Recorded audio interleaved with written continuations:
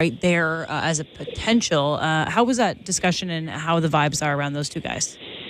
Yeah, well, we only got a chance to talk to Nye because they had an optional, and Auston took the optional. That's another way they're kind of managing the rest, right? He gets a lot of morning skates off, so he hasn't been available to us yet. Shane Doan's around too. I mean, he's Mr. Coyote. We put in a request, and of course that was denied because right now it's just reports, right? There's nothing official. So what does it serve the Leafs to let him talk on the subject? But in talking to Nye this morning, he was down. One of his best friends in the whole world is Josh Doan, and he's very close with Shane and that family, and he grew up going to Coyotes games. He was a junior Coyote as a kid. He's one of those feel-good stories that Gary Bettman probably was a twinkle in the commissioner's eye when you put a team there. Is like, not only am I trying to, take advantage of a big TV market, but the goal is that minor hockey starts up in these Sunbelt cities, and eventually we see kids rise up through that and become NHLers. And of course, the guy waving the flag for that is Auston Matthews. But the next wave is Josh Doan and Matt Nye. So, these are kids that went to Coyotes playoff games as a kid and, bought the sweater and were standing up cheering, and those were their heroes. And I know, it's a small market and it's a different culture than in Quebec City and up here, but it's devastating for them. So he's just hopeful that this isn't true. But, man, it looks like it's finally time. So it seems pretty certain that Ilya Samsonov has won this goaltending competition. But I wonder for you, Luke, how much equity has he accrued here with his performances of late, and I guess just outplaying Joseph Woll? Like, can he survive looking lost in a game two of the Stanley Cup playoffs? Like, how long do you think the leash is now that he's played so well for so long? Yeah, I think it depends how it looks. And I think he's been a fantastic story, and good on him for getting his swagger back. And it's not just, the stat line and the fact that he keeps piling up W's here. It's his demeanor. It's his interactions with us and his teammates. He looks back to himself.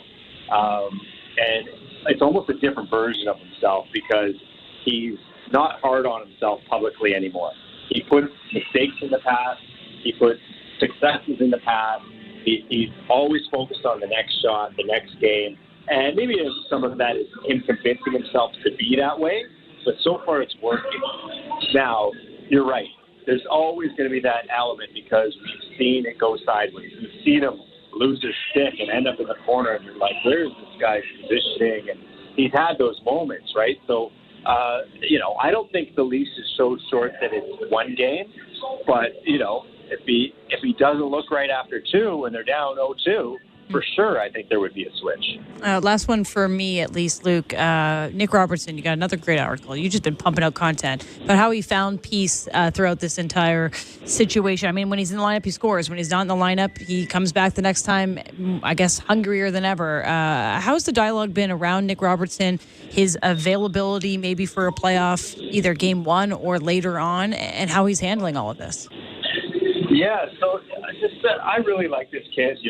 He's a pretty honest guy, always has been, pretty open, and it ate at him, like the times he'd try to make the team out of camp and get cut because, you don't need waivers. You're the easy guy to cut, even if you may have worked harder than someone else that can't. You get your chance, you get in the lineup, you score a big goal or two, but when it comes time to scratch someone or we need a little cap space, you're up in the press box or you're down to the Marlies again. And early in his career, it would really frustrate him because he's an intense guy.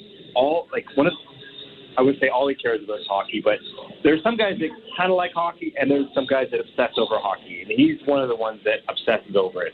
So the fact that success hasn't come easy for him was getting him down. And he told me basically the last time he went down to the Marlies, he had a conversation with Josiah Slavin, Jacob Slavin's younger brother, and he got really into Bible study and is putting more faith in God, and that's working for him. I think another element, of him clearing his mind is there's other young guys on the team that he's kind of buddies with and has a crew with, like McMahon, like Matt Nyes, like Holmberg. Like there's other guys that he feels are more his peers. He feels less of an outcast. And he's just changed his mindset of, I'm numb to coming in and out now. I'm just enjoying the ride. I'm enjoying being around the guys. And when I get my chance, I'm going to go for it. And I think it's shown in his play. You know, he's scratched. He gets back in Tuesday, scores a goal immediately. And his demeanor off the ice has changed. It's night and day. He was being really hard on himself before. So I'm happy for him. And, you know, he's still under team control. It'll be interesting to see what kind of deal he signs in the summer. Yeah, no, that's a really kind of nice and insightful look at a guy that is trying his hardest and successful when he gets a chance. And I think a lot of Leaf fans have kind of hoped for the best for Nick Robertson. Looks like he is back in the lineup tonight. Again, third line with Holmberg and Nylander. So he'll probably score tonight. Luke, we appreciate your time. Enjoy tonight's game and the next 3 after it before it's playoff time. Yeah, I kind of want to fast forward to the playoff time, but we'll watch them anyway. Yeah, there you go. Thanks, Luke. Enjoy. Luke Fox of Sportsnet. A couple interesting things there. I want to get into the potential for a nuclear second line maybe after the break. But I do want to ask you this. I meant to ask Luke, but he kind of touched on all of them, so I thought I'd save it for you. A lot of crazy things have happened with the Leafs this season. Yeah. Like, if you go through you can write a book on this season, despite the ending being kind of slow here. But what is for you the most surprising current reality of the year? Is it that Domi and Bertuzzi are assisting Matthews in a chase for 70 goals? I mean, go back 4 months. Those Max two Domi on their doesn't own. Exactly, that they're playing on that line and that they're maybe the reason why. Well, that's two surprising things. Matthews being that close to 70 and Domi and Bertuzzi being the guys on that. There you go. That's why it's a little hybrid thing for you to ponder over. Or what else? Samsonov, literally returning from the dead. I mean, this guy was out of the league and now he's game one starter without any questions. Yeah. Ryan Reeves had a brutal first, 2-3 months, and now he seems like a staple on this team. Everything he was talking about, like, I'm going to bring these guys together. You got like Auston Matthews going nuts when he's beating people up on the ice. Like, he's definitely turned this year around. This isn't, I guess, a reality, but Simone Benlow looks like he should be a top 4 guy for me. Like, every time he's out there with Jake McCabe, it just seems like that's the best option, at least for me. There's a lot of crazy things. What's the craziest? It's Samsonov. I mean, this guy was at the lowest point in his entire probable hockey career of his lifetime. Like, it was waivers. Nobody picked you up. You're going down the Marlies. You don't even go to the Marlies. You have a reset. And I can imagine from playing hockey, I know how hard it is, like, as a forward to be, mentally sound at times. Being a goaltender is a completely different world. Like, it is just, you are a unique breed of human to be a goaltender, an NHL goaltender, and a goaltender for the Maple Leafs where, man, there's been some tough relationships with goaltenders this entire history of this franchise. And this guy finds a way to come back and to be one of the best goaltenders in the NHL in that second part of the season. I still can't believe it, and I still think there's a lot of doubt from Leafs fans and us to talk about the Leafs because it's like, well, we'll see. But we've seen up to this point, and every day he starts, you see that he's the guy.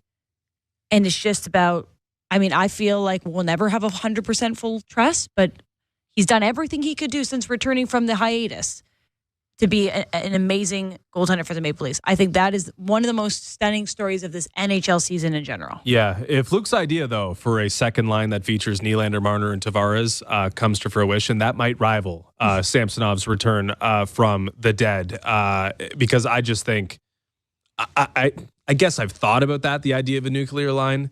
But I think with this team, it is so clear that they need more out of the third line. They need it to do something. Now, if Nylander can't do it by himself, well, that'll be disappointing because he's done it previously and he's getting paid next year a lot of money to be a guy who just leaves no questions, right? Leaves no doubts, is an impactful player no matter the situation. Just like Auston Matthews right now, playing with guys who get paid a decent amount of money, but still it's his responsibility to drive that line. If they are forced to go and just jamming those three together, I guess because you want to keep Matthews with those two, like, did nothing come together over the course of a regular season other than that games. Combination up top where you're just left with no choice but to jam those three together when there's no history or even precedence of them playing together before? I think that would look panicky. And again, if it's not Nylander, who? I don't think Marner's going to drive his own line. I don't think that's going to work. I don't think Tavares, I mean, he was doing it before with McMahon, but Nylander and Marner are pieces that don't fit together perfectly. It's gonna require for Matthews to stay with Bertuzzi and Domi something else coming together. And as meaningless as these 4 games are going to be, that's something they got to figure out here before the playoffs begin. All right, we'll take a quick break. On the other side, we'll give you our player to watch. We'll give you tonight's lines. The Leafs are facing the Devils again. Third time in 16 days, but don't worry, it is the last time. They're coming off a 5-2 victory against the Devils on Tuesday night. There's no Luke Hughes. And, there's a lot of great players for the Maple Leafs. So I'm feeling confident in this one for them, but we'll take a quick break. We'll give you everything you need to know before puck drop. You're listening to Molson Leafs Hockey on Sportsnet 590 The Fan and the Maple Leafs Radio Network.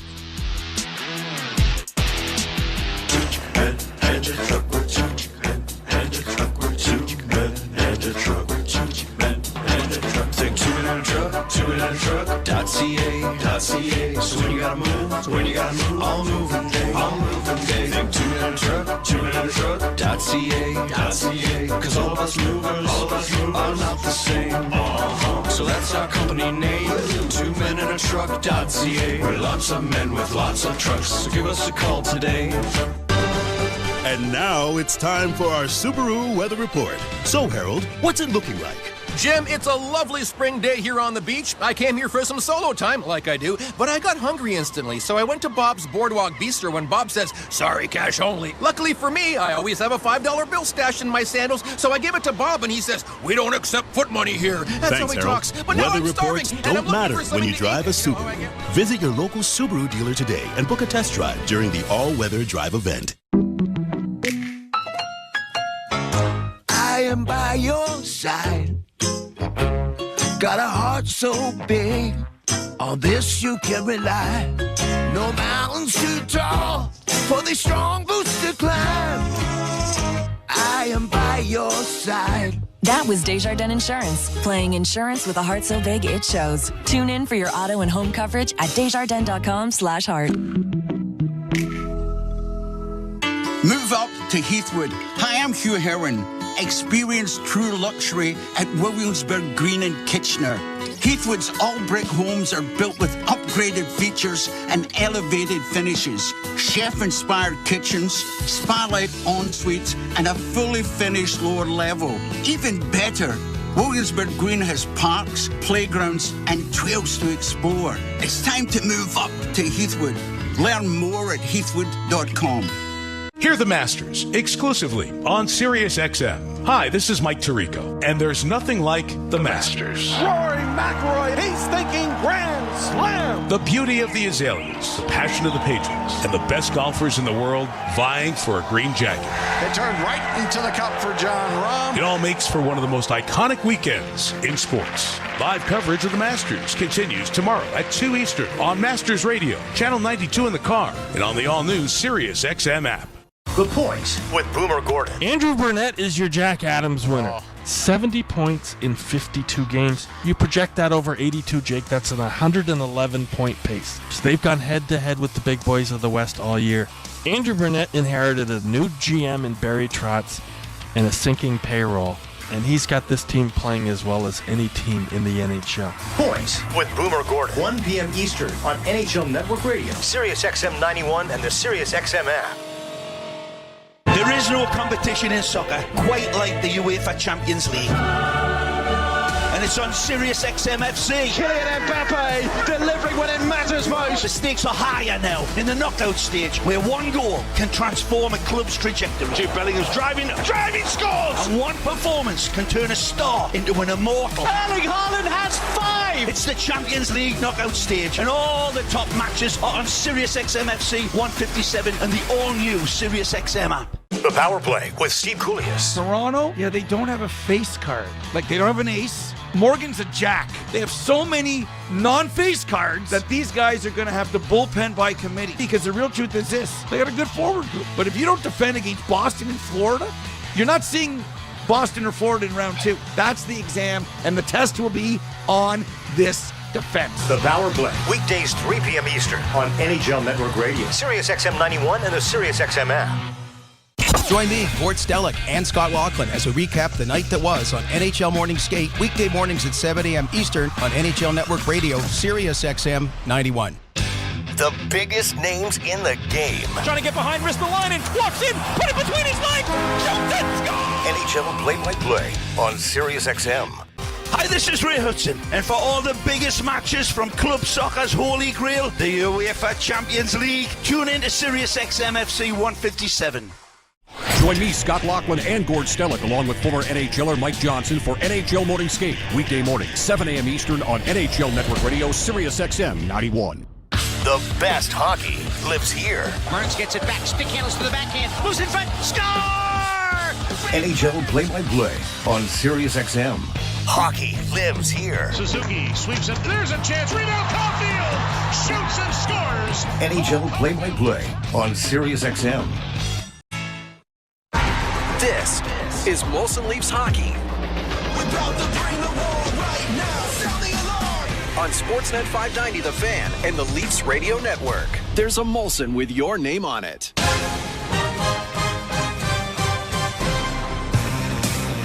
Welcome back to Molson Leafs Hockey on Sportsnet 590 The Fan and the Maple Leafs Radio Network. Eilish Borfar and Justin Cuthbert for your intermissions. And I'm also part of the postgame tonight on Leafs Talk with JD Bunkus. So lots of us to come as the Leafs take on the New Jersey Devils at Scotiabank Arena the second time in this week and the third time in 16 days. So you know all about the Devils, but let's give you tonight's starting lineup for the Toronto Maple Leafs. It is Bertuzzi, Matthews, and Domi sticking up on that top line. McMahon, Tavares, and Marner. Robertson, Holmberg, and Nylander, Nyes, Kampf, and Dewar. Defensemen, Riley and Labushkin. Benoit, Giordano at Edmondson, and Brody Edmondson coming back from injury. It's been a couple of games since we saw him. Yeah, an important development penciled in to the optimized top six before doing what he's been doing for a little while now in his career, which is succumb to injury. So hopefully Edmondson's healthy and can go. But clearly, we still haven't seen the full picture with Jake McCabe unavailable tonight or not playing tonight for the Maple Leafs. So that seems like it's a work in progress, and also within the middle six, it seems like a work in progress. A lot to still play for, I suppose, in terms of lines, despite maybe this game not being the most important in terms of the 2 points and seeding. Ilya Samsonov will get the net, and Joseph Woll will be backing up. It's been interesting. They've had Martin Jones kind of being that backup for a little while, giving the guys some rest, but Woll is in the net tonight. The Leafs play 3 more games after this. It will be Saturday night at home against the Red Wings, and then a back-to-back on the road against the Panthers and the Lightning to wrap up this season. Not so much to play for in so around the fringes, but the big thing is Matthews on his 70-goal chase. So I mean, it's kind of a layup here, folks. He's our player to watch, presented by Bet365. Visit the app for the latest odds and find out why it's never ordinary at Bet365. Must be 19 plus, Ontario only. Play responsibly. There's no point in saying Matthews 1 goal because he needs more than that. So I like Matthews 2+ goals, plus 350. And Matthews to score the last goal of the game. I was telling you this, Justin, okay, maybe Sheldon Keefe is generous and gives him an empty net opportunity. For him to score the last goal of the game is plus 450. Yeah, I think those are both decent plays. I also like the shot attempt for Auston Matthews. 4.5? 4.5 minus 120 on the over. If he's going to score, he's got to shoot. So it's going to require some shots on net. Likely, if Matthews going to get 2 goals, I guess it doesn't mean that he's going to have 5+ shots, but there's probably a good chance that he does. So I could see him getting 2 goals, 2 shots, and us being like, oh, that's 100%. That would be interesting. But if 70 is the carrot they're chasing, which seems to be definitely one of the primary storylines here, there's probably a decent way to try to profit off that. Yes, definitely. And him with Domi and Bertuzzi, I've noticed the two of them very generous with their passes. Very much so. Hey, they're both playing for contract. Wouldn't it look good to be looking good beside Auston Matthews, who might want you to stick around? I think there might be a little bit of that as well. Like, hey, if I look good beside Matthews, maybe they want to sign me in the offseason. Yeah, and maybe there's going to be some money there. It would not be the first time a player went to Toronto to boost their value. And there's no easier way to balloon your value by playing with Auston Matthews. Maybe that applies more to Bertuzzi than Domi, but either way, those two are in a great position to profit, and put it on the stick of Matthews is definitely one way to do it. Okay, Joe Bowen and Jim Ralph will have the call the first period after the break. You're listening to Molson Leafs Hockey on Sportsnet 590 The Fan and the Maple Leafs Radio Network. There is no competition in soccer quite like the UEFA Champions League. And And it's on Sirius XM FC. Kylian Mbappe delivering when it matters most. The stakes are higher now in the knockout stage, where one goal can transform a club's trajectory. Jude Bellingham's driving, scores! And one performance can turn a star into an immortal. Erling Haaland has 5! It's the Champions League knockout stage, and all the top matches are on Sirius XM FC 157 and the all-new Sirius XM app. The Point with Boomer Gordon. Andrew Burnett is your Jack Adams winner. 70 points in 52 games. You project that over 82, Jake. That's an 111-point pace. So they've gone head-to-head with the big boys of the West all year. Andrew Burnett inherited a new GM in Barry Trotz and a sinking payroll. And he's got this team playing as well as any team in the NHL. Point with Boomer Gordon. 1 p.m. Eastern on NHL Network Radio, Sirius XM 91, and the Sirius XM app. Hockey 24/7 on Sirius XM NHL Network Radio. This is the NHL. These are pros. You don't want guys to put good power play units on, don't take penalties. You don't want good power play units to score goals when you've given up a whole bunch, kill them. You don't like it, do something about it. If you want to reward your guys who had a good game with a chance to get some more goals and points, do it. If I was a coach, I wouldn't care. Who cares? Worry about your own team, don't worry about mine. Sirius XM NHL Network Radio, Sirius XM 91, and on your schedule with the Sirius XM app. NHL Morning Skate. Andrew Burnett, head coach of the Nashville Predators. I think Roman Josi gets underrated nowadays. I think maybe the consistency that he does it every year, you take it for granted a little bit. I mean, he's done everything in this game. His ability to raise his game is very unique. You know, I've been around some really good, great defensemen. He's right up there with them, and he does get over them. NHL Morning Skate with Scott Laughlin and Gord Stellick. Weekdays 7 a.m. Eastern on NHL Network Radio, Sirius XM 91, and the Sirius XM app. Hockey 24/7 on Sirius XM NHL Network Radio. This is the NHL. These are pros. You don't want guys to put good power play units on, don't take penalties. You don't want good power play units to score goals when you've given up a whole bunch, kill them. You don't like it, do something about it. If you want to reward your guys who had a good game with a chance to get some more goals and points, do it. If I was a coach, I wouldn't care. Who cares? Worry about your own team, don't worry about mine. Sirius XM NHL Network Radio, Sirius XM 91, and on your schedule with the Sirius XM app. There is no competition in soccer quite like the UEFA Champions League. And it's on Sirius XM FC. Kylian Mbappe delivering when it matters most. The stakes are higher now in the knockout stage, where one goal can transform a club's trajectory. Jude Bellingham's driving, scores! And one performance can turn a star into an immortal. Erling Haaland has 5! It's the Champions League knockout stage, and all the top matches are on Sirius XM FC 157 and the all-new Sirius XM app. The Power Play with Steve Koulias. Toronto, yeah, they don't have a face card. Like, they don't have an ace. Morgan's a jack. They have so many non-face cards that these guys are going to have to bullpen by committee. Because the real truth is this, they got a good forward group. But if you don't defend against Boston and Florida, you're not seeing Boston or Florida in round 2. That's the exam, and the test will be on this defense. The Power Play. Weekdays 3 p.m. Eastern on NHL Network Radio, Sirius XM 91, and the Sirius XM app. The biggest names in the game. Trying to get behind, wrist the line, and walks in, put it between his legs, shoots it, score! NHL play-by-play on Sirius XM and the Leafs Radio Network. Leafs and the Devils for a second time this week, and the tenders of the Twine Tents tonight brought to you by Superior Door and Gate Systems, Canada's top choice for automatic doors and security gates, security fencing, and bollards, because security can only be measured by what it will save you. Ilya Samsonov, 6-1-1 lifetime against the Devils, and on a roll of 18-3-1 in his last 22 starts, gets the call for the Maple Leafs. And down at the other end, it is Jake Allen, 11-17-4 as the puck is dropped, and we're underway, and glad you're along with us as the Devils will march it down into the Leaf zone on the right wing, and trying to drive the net is Bratt. That was stopped on the short side and now launched high to center ice by Toronto. Stolen there by Marner. Marner in front of the net for Tavares. Tavares sweeping it in, he scores!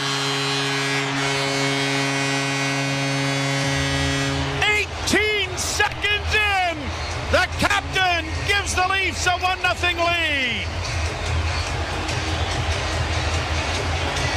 4 games for Mitch Marner, 4 assists as he keeps that streak going since coming back from the injured list. Out battles his man along the boards, chips it out to John Tavares. who looked like he had lost his opportunity to get the puck to the net. He stumbled a little bit. Looked like he tried to do a half-slap one-timer, then changed his mind. But as he was falling, throws it between the legs of Jake Allen. But I think he froze Allen on the initial pass where it looked like he was going to one-time it. Yeah. And then changed the angle as he was falling. Allen had his stick up off the ice, and it went right through the wickets. That was just from the left wing Here's circle. a centering pass and a shot. Stop made by Samsonov. The puck in front, and they score. Buckle up. Eric Holla in front of the net got a rebound that Samsonov couldn't control. Well, and then TJ Brodie had it right on his stick and paused. And it looked like Samsonov had control of it, Joe, and sort of booted it back out front. And then TJ Brodie kind of got caught flat-footed. And Holla just puts the second opportunity in. Boy, 39 seconds in. 21 seconds betwixt goals, Mr. Ralph. I thought I was wrong with the 39 seconds. No, you were good. Oh, no, good. you were fine. You were fine. I just wanted to. I know you're not good at the gazintas, so that's why I wanted to get that in. You know what the gazintas are? That's division, right? Yeah, 2 gazinta 4 twice. 2 gazinta 6 3 times. I was really good at gazintas. It was the multiplication factor that really created the problems. Or spelling gazinta. That too. Yeah, that too. Puck down the boards and into the New Jersey zone. Back of the net. Holmberg, a centering pass by Nylander, and then a shot went high and wide. Kept in at the blue line by Benoit. Round on the far side it'll go. Palat playing it back of his own goal. Chipped along the wall, blocked by Nylander, but now an outlet pass will spring the Devils to center ice as it's launched into the Toronto zone. Benoit getting it recovered there, and it is Giordano settling things down as the Leafs are changing. Fourth line over the boards, and this is an interesting combination. It's Camp along with Nyes, as well as Connor Dewar, and an icing call coming here as it'll be brought back into the Toronto zone. We discussed that you got to believe Ryan Reeves is going to be in your lineup. Now, one thing that you should note is you think you've got Florida, you're going to open on the road. If the Leafs run the table and win the last 4 games, as long as Florida, the result is in regulation, they win in regulation, they get home ice. So that is a possibility. Here's a deflection in front of the goal, and it was McDermott deflecting it over top of the Leaf net. Leafs get the puck to center, and now brought on now by with a pass up on the left wing for Nyes. Nyes stops up, tries to get it in deep and around back of the net, just out of the reach of Dewar. Riley trying to keep it in, but it's poked out and down the ice, and making sure he didn't touch it there was Bobby McMahon, or there would have been too many men on the ice. Carried to center ice now, and it is Lyubushkin sending it down into the New Jersey end. A hit there by McMahon, takes his man out. Puck comes out at center ice, and it is pushed ahead by Luke Hughes to get it into the Toronto zone. Off a stick, carried out at center by McMahon. Couldn't get around the defense. Played right back down into Toronto territory. A race for the puck with Brodie into the attack. Now it's pushed ahead and knocked out at center ice by McMahon. Marner couldn't intercept the pass, and it is shot back into the Toronto end. A 1-1 tie. A lot of fireworks in the early going in the first 40 seconds of the game. Played in over the line, and a race for it is going to be won there by Brodie. Played off on the right side for Bertuzzi. He stops it up, plays it back to Brodie. Brodie will get it ahead for Matthews. Up ahead for Bertuzzi. Bertuzzi in over the line, waiting for Matthews, who takes the drop pass. Works it into the corner, took a shot from a sharp angle. And Domi couldn't come up with the rebound. And the Devils will launch it high to center ice. Settled down nicely there by Giordano. Played onto the left wing side, Benoit. Bouncing it towards the net, steered aside by Allen. Up on the wing it goes to the far side, and Mercer will send it out at center. Poked off his stick and grabbed off now by Bertuzzi. Leafs are changing once more. And it is Nylander circling back in his own zone. Quickly ahead, Robertson. Robertson launches it high into the corner. Holmberg into the forecheck.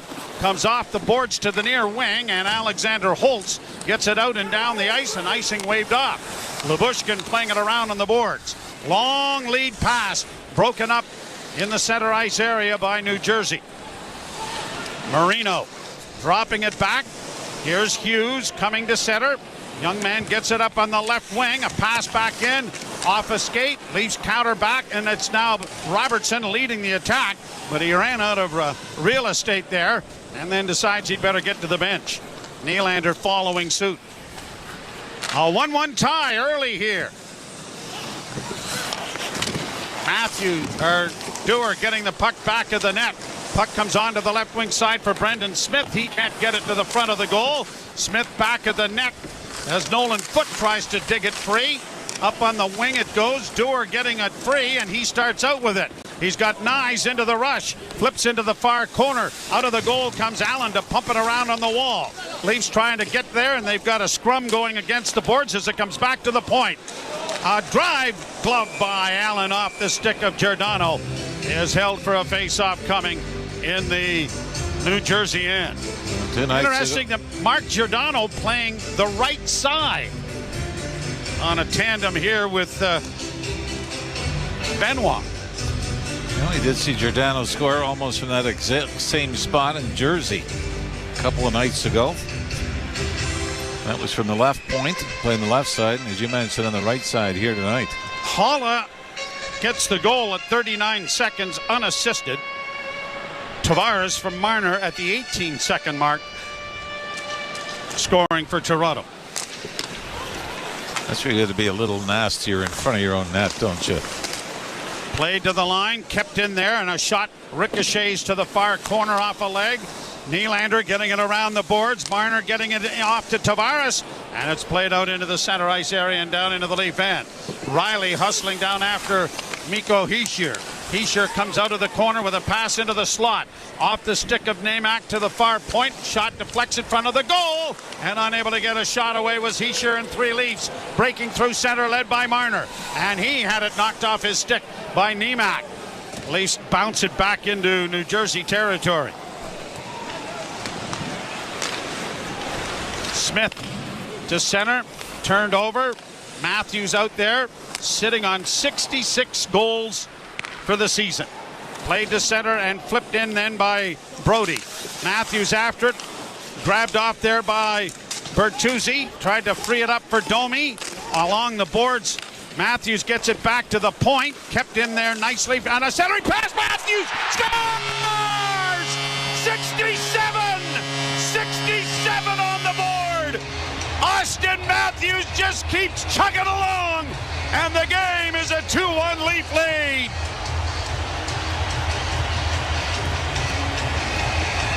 Max Domi makes a great play, knocking the puck down on the boards about waist high. On the right wing side, knocks it down, and who's he looking for in the circle? 15 feet away, it's onto the stick of Matthews. Matthews skates into it and snaps it. Blocker side, far side on Jake Allen to restore the Leafs 2-1 lead. And the countdown is down to 3. This building is buzzing. Auston Matthews with his 67th goal of the season. MVP, MVP, being chanted.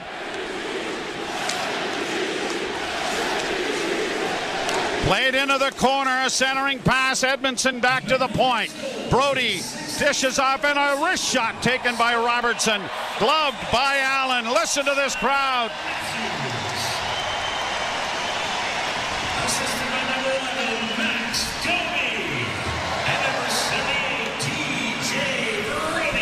The Leafs with a 2-1 lead, and the big fella's got one. You're listening to Molson Leaf Hockey on Sportsnet 590 The Fan and the Maple Leafs Radio Network. The 2024 election on Sirius XM. The fight for our democracy. That's been the work of my first term. Thrilled to be back with thousands of proud American patriots. Where every voice matters. I'm as far left as you can get. This president has not complied with his oath. Left, right, center. decided or undecided. We have to use our voices. We have to stand up for what we believe. The only place for every perspective and your voice about your... What's up, insiders? Leafs, Devils, tonight. Smash that like button if you have not done so already. Just double check it. Make sure it's clicked. We're going to bring more Leafs fans here into the chat, as well as some Devils fans, I'm sure, like we do every night. Thank you for being here. Thanks for hitting that like button. Go Leafs, go. Let's get back to the action. Available with all trials and popular plans, or where you get your podcasts. Search Locked On. There is no competition in soccer quite like the UEFA Champions League. And it's on Sirius XM FC. Kylian Mbappe delivering when it matters most. The stakes are higher now in the knockout stage, where one goal can transform a club's trajectory. Jude Bellingham's driving scores! And one performance can turn a star into an immortal. Erling Haaland has 5! It's the Champions League knockout stage, and all the top matches are on Sirius XM FC 157 and the all-new Sirius XM app. Join me, Gord Stellick, and Scott Laughlin as we recap the night that was on NHL Morning Skate, weekday mornings at 7 a.m. Eastern on NHL Network Radio, Sirius XM 91. Radio Network. Back here in a touching memorial with the family. Rodion Omarov, who passed away, brain cancer, tumor. Really a sad, sad story. Our injury report brought to you by Desjardins Insurance, helping Canadians through it all. Desjardins Insurance. Insurance with a heart so big it shows. Visit Desjardins.com/heart today, and it's getting smaller. Yeah, Kelly Yarncroc and Timothy Liljegren. Both hopefully back before the end of the regular season. But I will say that this is a classy thing for the Leafs to bring his family in. Never played a game in the NHL. And you can see they were all holding up a jersey with Amarov's name on the back of it, and you can see they were all very emotional. But that's a pretty classy thing to honor him. Here's a shot that is blocked in front of the net and flipped by the Maple Leafs McMahon into the glove of Allen, and he'll hold it for a face-off. Yeah, it really is. And that, God, I mean, he was a first-round pick. He was a highly touted, and everything happened just like literally a month or so after he was selected, where he was diagnosed. They went to Germany trying some different things, and it never materialized, and we lost a good player and a young man as a shot is stopped by Allen, and it's just underneath his left pad. Well, John Tavares actually put his stick up in the air, I think maybe thinking it was in. As that was thrown to the net, and yeah, Jake Allen just does get his pad down. Well, the great news is for Matthews is you can get to the point where you don't have to worry about playing in back-to-back games in Florida next week, right? You don't have that concern. Unless, of course, you're trying to get home ice again. You brought that up already, right? Yeah. Talking to Randy Moeller when Florida was in the Panthers broadcast, he said we've been better on the road this year than at home. Here the Devils getting in over the line. Clark tries to get it in front of the net. That was turned aside, and Marner starts away at center. He'll get it to the line, chopping it high in the air, volleyball, but Marner steals it back, flips it off on the right wing. Camp goes into the corner. Camp around back of the net. Camp on the backhand gets it back to the point. Benoit sends it back from whence it came. Cut off there by Luke Hughes. And Hughes trying to get out of his own zone. Finally does, just playing it to center.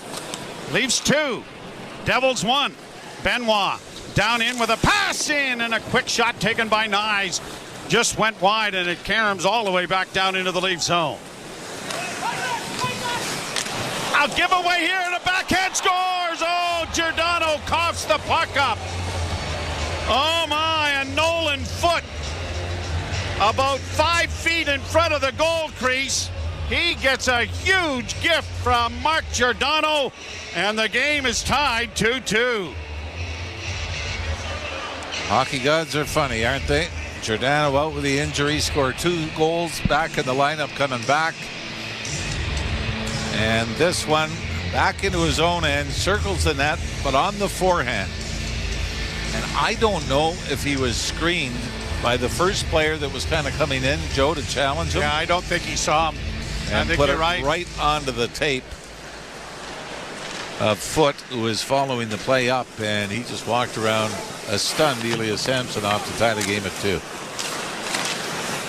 So another centering pass went off of Samsonov and went wide. Puck around the boards to the near side. And the Leafs are going to get it out into the... No, they're not. Can't get it out. Left wing side for Haula. His shot went wide of the net. Bertuzzi trying to block the shot. Knocked around back of the net. Leafs finally get a hold of it, and a long lead pass attempted for Bertuzzi didn't connect. And a centering pass, and Matthews was right there again. And that went wide. Yeah, he had room. Jake Allen couldn't play the puck in the corner. First goal of the season for Nolan Foote, and his fifth goal in the National Hockey League. Yeah, first goal in his second game. Here's a chance now with a pass in. Backhand scores! Robertson!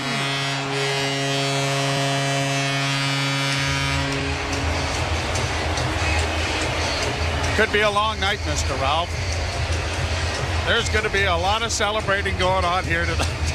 Having flashbacks to my final year. What? Which end? Both. Nick Robertson takes a pass. The defensive coverage is horrific. Matthews having the great opportunity in front earlier. It didn't go. And now Pontus Holmberg gets the puck in the high slot. Fake slap shot. Freezes the defense and finds Nick Robertson. Oh, wait a left minute. wing circle. Wait a minute. It's going to be challenged for offside. New Jersey is challenging to see if the play was offside prior to the goal. All right. If it does count for Robertson, then that'll be 6 goals in his last 12 and 4 in his last 6. And one of the things I know you and I have talked about it many times, that a couple of weeks ago around the trade deadline, we said, okay, everybody's healthy. Who's in your starting lineup? And Nick Robertson, for both of us, wasn't. And he may not be in game 1. But boy, he shows. Oh, yeah. I think Robertson might have been the one offside. Pass went to Nylander on the right wing side. And before the puck is over, yeah, I think you're right. I think there's some space. Gonna be offside. Boy, that's some good work by the video that might be guys for New Jersey. That might be the clearest. The challenge, it was determined that the play was offside. Therefore, we have no goal. Well, with all due respect to Nick Robertson, I'm glad that Austin's counted. You have to take one away. Can you imagine this place? Oh, especially if it's number 70. I mean, any time from now till the end of the season.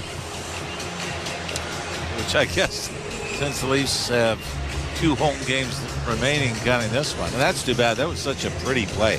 Holmberg and Nylander lose assists as well. Yeah, and we're still at 2-2. That's the other thing. Willie trying to get to 100 points on the season. Pass deflects down into the Toronto zone. Samsonov playing it into the corner, but he hit one of the Devils with his attempted pass. Now a loose puck into the corner is gobbled up there along the boards by Pontus Holmberg. He has to drag it into the corner again. They continue the fight along the boards. And the Devils finally come away with it, ringing it to the far point to Hughes. Hughes works it back towards the blue line. And in his attempt to send it around back of the net, has it clear the glass and go into the screen and out of play. Well, this from Elliot Friedman. 50 even strength goals. First player to do that since Teemu Selanne in 92-93. It's amazing, isn't it? The year that he scored 70. Over 70. 76. 76, I believe it was, yeah. Well, and McGillney. McGillney, too. Same thing. That year. Face off to the right in the Toronto zone. And it's scrummed, but the Leafs come away with the loose puck. And McMahon skates it to center and will send it in. Well, apparently he didn't get over center. It's called icing, so it's coming all the way back into the Toronto end. 10:14 to go in a four-goal first half of the first period. Tavares and Matthews for the Leafs, Foot and Holla for the Devils, and both Devil goals are unassisted. Well, according to the score, but if you saw them, you'd say they got a lot of help.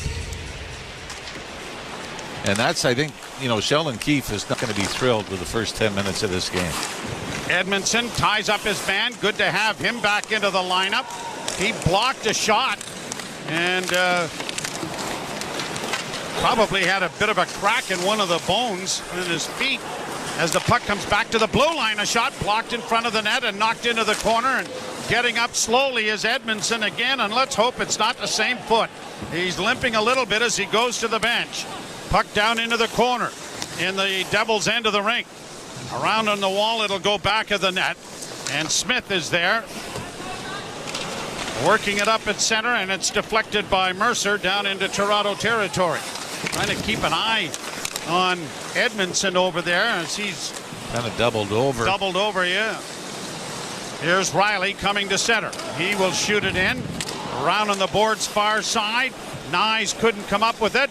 Bounces out at center ice. Tipped by McDermott to Nemec, who gets in on the left wing, trying to go wide. Back of the net. Good hit there by Riley to knock it off his stick. And now Riley starts out of his own zone. Morgan Riley circling back.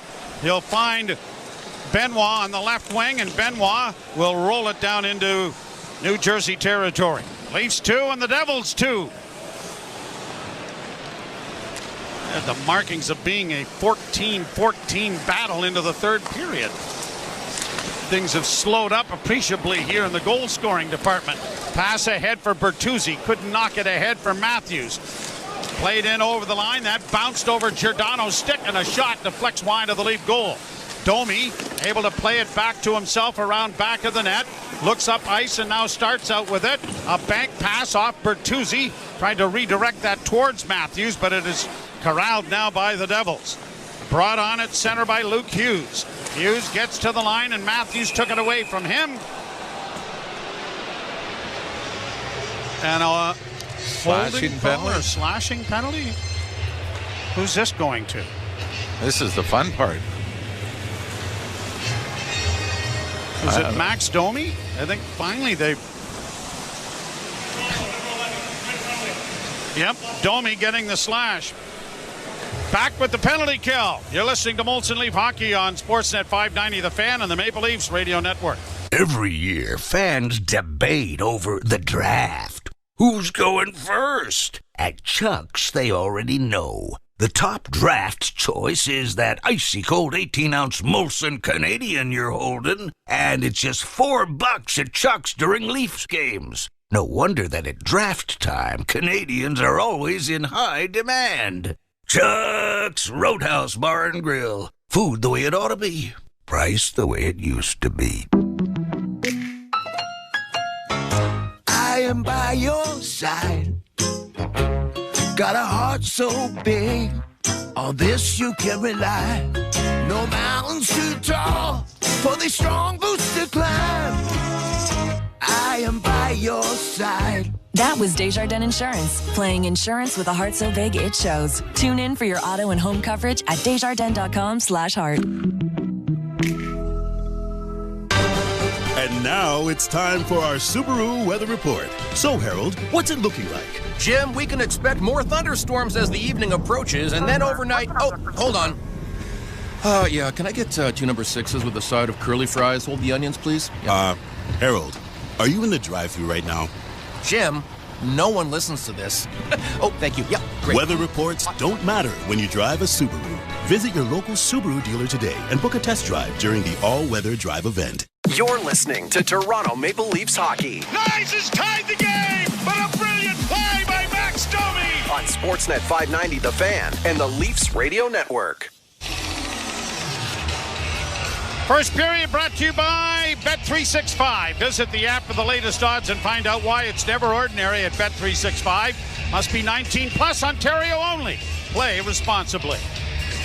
Man short, the Leafs have been pretty good. Last 8 games, 2 goals on 25 times short. And they win the face-off.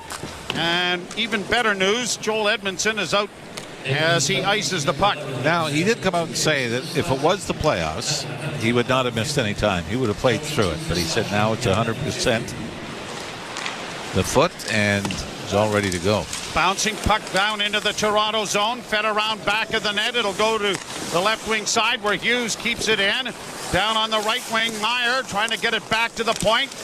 It comes off now to Mercer. Down into the corner. Good play made there by Bratt, who goes back of the net to find Hughes. Hughes playing it off on the near wing. Grabbed off there, off a stick from Meyer. Meyer gets it back again. Now back to Hughes from Bratt. Into the slot area for Bratt. One-timer scores on the near side. Timo Meyer gives the Devils their first lead of the game. It's 3-2. And this goes right through. Ilya Samsonov was able to get over, but the one-timer from the right wing circle off the stick of Timo Meyer goes right through Samsonov. So the Leafs go from 2-2 to up 3-2 to have the goal taken away, to taking a penalty, to trailing 3-2. How the last couple of minutes been? And different. You know, the other thing I kind of looked at coming in, Ilya Samsonov goals against average was right on 3.00 coming in, 895 save percentage. We can talk about Matthews, but I'm sure for Samsonov to get below 3, that obviously isn't going to happen now. Well, not tonight. Well, unless you go to overtime. Yes, right? I suppose. Brought in over the line now by Bertuzzi. He blocks it in the near corner. Matthews gets the puck back to the blue line. A wrist shot by Benoit was wide. Domi with it again. Domi in the corner, spinning, looking back towards the blue line. Still has it, finds Benoit. Benoit with a bank pass back of the net. Trying to one-hand it in front of the net was Bertuzzi. And was he hooked? Yeah, apparently so. And so it is going to be the Leafs going to the power play, down 3-2. And both goals probably in the same stratosphere, right? 50-50. Now each team gets one. As the face-off will be to the right of Jake Allen. Nemec gets the penalty. By the way, Auston Matthews against New Jersey in his career. This is his 18th game. The goal was his 17th against Jake Allen. 19 games. That goal was his 14th on Jake Allen.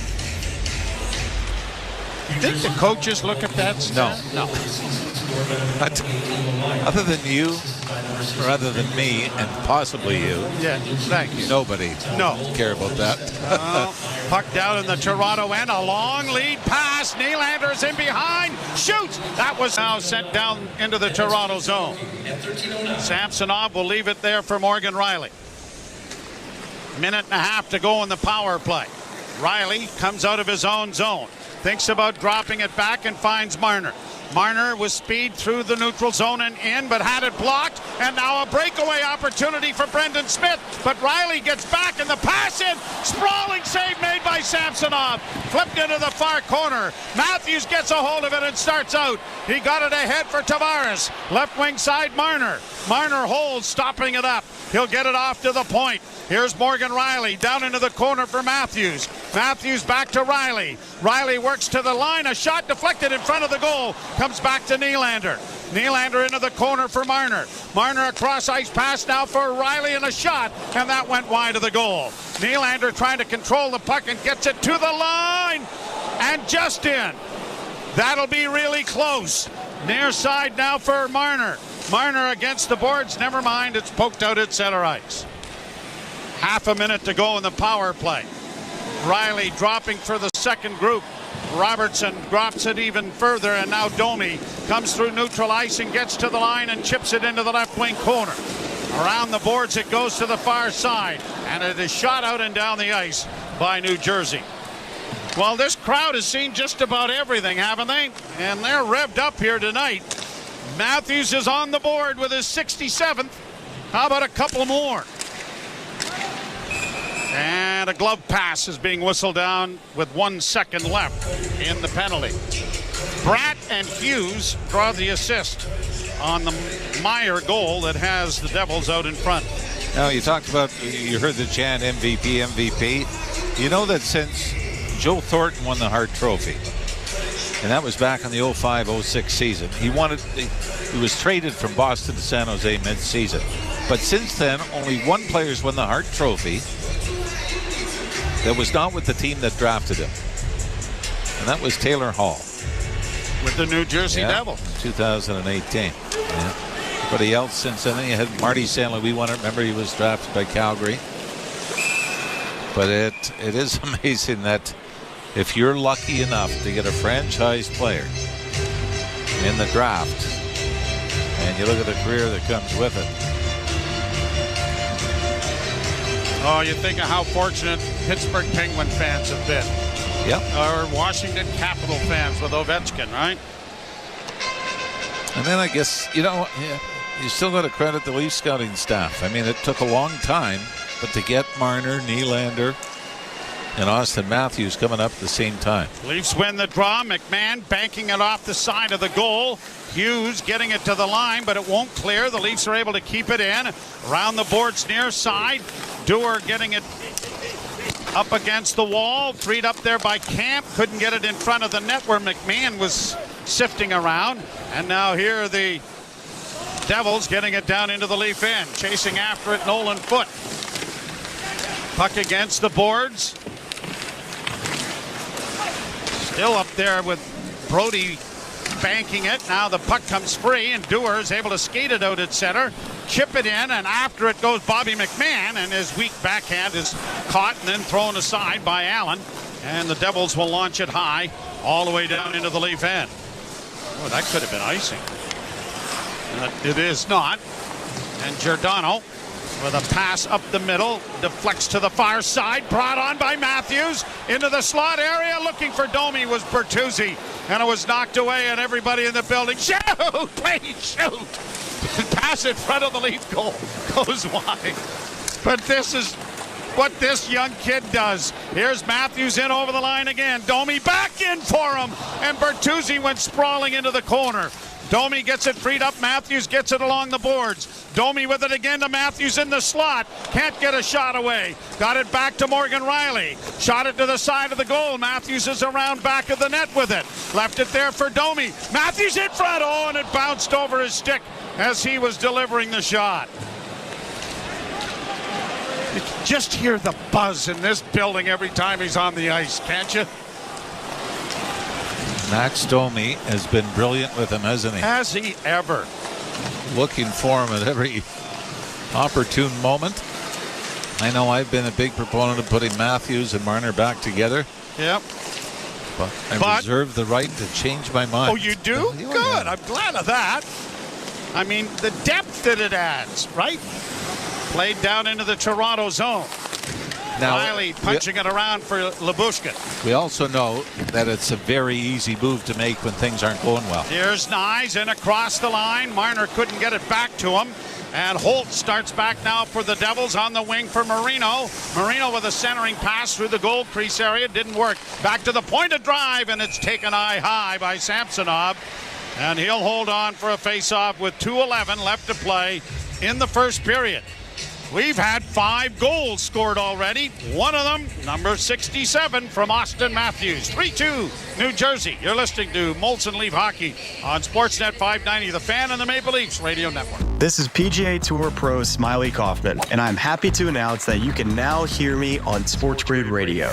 Just in time for the Masters, I'm bringing my show, The Smiley Show, to channel 159, where I'll catch up with other golfers, athletes, and celebrities. John Rahm becomes the 4th Spaniard to win at Augusta. Join me every Tuesday and Thursday at 7 a.m. and 1 p.m. in the East on Sports Grid Radio. Channel 159 in your car and on the all-new SiriusXM app. The Points with Boomer Gordon. Andrew Burnett is your Jack Adams winner. 70 points in 52 games. You project that over 82, Jake. That's an 111-point pace. So they've gone head-to-head with the big boys of the West all year. Andrew Burnett inherited a new GM in Barry Trotz and a sinking payroll. And he's got this team playing as well as any team in the NHL. Points with Boomer Gordon. 1 p.m. Eastern on NHL Network Radio, SiriusXM 91, and the SiriusXM app. The There is no competition in soccer quite like the UEFA Champions League. And it's on Sirius XM FC. Kylian Mbappe delivering when it matters most. The stakes are higher now in the knockout stage, where one goal can transform a club's trajectory. Jude Bellingham's driving scores! And one performance can turn a star into an immortal. Erling Haaland has 5! It's the Champions League knockout stage, and all the top matches are on Sirius XM FC 157 and the all-new Sirius XM app. The biggest names in the game. Trying to get behind Ristolainen, walks in, put it between his legs, shoots it, scores! NHL play-by-play on Sirius XM and the Leafs Radio Network. Want to send out my best to a very good friend of mine, Gordon Red Batty, who is the equipment manager for the Green Bay Packers, who announced his retirement today. 50 years as an equipment manager in the National Football League, 30 of which have been in Green Bay. He was in Montreal, started as a 14-year-old ball boy for the Montreal Alouettes, and in that famous Ice Bowl game, not the Green Bay one, the one at Olympic Stadium, where all of a sudden the Alouettes came out with staples in their shoes to give them traction, it was Gordon Red Batty who came up with that idea. And so our best, no one loved the Green Bay Packers more than Red Batty, and a dear friend. We wish him the best in his retirement. Yes, absolutely, Red. Although I've heard rumors he could end up with the Jets next year. His shot deflects wide. It comes in front of the goal, and it's launched high to center. Well, you think of the quarterbacks that he's had to work with, right? My goodness. Here's Nylander turning in the center ice area. Dropping it off on the wing. That was broken up as Giordano couldn't make a play up on the wing. And Giordano got ahead, tipped in by Marner. Leafs are changing with 1:20 to go. Brought on, but gets it back into the slot area for Hischier. He had it blocked. Nyes unable to outfight his man, but Giordano got the puck to the blue line, but not far enough as Kevin Ball sends it back behind the Toronto goal. Here's Camp coming out of his own end. To center to the pass on the wing. Cleared in then by Dewar. Dewar gets it back again. Played it around back of the net. Good hit there by Nyes, but couldn't come up with the loose puck. And then sprawling in there was Dewar as well, as it's played off the boards and down the ice. And the Leafs will get an offensive face-off with 35 seconds remaining in the period. And Auston Matthews will hop over the boards to come down to take the draw. Leafs have only given up 7 shots, but the giveaways in front have been numerous. And Ilya Samsonov, don't forget, bailed the Leafs out short when the Devils were short-handed after the Leafs turned the puck over at the New Jersey blue line. Draw one by Toronto. A shot taken by Riley. Didn't make it through. Blocked by Brendan Smith on the doorstep. And the Devils will get it out. And it will be another icing. So at 22.3 seconds, the Leafs get another offensive zone face-off. This is the second to last home game. The Leafs will entertain Detroit here on Saturday night. And then the final 2 road games are in Florida and in Tampa. Yeah, those are kind of the mystery games. Do they mean something individually? Do they mean something in the standings? Or is it everybody playing not to get hurt? Draw one, deflected in front of the New Jersey goal, grabbed off by Shane Bowers. He'll play it around with 12 seconds left. And to the line, but not out. Matthews steals. Got a shot away. Oh, and it ricocheted just wide of the near post. Matthews getting it down into the corner. Centering pass comes off a stick, and Horn will end play here in the first period. A wild one as the Maple Leafs jumped out to a 1-0 lead. Game tied 1-1, and Matthews scores his 67 to make it 2-1. Foot ties the game. Robertson looked like he gave the Leafs the lead, but video challenge shows that he was offside. And Meyer on the power play, 3-2 Devils.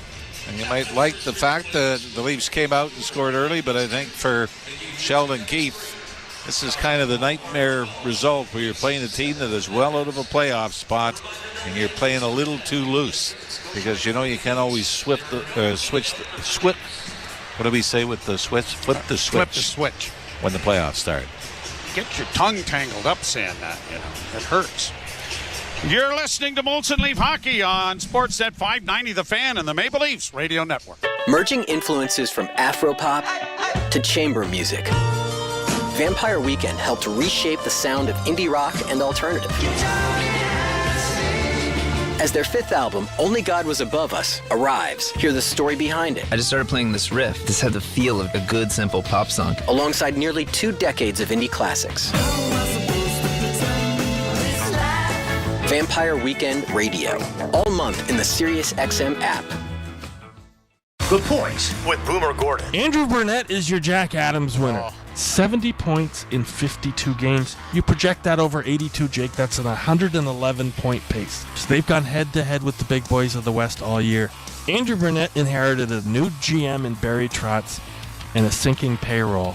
And he's got this team playing as well as any team in the NHL. Points with Boomer Gordon. 1 p.m. Eastern on NHL Network Radio, SiriusXM 91, and the SiriusXM app.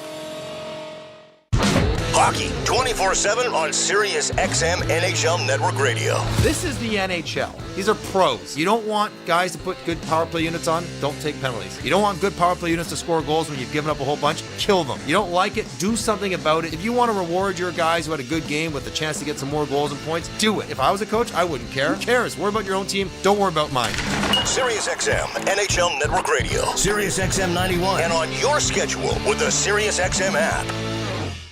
NHL Morning Skate. Andrew Burnett, head coach of the Nashville Predators. I think Roman Josi gets underrated nowadays. I think maybe the consistency that he does it every year, you take it for granted a little bit. I mean, he's done everything in this game. His ability to raise his game is very unique. I've been around some really good, great defensemen. He's right up there with them, and he does get overlooked. NHL Morning Skate with Scott Laughlin and Gord Stellick. Weekdays 7 a.m. Eastern on NHL Network Radio, SiriusXM 91, and the SiriusXM app.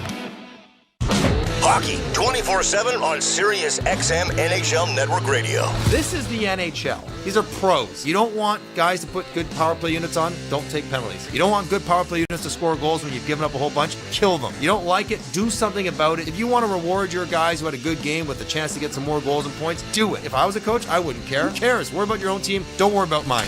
SiriusXM NHL Network Radio, SiriusXM 91, and on your schedule with the SiriusXM app.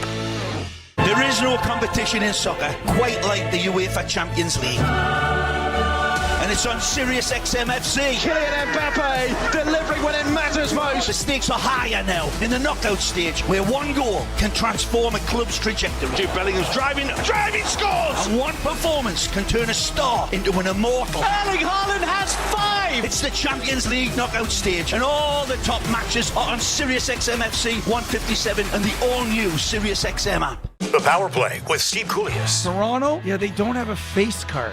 Like, they don't have an ace. Morgan's a jack. They have so many non-face cards that these guys are going to have to bullpen by committee. Because the real truth is this, they got a good forward group. But if you don't defend against Boston and Florida, you're not seeing Boston or Florida in round 2. That's the exam, and the test will be on this defense. The Power Play, weekdays 3 p.m. Eastern on NHL Network Radio, SiriusXM 91, and the SiriusXM app. Join me, Gord Stellick, and Scott Laughlin as we recap the night that was on NHL Morning Skate, weekday mornings at 7 a.m. Eastern on NHL Network Radio, SiriusXM 91. Radio Network. Matthews gets it back to the point, kept in there nicely, on a centering pass, Matthews scores! 67! 67 on the board! Auston Matthews just keeps chugging along, and the game is a 2-1 Leaf lead.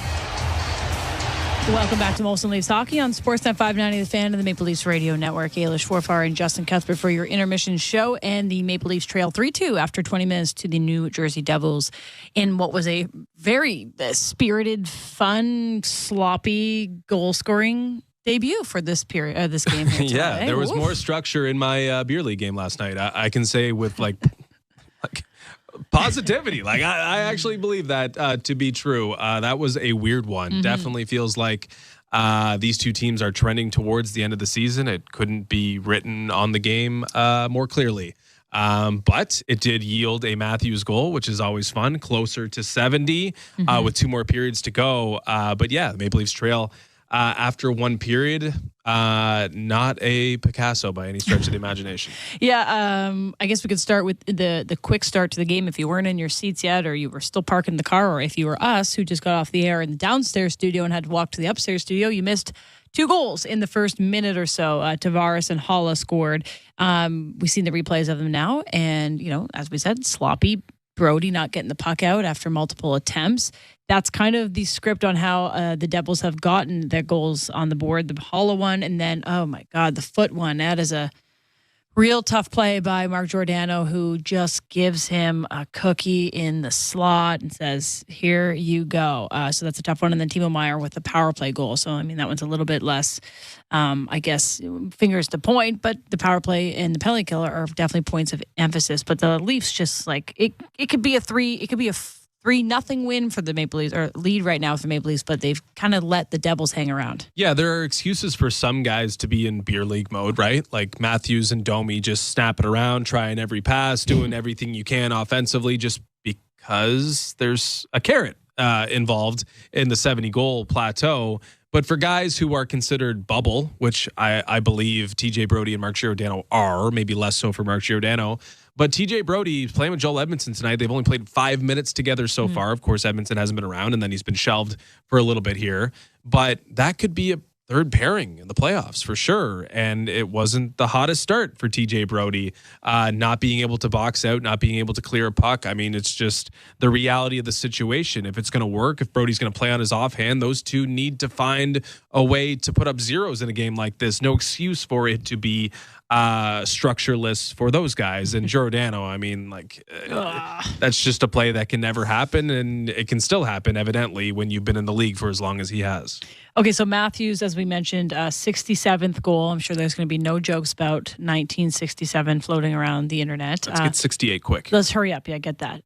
So that's his 50th even strength goal this season, which is unbelievable. There's players without even 50 goals over 2 seasons, but he has 50 even strength goals this season. And with that one today, he passed David Keon for the 3rd most goals in Maple Leafs history, which is something that by next year we will probably be talking about him passing Matt Sundin. I think it's at 420 goals he has. I should have that in front of me. But yeah, he's right around the corner from having the most goals ever by a Maple Leaf. It's wild. Yeah, we know this, right? It's all in front of Auston Matthews. It may not even take the balance of his contract to get pretty much every single record that matters in the history of the Toronto Maple Leafs in his time here. And then, he could probably sign another mammoth contract after that. I mean, that's just what he is, the greatest Leaf ever. Not the most accomplished Leaf in terms of, the meaningful stuff, but the greatest talent this team has ever seen. And it's 100+ years. Yeah, this is obvious now. And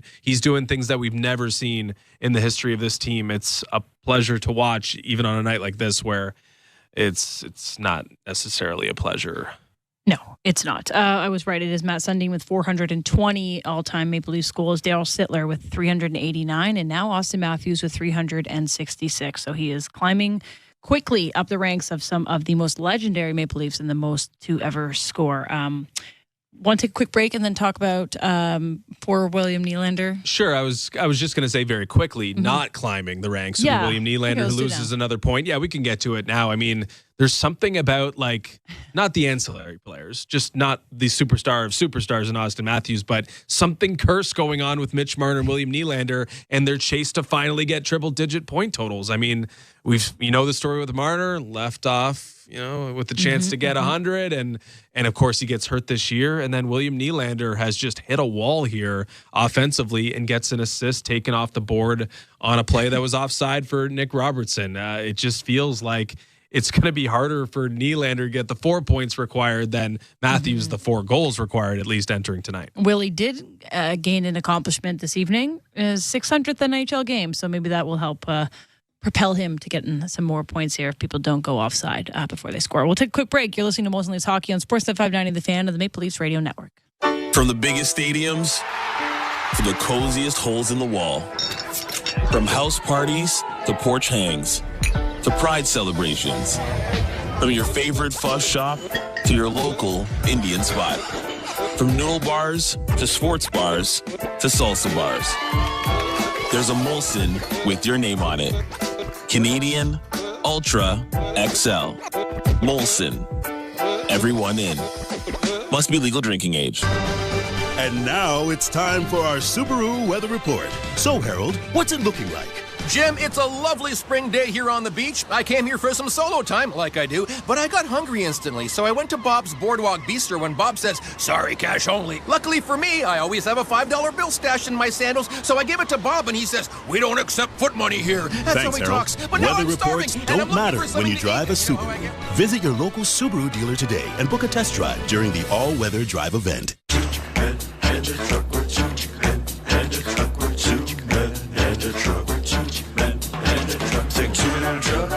Truck.ca. So when you gotta move, all moving day. Think 2-minute truck.ca. Cause all of us movers are not the same. So that's our company name, 2-minute-truck.ca. We're lots of men with lots of trucks, so give us a call today.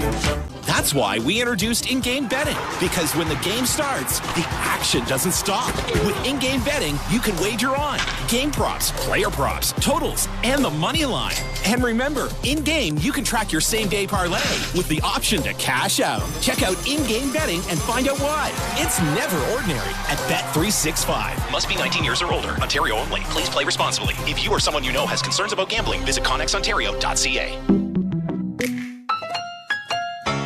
I am by your side. Got a heart so big. On this you can rely. No mountains too tall for the strong boots to climb. I am by your side. That was Desjardins Insurance, playing insurance with a heart so big it shows. Tune in for your auto and home coverage at desjardins.com/heart. The Stanley Cup Playoffs Bracket Challenge presented by Betway.net is back. And now it's time to take your shot. Scores! Face off against family and friends. And take aim at predicting this year's playoffs. Whether you're pulling for the Panthers, going big on the Blue Shirts, or seeing stars all the way, who do you think hoists the cup this year? Sign up today for a chance to win exclusive prizes at NHL.com/bracket. You're listening to Toronto Maple Leafs hockey on Sportsnet 590 The Fan and the Leafs Radio Network.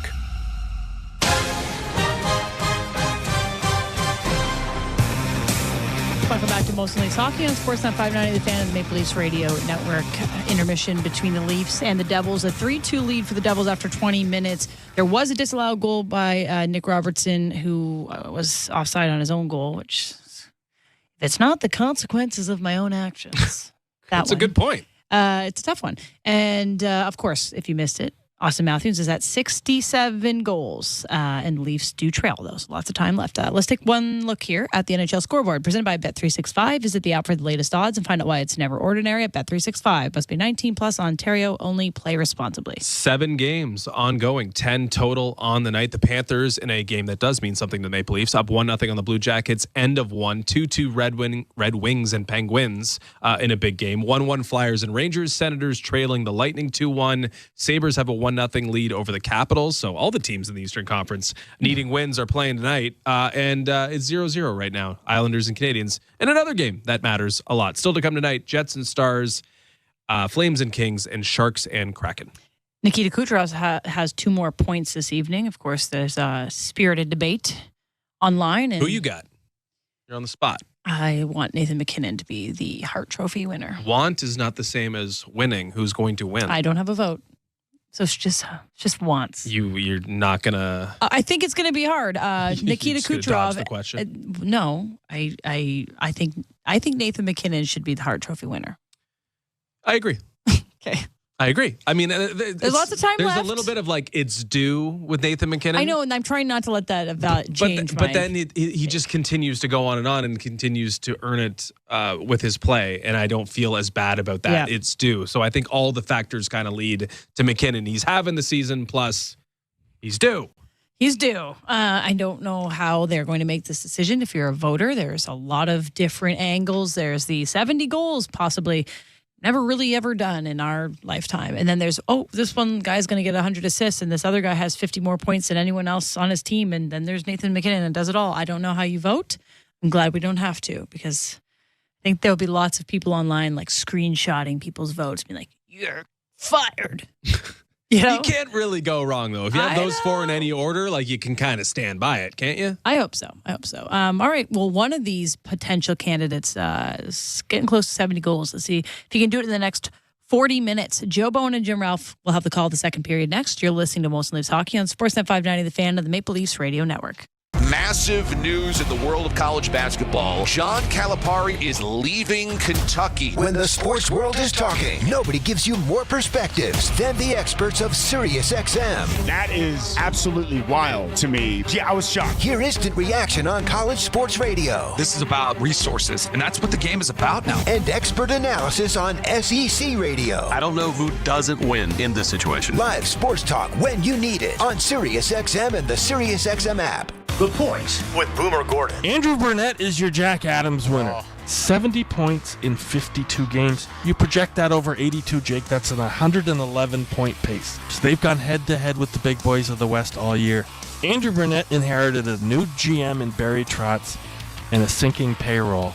And he's got this team playing as well as any team in the NHL. Point with Boomer Gordon. 1 p.m. Eastern on NHL Network Radio, SiriusXM 91, and the SiriusXM app. There is no competition in soccer quite like the UEFA Champions League. And it's on Sirius XM FC. Kylian Mbappe delivering when it matters most. The stakes are higher now in the knockout stage, where one goal can transform a club's trajectory. Jude Bellingham's driving scores! And one performance can turn a star into an immortal. Erling Haaland has 5! It's the Champions League knockout stage, and all the top matches are on Sirius XM FC 157 and the all-new Sirius XM app. The Power Play with Steve Koulias. Toronto, they don't have a face card. Like, they don't have an ace. Morgan's a jack. They have so many non-face cards that these guys are going to have to bullpen by committee. Because the real truth is this: they got a good forward group. But if you don't defend against Boston and Florida, you're not seeing Boston or Florida in round 2. That's the exam, and the test will be on this defense. The Power Play, weekdays 3 p.m. Eastern on NHL Network Radio, SiriusXM 91, and the SiriusXM app. Join me, Gord Stellick, and Scott Laughlin as we recap the night that was on NHL Morning Skate, weekday mornings at 7 a.m. Eastern on NHL Network Radio, Sirius XM 91. Radio Network.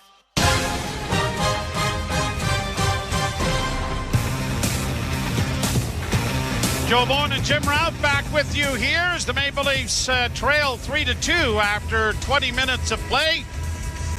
Arwen Zagarian handling things here, and Andrew doing what Andrew does, which is very little. Consistent. He is, and he's very good at it. The Leafs to the left and the Devils to the right. We get an icing right off the bat here. It'll come back into...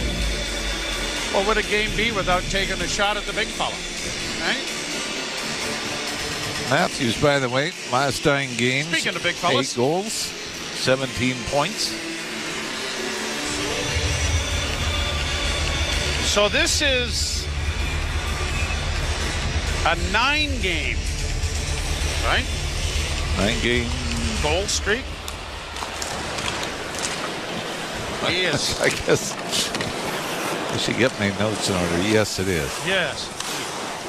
Long shot deflects wide of the New Jersey cage. Twice he has had 7-game streaks. Oh, no. Yeah, it's no, he currently, has. He currently, yeah, 7. His record is 8. Now he's 7. After, my bad. What? Sorry. You know, it just seems every night he scores. So we should really have a meeting before the game. I thought we did. In front of the net, Matthews was sifting into the slot area. Couldn't come up with it. And now it is cleared down the ice, and an icing call coming here against the New Jersey Devils. So This is a 7-game goal streak. He has had, this is the 3rd time he has had that. And once he had an 8-game streak. There we go. 8 goals in the 7-game streak now. But also 13-game point streak. 23 points in the 13 games. Draw one by Toronto. Played into the slot for Domi. His shot. Matthews was hovering around in front, hoping for a redirect. Now he does! and he got a shot on the short side that was stopped by Allen. Played up on the left wing and played high to center ice. Edmondson to the near side. Played ahead. Domi across the line, and it's going to be whistled down offside.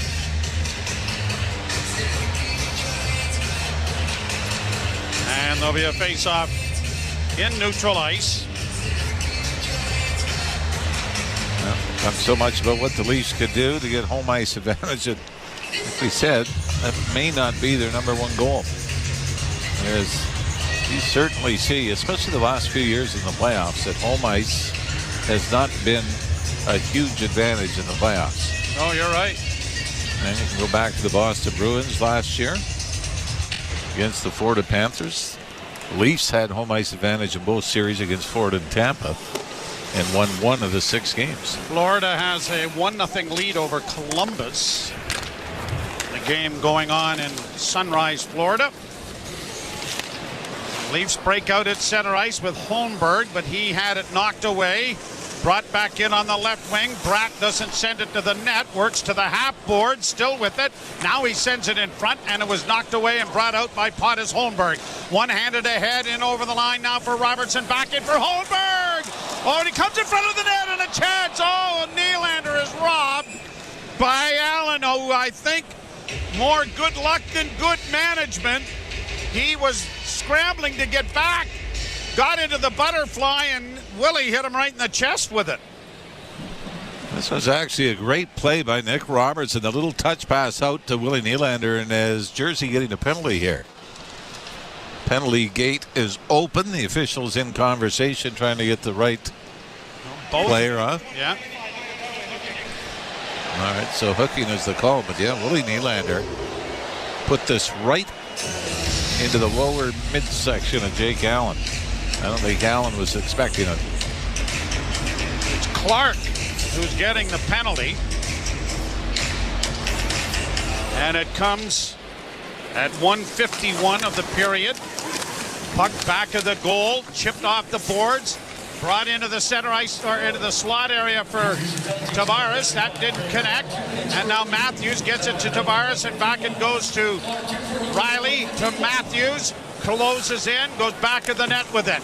Off the stick of Marner, and it's going to be grabbed over there, but unable to clear was Eric Holla, and Marner is able to free it up, but then it is launched high out and down the ice, and the Leafs will go back for it. Morgan Riley coming to center to Nylander. He drops it back further to Matthews. Matthews coming through center ice, dropping for Marner. Marner in over the line, but gave the puck away, but then stole it back for a moment. It's rattled around the boards, though. Good trap at the blue line by Nylander to keep it in. Marner back of the net to Matthews, a centering pass. That goes back to Marner, back of the net. Off on the left wing now for Riley. Riley looking on the near side. Matthews sifting around at the top of the circle. Now to Willie. Down low, a centering pass blocked. Matthews gets it back again.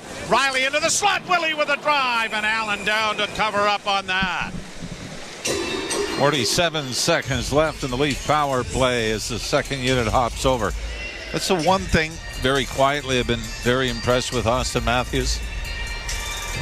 Power plays out, and it doesn't get it done usually in the first minute 10, minute 15.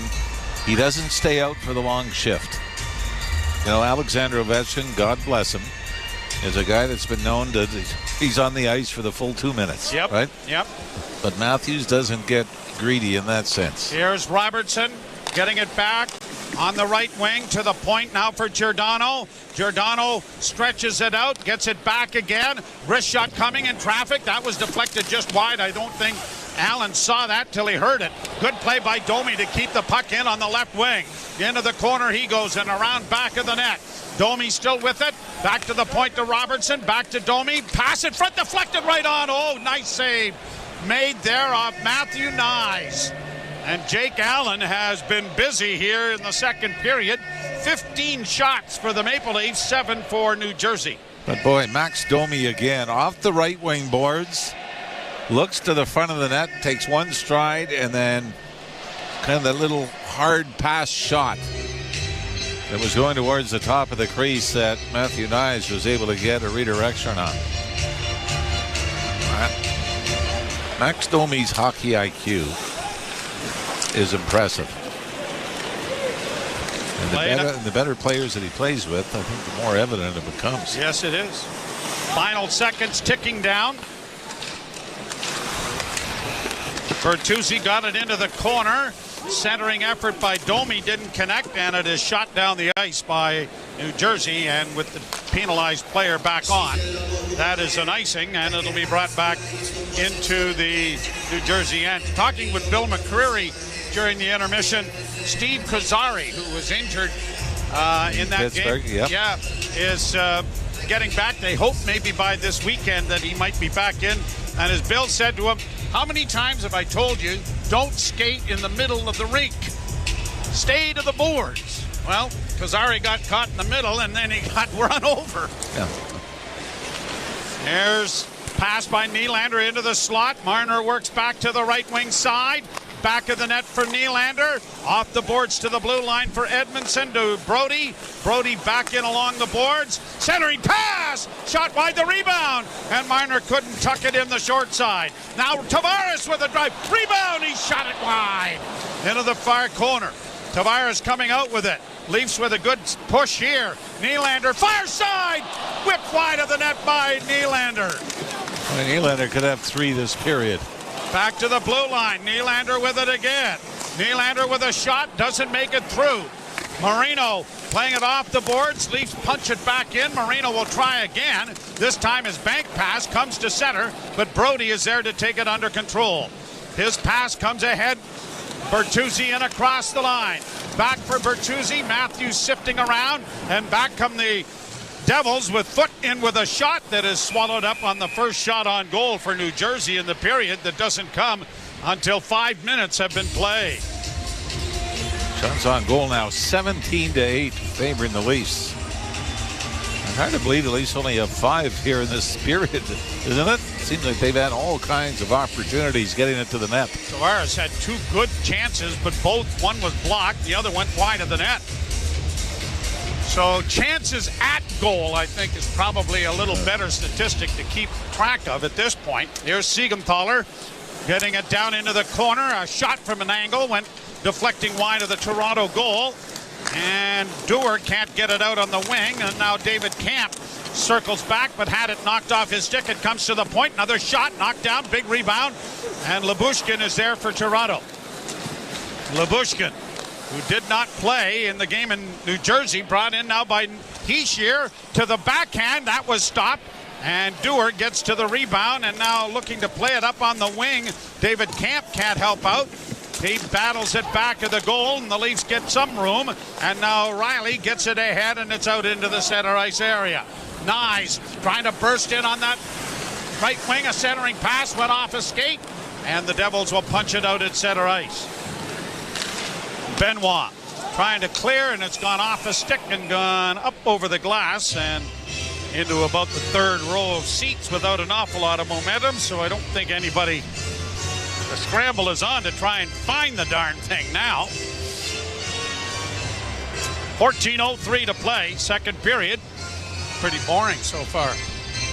First half of the first period. No, there's fairly entertaining. There's been some moments here in the second. All we need is 34 to have one more important touch, and this building will be back on fire. Draw one by the Leafs, and around back of the net goes Benoit. He'll play it off a stick to the line, but not out. And Giordano has to move to it. Played it back for Benoit, who's has time and space now. Looks up ice, and a bank pass will get it ahead. And up on the right side it comes for Pontus Holmberg. Holmberg in across the line, dropping for Robertson. Robertson chips it in back of the net area for Nylander. Nylander tried to play it back. Now the Leafs trying to outman the Devils there in the corner, but it is pushed ahead, and out comes New Jersey to center. A pass in on the left wing for Hughes. Hughes works into the corner. A couple of good body checks along the boards by Holmberg on Timo Meier, and Benoit on Hughes, but the puck is wedged up against the boards now. As it comes free, knocked back into the corner by the Maple Leafs. In against the wall, near side is Halla. Centering pass, and just failing to redirect was Dawson Mercer, who was stationed in front of the net. Leafs trailed 3-2 here in the second period as the puck comes free and now pushed ahead for Nylander. He'll just flip it in. He needs to get a change started and has got it in the right direction anyway, but now the Devils send it down into the Toronto end. Around on the boards to the far side for Bertuzzi. Bertuzzi out at center, couldn't hook up with Matthews. Puck into the Toronto zone. Edmondson tying it up on the wall, plays it deeper into his own zone, and it'll be Brody ripping it around on the near side, but it doesn't reach Max Domi. Cut off there by the Devils. They play it along the boards. Matthews comes up with it, played it in front of his own goal. Bertuzzi flipping it out, and neither he nor Domi could come up with it. Devils bring it back to the line, but now Matthews steals. Ahead for Domi. Domi in over the line, trying to find Bertuzzi in front of the goal. Back into the corner, it comes to Domi. Looks for a pass in front, they score! Matthews again! Holy Mackinac! Never mind 67! We can forget about that! 68! 68!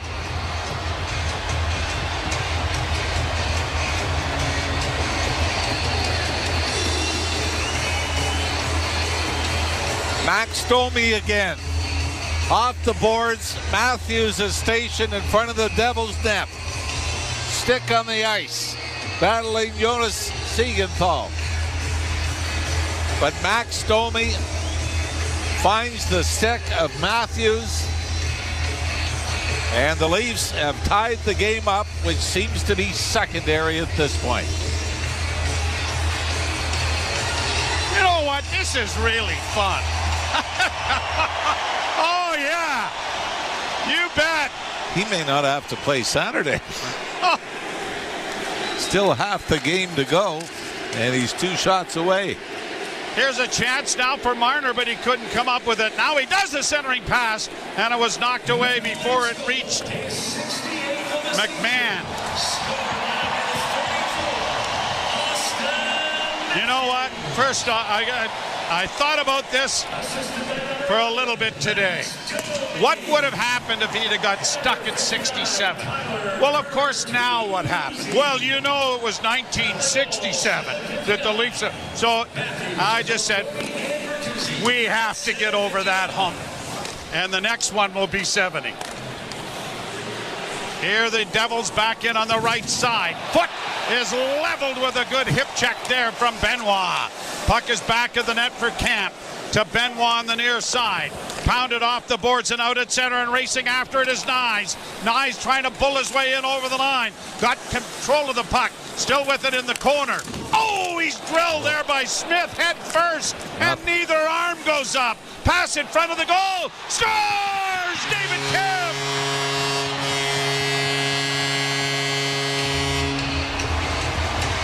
On what should have been a delayed penalty, David Kemp gives the Leafs the lead for the second time.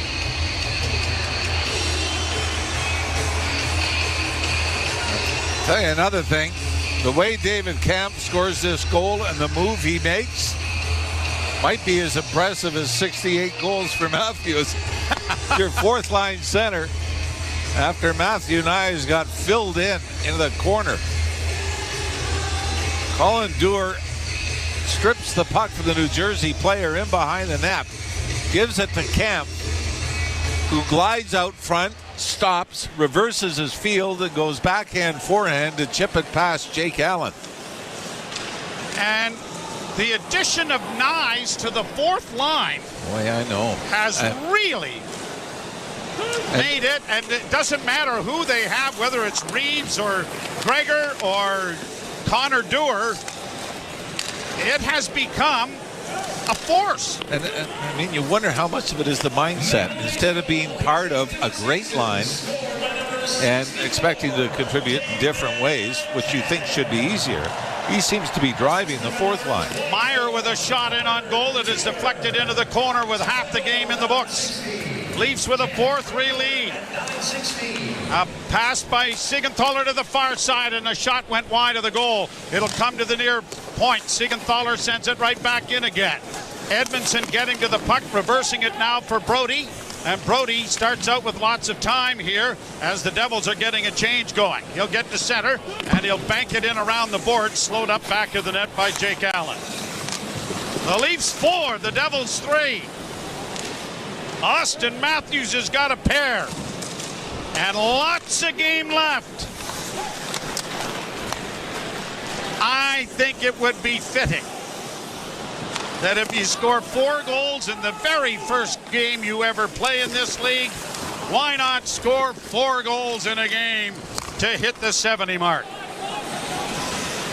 Devils in across the line, broken up in Riley, banking it ahead. Look out, here he comes. Matthews in over the line with a backhand, looking for Marner, who was driving the net. Marner looking for a man in front of the net, still with it, tried to find Matthews, but it was intercepted and lifted by Jesper Brack to center ice. Between Marner and Domi, looking for 34, you got some pretty good helpers, don't you? Played to the Toronto line. Bertuzzi snaps it deep into Devils territory. Domi up forechecking, but the Devils have control and now send a long lead pass to center. Broken up there by Brody. Brody in across the line to Matthews. Couldn't get a shot away. And everybody is just oohing and on every time he touches the puck. He kicks it into the corner for Domi. Trying to get away from one of the checkers. It comes back to the point. Brody with it now. Brody holding, got a shot in on goal. And Domi filling in one of the Devils for getting after Matthews. Niemak was giving Matthews the business, and Ty/Max said,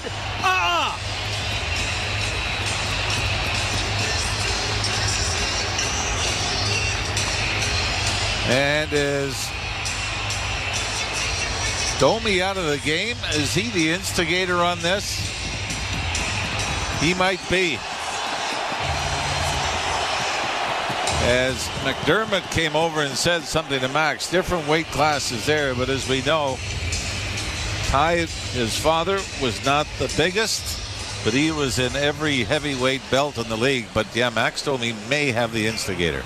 So we will step aside and sort it out. You're listening to Molson Leaf Hockey on Sportsnet 590 The Fan and the Maple Leafs Radio Network.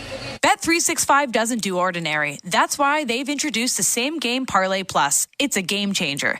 Making a same game parlay across different games has never been easier because the biggest games and most popular markets are all in one place. Check out the Same Game Parlay 365.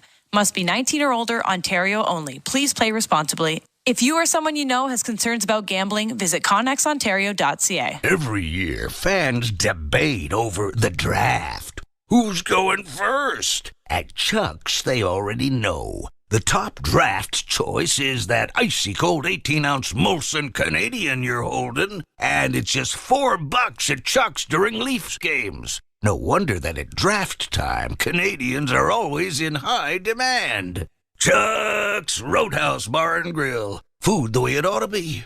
Price the way it used to be. I am by your side. Got a heart so big. On this you can rely. No mountains too tall for the strong boots to climb. I am by your side. That was Desjardins Insurance, playing insurance with a heart so big it shows. Tune in for your auto and home coverage at desjardins.com/heart. You're listening to Toronto Maple Leafs Hockey. Here's a chance in front for Cam, trying to get in front of that. He scores! On Sportsnet 590 The Fan and the Leafs Radio Network. So we have not had an official announcement as yet. But Domi has definitely gotten 5 and probably 10, which would send him to the dressing room. And so Robertson is serving the minor penalty that is attached to this. The draw to the right, and here's a chance for Bratt, closing with a shot that went wide. 2 minutes for executing, 5 minutes for fighting, and a 10-minute misconduct. Okay, so it's not a game misconduct, it's a 10-minute misconduct. All right. So 17 minutes for Max. Well, if you want to build up those totals, that's a good way to start, I guess. How about that? Yep, set up Auston Matthews' 70th goal and beat my dad's penalty minute record all in one night. Okay, he's got a little bit to go. I'm just saying. Well, nobody thought 70 was possible, did they? No, you're right. Here's a steal by the Leafs. Brought in over the line. A flip pass in for Nylander, and it was just out of his reach. Now Willie working the boards on the far side, but the Devils come away with it with 1:04 to go in this power play. They're second of the game. Brought to the line. In on the left wing. Hischier gets it into the corner. Swept around the boards by Meyer to the far wing. Bratt is there to the near side to Hischier. Into the slot for Hughes. Hughes sends it off on the right wing side. Devils trying to play it back. Hughes with it once more to the far corner for Bratt. Back to the point. Hughes looking for a return from Bratt and gets it. Now winds and shoots. It's blocked and pushed out at center ice then by Pontus Holmberg. And the fans are hollering for a holding penalty. But boy, Willie Nylander very nearly picked up the loose puck in that battle with Holmberg and the Devils player, and he would have had a breakaway from the red line in. Haula circles back in his own zone. 9 seconds left in the penalty. Crossed the line and flipped into the side of the goal. Cleared by goaltender Samsonov into the corner, comes back out in front, and a whistling shot grazes the far post, and it caroms all the way down the ice, and there's Robertson hustling in there after it. He's out of the penalty box. Knocked down on the play, though, and now can't come up with it, and it's into the center ice area, and the Leafs unable to come away with it. Haula gets it down into the left wing corner in the Toronto end. Around the board, sent to Morgan Riley. Riley will start out with it. 34 is on the ice. A pass intended there. Dewar couldn't get to it. Puck comes back along the boards and out into the center ice area. Brought in on the left wing by Tierney. Pass in front of the net, just deflected wide. Bertuzzi after it on the far side. Brought on now by Labushkin. Marner on the wing now with Matthews. Played into the slot area. Matthews had to go right by him. And the Devils will slip it down into Toronto territory. 5:10 to play in the second period. Leafs 4, Devils 3. Played on the backhand, but wide of the glass, and it's gone out of play. And Tyler Bertuzzi making sure no one got hit with that puck. But this reminds me of, remember in the 90s when you had to wait till the newspaper came out the next day to see the summary? Yep. And when Brett Hull was scoring 60, 70 goals a year, it just amazed you to see every game. It was on the score sheet 2 or 3 times. Imagine Auston Matthews back in that time. And that's what baffles me, the consistency. It is a 4-3 Toronto lead. You're listening to Molson Leaf Hockey on Sportsnet 590, The Fan, and the Maple Leafs Radio Network. The greatest guitarist is Eddie Van Halen. What about Prince? You have to include Slash and Jimmy Page. B.B. King and Bonnie Raitt. The Edge changed everything. The debate continues with rebellious riffs and 6-string solos on the SiriusXM Guitar Greats channel. All hail International Guitar Month. SiriusXM Guitar Greats on Channel 107 and year-round on the SiriusXM app. Get closer to everything that moves you, wherever you are. Hockey 24/7 on Sirius XM NHL Network Radio. This is the NHL. These are pros. You don't want guys to put good power play units on, don't take penalties. You don't want good power play units to score goals when you've given up a whole bunch, kill them. You don't like it, do something about it. If you want to reward your guys who had a good game with a chance to get some more goals and points, do it. If I was a coach, I wouldn't care. Who cares? Worry about your own team. Don't worry about mine. Sirius XM NHL Network Radio. Sirius XM 91. And on your schedule with the Sirius XM app. NHL Morning Skate. Andrew Burnett, head coach of the Nashville Predators. I think Roman Josi gets underrated nowadays. I think maybe the consistency that he does it every year, you take it for granted a little bit. I mean, he's done everything in this game. His ability to raise his game is very unique. You know, I've been around some really good, great defensemen. He's right up there with them, and he does get over them. NHL Morning Skate with Scott Laughlin and Gord Stellick. Weekdays 7 a.m. Eastern on NHL Network Radio. Sirius XM 91 and the Sirius XM app. The biggest names in the game. Trying to get behind Ristolainen. Walks in. Put it between his legs. Shoots it. Score! NHL play-by-play on SiriusXM. Leafs Radio Network. What Auston Matthews has done in his 8 seasons here with Toronto is ridiculous. He is now 3rd on the all-time Toronto Maple Leaf goal-scoring record. He broke a tie with Dave Keon when they had 365. He now has 367. Darryl Sittler is next, 389, as a shot is blocked there by Edmondson. Chopped in and around back of the net. Devils trying to center. Edmondson knocks it back along the boards, and Tavares starts out. Tavares, stick handling to center. He'll shoot it in and around the boards. It'll come to the near side. Nylander unable to get to it. Goes around back of the net. Far corner now and gobbled up there by the Devils and played out at center ice. 4:20 left to play here in the period. Played high into New Jersey territory. Nyes in against the boards. Couldn't come up with it. Nylander and Matthews trying to steal. Nyes poking it a little bit further. And now here's the Devils getting it out at center ice. Brought on the left wing by Meyer. A long shot deflects up into the screen and out of play. Second period brought to you by Desjardins Insurance, helping Canadians through it all. Desjardins Insurance, insurance with a heart so big it shows. Visit Desjardins.com/heart today. Leafs with a 4-3 lead. Pappy's got 2. You're listening to Molson Leaf Hockey on Sportsnet 590 The Fan and the Maple Leafs Radio Network.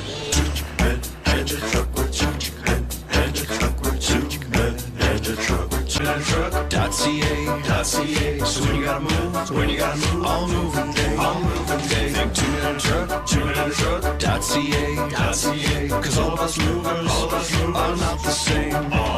So that's our company name, 2 men in a truck.ca. We're lots of men with lots of trucks. So give us a call today. And now it's time for our Subaru weather report. So, Harold, what's it looking like? Jim, we can expect more thunderstorms as the evening approaches, and then overnight... Oh, hold on. Yeah, can I get 2 number 6s with a side of curly fries? Hold the onions, please. Yeah. Harold, are you in the drive-thru right now? Jim, no one listens to this. Oh, thank you. Yeah, great. Weather reports don't matter when you drive a Subaru. Visit your local Subaru dealer today and book a test drive during the all-weather drive event. I am by your side. Got a heart so big, on this you can rely. No mountains too tall for the strong boots to climb.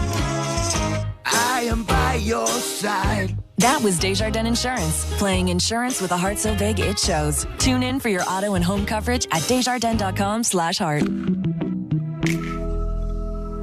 You're listening to Toronto Maple Leafs Hockey on Sportsnet 590 The Fan and the Leafs Radio Network. Joe Bowen and Jim Ralph back here. Ailey Sporfire and Justin Cuthbert standing by for our second period intermission. And the Leafs with a 4-3 lead on a pair of goals in the second period. Matthews 68. David Camp with his 8th. So he trails Matthews by 60. He's got a little work to do to catch up. Well, he's not trying to catch him. It's his fault the lead is growing. Played around back of the net in the Toronto zone. Giordano slams his man in against the boards. Bertuzzi has it in his skates but can't make a play. Back into the corner, centering pass. Good play by Marner to come back with the Devil Meyer, who was coming right to the side of the net. Now the Leafs have to be careful here in their own end. And they do, and Benoit will get it to the right wing side.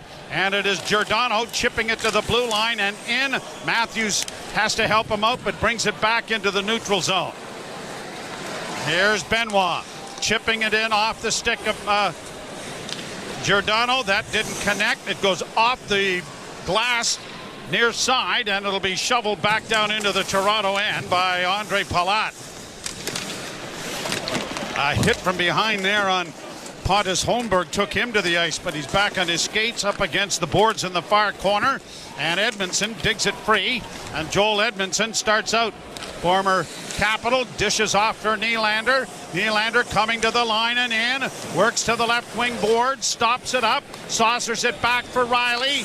Near side now for a shot taken by Robertson wide. And it's all the way down into the Toronto zone. Leafs are changing again. And off the boards, a pass to center. Dewar couldn't come up with it. Played back into the Toronto zone. Lyubushkin got it ahead, just knocked out. Devils trying to play it back into the Leaf end, but it comes free, and Alexander Holtz plays it off the boards and back down into the Toronto end with less than 2 minutes to play in the period. Lyubushkin against the wall, couldn't get it past Tierney. Now Dewar does to get it out at center ice. Dewar do or Dewar does? He does Dewar. Does Dewar, I guess, yeah. Played along the boards, and now a shot pad save made by Samsonov. Less said, the better. Played high and a bouncing shot in on Allen. Oh boy, Jake Allen looked uncomfortable on that, didn't he? Yeah, he's not going to play first base for our slow pitch team. Back into the Devils' end. Minute 16 to go. Pass intercepted by Nylander. Couldn't get by the defenseman. Devils get it in over the line. Left wing side, spinning there, and a penalty coming to the Maple Leafs. It's going to be a hook, and despite the fact the Leafs have only given up 4 shots here in the second period, it's going to be another advantage for the New Jersey Devils on the power play. It'll be, what, 3-2 now? Power plays, Joey? Yep, that's it. And this is, you know, and down. The reason he fell was he stopped and tried to spin and lost his footing. TJ Brody had one hand on his stick reaching that might have made slight contact with his thigh or hip area, but had nothing to do with it. So, if anything, Bratt skated back into the hook, didn't he? Yep. Leafs are 11-1-1 in the last 13 games against New Jersey. And the Devils on the power play. Here's Hughes for Bratt. Down into the corner. Bratt gets the return pass. Looks for Hughes. Decides to shoot it. And it's right into the chest of Samsonov, who was fairly deep in his crease, but was able to get a glove on it after having it hit him in the chest. Boy, he was right back on the goal line, though, wasn't he? Yeah, he was a little too deep for my liking. Draw one by Toronto. Round the boards, it's going to be wrung out and down the ice by Simon Benoit.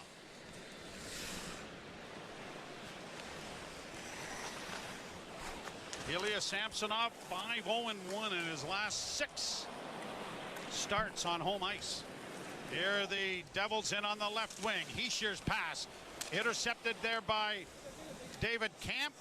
Gets it around on the boards for Lyubushkin. Lyubushkin finds an opening on the far boards and gets it into Devils territory with 20 seconds left in the period. Off on the left wing for Bratt. Long shoot in, gloved easily there by Samsonov. He thought about throwing it aside, but then thought better of it. And with 14 and a half seconds to go in the period, there will be a face-off in the Toronto end. Now, to me, a little side story. We're obviously going to see if Auston Matthews can add to his total in the third period. But it's an interesting setup that he will have. If he doesn't score in the third period, he'll have 68 going into the game against the Red Wings. 2 years ago, late in the season against Detroit on home ice, he had 58. Scored 2 against Alex Nedeljkovic. Pardon me while I just phone these people at Bet365. A shot off the face-off, win scores. Timo Meier ties the game at 4s on a face-off win and a bullet off the post and in. Cleveland on the face-off. Dewar was the forward, middle of the ice. Wasn't able to get out. And this is just ripped, but no reaction from Ilya Samsonov. This was more about the top of the circle's middle of the ice than it was the blue line. As the puck just kind of squirted out. I mean, this is just rifled over the left shoulder of Samsonov and under the crossbar to tie this game at 4. Second of the game for Meyer, 27th of the season. And the Devils have tied the game at 4s. Some criticism the other night that they couldn't get Matthews on the ice for the empty net attempt, right?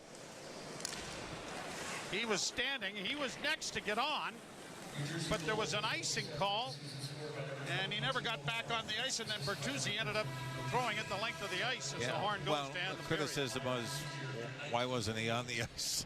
Ahead of that. Yeah, as soon as the goalie was pulled. But anyway, bigger concerns, giving up 4 goals. They gave up, what was it, 6 against New Jersey with the empty netters when the Devils were in town a couple of weeks ago, and given up 4 more through the first 40 minutes of this game. 10-6, the Leafs outshoot the Devils, 22-13 over 2 periods, and it is tied at 4s. Ailish Forfire and Justin Cuthbert coming your way. You're listening to Molson Leaf Hockey on Sportsnet 590, The Fan and the Maple Leafs Radio Network. They are among the greatest to ever play their sports. Caitlin Clark is the all-time scoring leader. They are legends and icons. Larry Bird hit the shot with no second thought. I don't know how he did it. And you can hear them right now on the all-new Sirius XM app. We are here with Iowa superstar Caitlin Clark. I'm so focused on winning, it's never anything I ever take for granted. Here comes Larry Bird, the Hall of Famer, and he just won Legend of the Year. Legend of the Year, isn't that something? For access to the game's greats, rely on the leader in sports audio. Sirius XM and the Sirius XM app. Hockey 24/7 on Sirius XM NHL Network Radio. This is the NHL. These are pros. You don't want guys to put good power play units on, don't take penalties. You don't want good power play units to score goals when you've given up a whole bunch, kill them. You don't like it, do something about it. If you want to reward your guys who had a good game with the chance to get some more goals and points, do it. If I was a coach, I wouldn't care. Who cares? Worry about your own team. Don't worry about mine.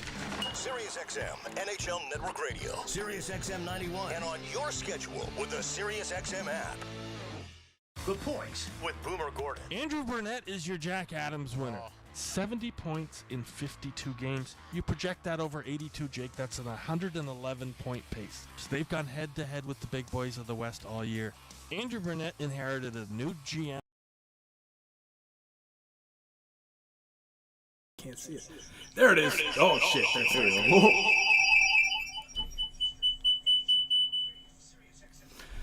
All right, trying to test out the new tech here with the tech guy. And what's up?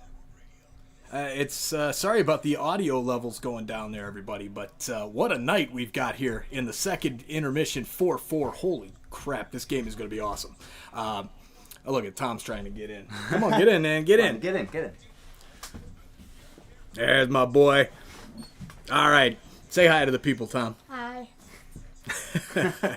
All right.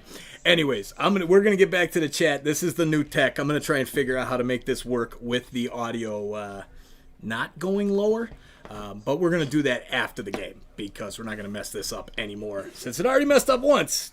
But hey, you gotta test it out somehow, right? All right, guys. Hit that like, subscribe, do whatever. Hit that join button as well.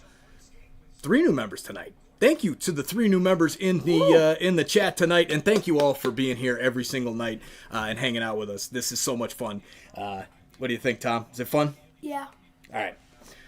We'll be back, maybe in the post game, trying to figure this audio out. Turn the phones down. I'm gonna turn the audio back up here and get rid of this camera momentarily in about 30 seconds. See you guys. Go Leafs, go!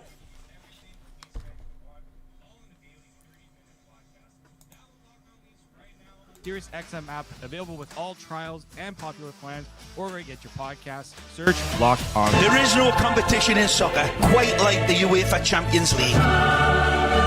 And it's on Sirius XM FC. Kylian Mbappe delivering when it matters most. The stakes are higher now in the knockout stage, where one goal can transform a club's trajectory. Jude Bellingham's driving scores! And one performance can turn a star into an immortal. Erling Haaland has 5! It's the Champions League knockout stage, and all the top matches are on Sirius XM FC 157 and the all-new Sirius XM app. Hi, this is Ray Hudson, and for all the biggest matches from club soccer's holy grail, the UEFA Champions League, tune in to Sirius XM FC 157. Radio Network. Domi in over the line, trying to find Bertuzzi in front of the goal. Back into the corner, it comes to Domi. Looks for a pass in front, they score! Matthews again! Holy Mackinac! Never mind 67! We can forget about that! 68! 68! Welcome back to Most Leafs Hockey on Sportsnet 590, the fan of the Maple Leafs Radio Network. Leafs and Devils tied at 4 after 40 minutes, but the story of Auston Matthews' season just keeps on getting better. 2 goals away from 70 with 3 games to play. I like that math. Yeah, it feels like you might even be able to mix in some load management before the season is up and still get 70. That is, of course, though, as long as Max Domi stays on the ice. Of course, Max Domi, got a little trouble at the end of that period, getting a little fight with Nemec there in defense of Auston Matthews. But this combination right now with Domi feeding Auston Matthews it's perfect. It's as dominant as we've seen. And this is, of course, coming on the heels of a partnership we've seen for a very long time between one of the great distributors in the game and one of the best goal scorers in Auston Matthews. And yet what Max Domi is doing right now with Auston Matthews almost seems more powerful than it was before with Marner and Matthews. I don't know if it's the fact, and we talked about this in our show on the Fan Pregame a little earlier ago, Matthews is playing alongside 2 guys in Domi and Bertuzzi that have something to prove, something to play for. They want to find a fit. Maybe it's here in Toronto. For Domi, I can't imagine him wanting to play anywhere else than Toronto. He's fighting out there today. I think it's the 6th fight of the season, which is the most he's ever had in a season. He's setting up Matthews like it's his day job, like he doesn't want to do anything else. It's Matthews, Matthews, Matthews, Matthews, and it's working. And Bertuzzi's doing the same thing, and it's a kind of perfect time to have that partnership working when you're going into an off season where you want to land a contract, and maybe you want to land the contract in your hometown where your dad played. So you show a little physicality and you fight and you fit against one of the best players in the NHL. So for now, like Domi's future, I don't want him to play his way out of here. I think he's fitting so good in the blue and white. It feels like if you had to pick one, I'd want Max Domi to be a Maple Leaf. Yeah, I think this is presenting a pretty fascinating scenario, one that is, fraught with danger a little bit, maybe treachery even, because right now we're seeing, I think, peak form in the NHL from Max Domi right now. Like he might be put on this world to give Auston Matthews the puck. Honestly, I don't think we've ever seen him play this well. We've seen him play really well with great players before, but him getting the puck to Auston Matthews right now is as good as he's ever played, I think, in the NHL. And I haven't watched his entire career, but this is like peak value right now.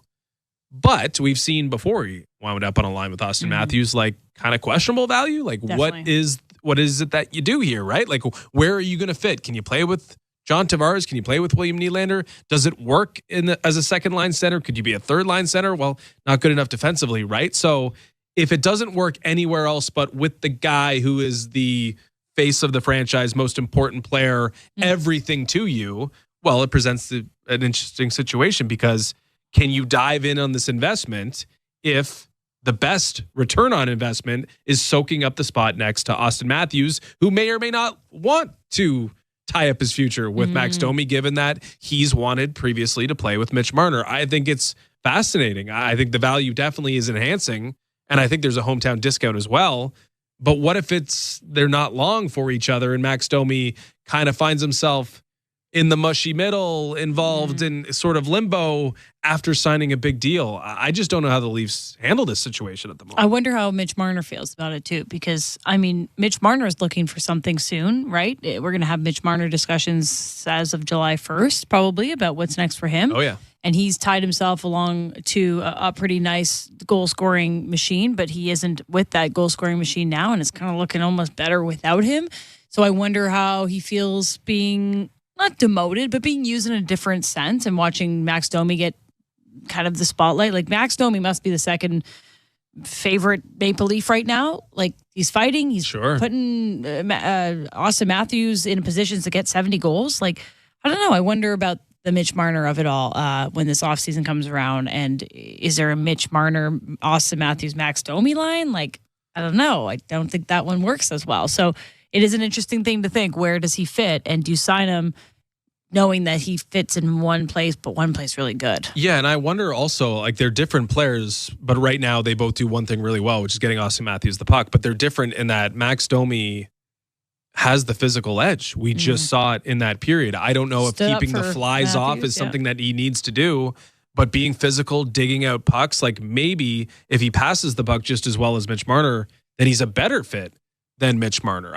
As to the Marner point, though, away from Auston Matthews, like he needs to find and uncover a partnership that is maybe not as lethal as this one, because how could you be better than Domi and Matthews right now, but something that we're also going to get excited about.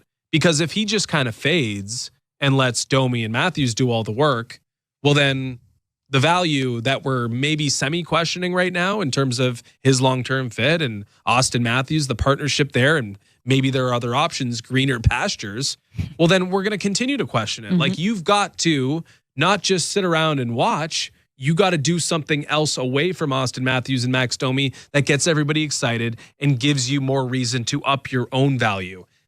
You look around the rest of this team right now, there's not much going on. It's a sloppy game. I guess the excuse is there. But there's a really special thing happening on the top line. And across the lineup elsewhere, there's nothing else that we're getting real excited about at the moment. And there's a lot of talent outside of that top line. So Matthews gets his 68th goal of the season, and that passes Matt Sundin for the most even strength goals ever by a Maple Leaf with 274. So Auston Matthews already the top of Maple Leafs history with the most even strength goals, and many, many more to come. We'll take a quick break. You're listening to Molson Leafs Hockey on Sportsnet 590 The Fan and the Maple Leafs Radio Network. From the biggest stadiums to the coziest holes in the wall, from house parties to porch hangs to pride celebrations, from your favorite fuss shop to your local Indian spot, from noodle bars to sports bars to salsa bars. There's a Molson with your name on it. Canadian Ultra XL. Molson. Everyone in. Must be legal drinking age. Move up to Heathwood. Hi, I'm Hugh Herron. Experience true luxury at Williamsburg Green in Kitchener. Heathwood's all-brick single-family homes come with a long list of features you've always dreamed of. Gourmet kitchens, freestanding tubs, and even fully finished lower levels. Dare to compare and you'll see why it's time to move up to Heathwood. Learn more at heathwood.com. And now it's time for our Subaru weather report. So, Harold, what's it looking like? Jim, it's a lovely spring day here on the beach. I came here for some solo time, like I do, but I got hungry instantly, so I went to Bob's Boardwalk Bistro when Bob says, "Sorry, cash only." Luckily for me, I always have a $5 bill stashed in my sandals, so I give it to Bob, and he says, "We don't accept foot money here." That's Thanks, how he Harold. talks. But now weather I'm reports starving, and I'm don't looking matter for when something you to drive eat. a Subaru. Visit your local Subaru dealer today and book a test drive during the all-weather drive event. At Bet365, we don't do ordinary. That's why we introduced in-game betting. Because when the game starts, the action doesn't stop. With in-game betting, you can wager on game props, player props, totals, and the money line. And remember, in-game, you can track your same-day parlay with the option to cash out. Check out in-game betting and find out why. It's never ordinary at Bet365. Must be 19 years or older. Ontario only. Please play responsibly. If you or someone you know has concerns about gambling, visit connexontario.ca. The Stanley Cup Playoffs Bracket Challenge presented by Betway.net is back. And now it's time to take your shot. Scores! Face off against family and friends. And take aim at predicting this year's playoffs. Whether you're pulling for the Panthers, going big on the Blue Shirts, or seeing stars all the way, who do you think hoists the cup this year? Sign up today for a chance to win exclusive prizes at NHL.com/bracket.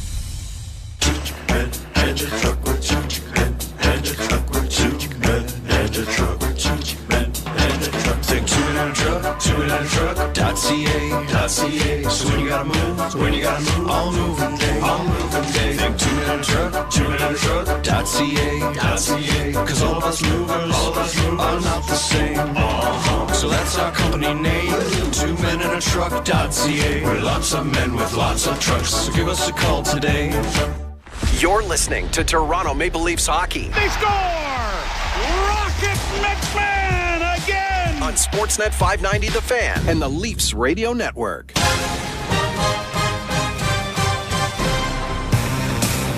Welcome back to Molson Leafs Hockey on Sportsnet 590 The Fan and the Maple Leafs Radio Network. Tied up at 4 after 40 minutes between the Leafs and the Devils. Let's take a look around the NHL scoreboard. Presented by Bet365. Visit the app for the latest odds and find out why it's never ordinary at Bet365. Must be 19 plus. Ontario only. Play responsibly. It's a busy night, of course, in the NHL. The Panthers hold a 3-0 lead over the Columbus Blue Jackets, just getting started in the third. Penguins up 4-3 over the Red Wings in a big game with playoff implications.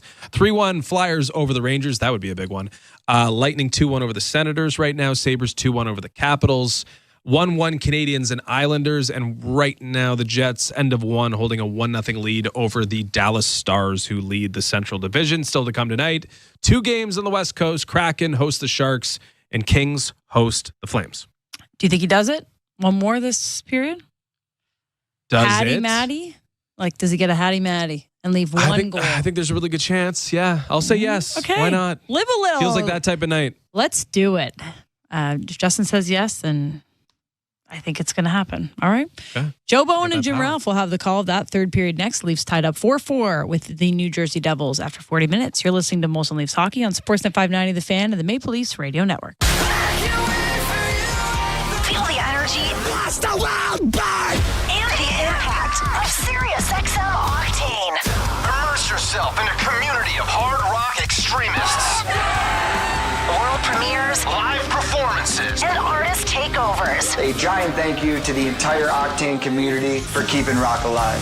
Turn up new hard rock. Turn up Octane. Tonight, Channel 37 and on the SiriusXM app. Hey Toronto, I'm David Morsuti, host of the daily Toronto Maple Leafs podcast, Locked On Leafs, part of the Locked On Podcast Network on the SiriusXM app. Every weekday, we bring you the latest Leafs news and analysis, break down all the action, including this game you're listening to right now, and preview the next one. We're giving you everything a Leafs fan could want, all in a daily 30-minute podcast. Download Locked On Leafs right now on the SiriusXM app, available with all trials and popular plans, or where you get your podcasts. Search Locked On. There is no competition in soccer quite like the UEFA Champions League. And it's on City when it matters most. The stakes are higher now in the knockout stage, where one goal can transform a club's trajectory. Jude Bellingham's driving scores! And one performance can turn a star into an immortal. Erling Haaland has 5! It's the Champions League knockout stage, and all the top matches are on SiriusXM FC 157 and the all-new SiriusXM app. The Power Play with Steve Koulias. Toronto, they don't have a face card. Like, they don't have an ace. Morgan's a jack. They have so many non-face cards that these guys are going to have to bullpen by committee. Because the real truth is this: they got a good forward group. But if you don't defend against Boston and Florida, you're not seeing Boston or Florida in round 2. That's the exam, and the test will be on this defense. The Power Play. Weekdays 3 p.m. Eastern on NHL Network Radio. SiriusXM 91 and the SiriusXM app. Join me, Gord Stellick, and Scott Laughlin as we recap the night that was on NHL Morning Skate, weekday mornings at 7 a.m. Eastern on NHL Network Radio, SiriusXM 91. The Leafs Radio Network. In a magical season for Auston Matthews, 2 more on the board tonight of the 4 the Maple Leafs have scored. But there's still work to be done, and why not some more heroics? It is a 4-4 tie as we head to the third period. The Leafs and the Devils, as Heishier draws the lone assist on the goal by Meyer on the power play that has tied this game. One thing, Jake Allen must be getting a little sick of Auston Matthews right now. This is now a grand total of 8 periods played against Auston Matthews this season. Split between the Montreal Canadiens, the New Jersey Devils, and Matthews has scored 6 goals in the 8 periods. Well, we're ready to go with the third period. The puck was almost dropped. Everybody moving a little prematurely. Now it's dropped and we're underway. Riley shooting it in. McMahon into the forecheck. Tavares got it freed up for him. Played back of the net. Hughes is there. He'll restore it back of the goal for John Marino, who gets it up ahead, and Jesper Bratt will find Hughes on the left wing, and now a long rink-wide pass finds Graham Clark. Clark drops it back now for Marino. Into the Leaf zone. It's played into the corner, into the side of the net. Riley is able to come away with it. Played it ahead for Marner. Bank pass out at center just to get it out into neutral ice.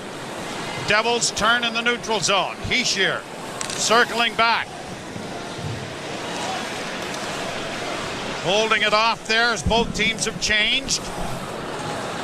Nylander out with Pontus Holmberg and Robertson steals the puck and brings it in on the wing, tried to feather it in there. It comes back to the point, rattled back into the corner by Brody, but the Devils have launched it high to center ice. Edmondson and Brody exchanging the disc, deflected in then by Holmberg. Robertson trying to get after his man, the puck along the near wing, and a centering pass then by the Devils is stolen, brought back by Nylander. Right wing side, down low for Robertson. Robertson back to the point. It'll come over to the near side to Edmondson, who gives it to Nylander. Nylander walking the line. A little dangerous there, but it came knocked out at center ice. Nylander goes back to retrieve it. Changes for Toronto, and the big fellas coming over the board soon. Brought to center ice now by Brody. Slid in over the line, but it is cleared by the Devils to center. Brody comes away with it. Up on the left wing for Bertuzzi. Backhanded down into the corner. In goes Marner. Trying to free it up. It comes to Matthews. Centering pass. Matthews gets it again. Matthews a centering pass then for Bertuzzi, and he slid it just wide. Back to the blue line. It comes off on the right wing. Matthews to the left wing side for Giordano. A shot that's high and wide. Grabbed off again there by Benoit and played into the corner. Marner with a glance. Backhands it now in along the boards for Matthews. Matthews to Marner. Marner back to Matthews, but he couldn't get a shot away. Marner steals it again. Marner along the blue line. Marner still with it. Marner with a shot. Blocked and it deflected over on the left wing boards. Launched high to center ice to relieve the pressure by the Devils. Quickly back for Marner. Couldn't get it in. And the Devils break back with Alexander Holtz. Holtz with a pass into the slot. Big pad save. Rebound in front of the net. And Riley has got it freed up and played to center ice. Devils back in on the left wing. Holtz got it into the corner. Played back of the net. Lyubushkin turns. He'll play it ahead for Dewar. And then Nyes trying to get it in deep. Couldn't get it past the scrum on the far side. And David Camp will restore back into the Toronto zone and get things over. But a bad pass on a broken stick by Lyubushkin. Backhand goes wide. Dewar needs to just get it out, and he does by playing it off the glass down into New Jersey territory. That stick broke mid-shaft while trying to make a pass. Left wing side, Edmondson. Up to Nylander, in across the line. Willie works to the left wing boards. Now plays it into the corner. Out of it comes the Leafs to the near side. Faking the shot there was Brody. And Nylander then had the puck taken away from him. And it's played to the blue line and into the Leaf zone. Backhanded around back of the net now for Mercer. Pride of Newfoundland trying to get it in front of the net but couldn't. Meyer had it stolen away. Tavares coming through neutral ice. Up on the right wing, but way offside. Pushed in was Bobby McMahon as Nylander approached the blue line. Faceoff coming back out into the center ice area. 4-4 the score. We had a lot of action early on. 2 goals 21 seconds apart in the first minute. Made it look like it was going to be an 11-10 slugfest. It's not going to get the same amount of ink, but Willie Nylander still stuck on 96 points, just 3 points in his last 9 games. 5 games before that, he scored in 5 straight, had 9 points in that stretch. It looked like a lock that he was going to hit the 100-point mark, a couple of weeks ago. Played down into the Toronto zone. Devils get it back to the point. Marino to his defense partner Hughes. Shot kicked away with the right pad by Samsonov. Played back to the blue line to Hughes. Near side Marino.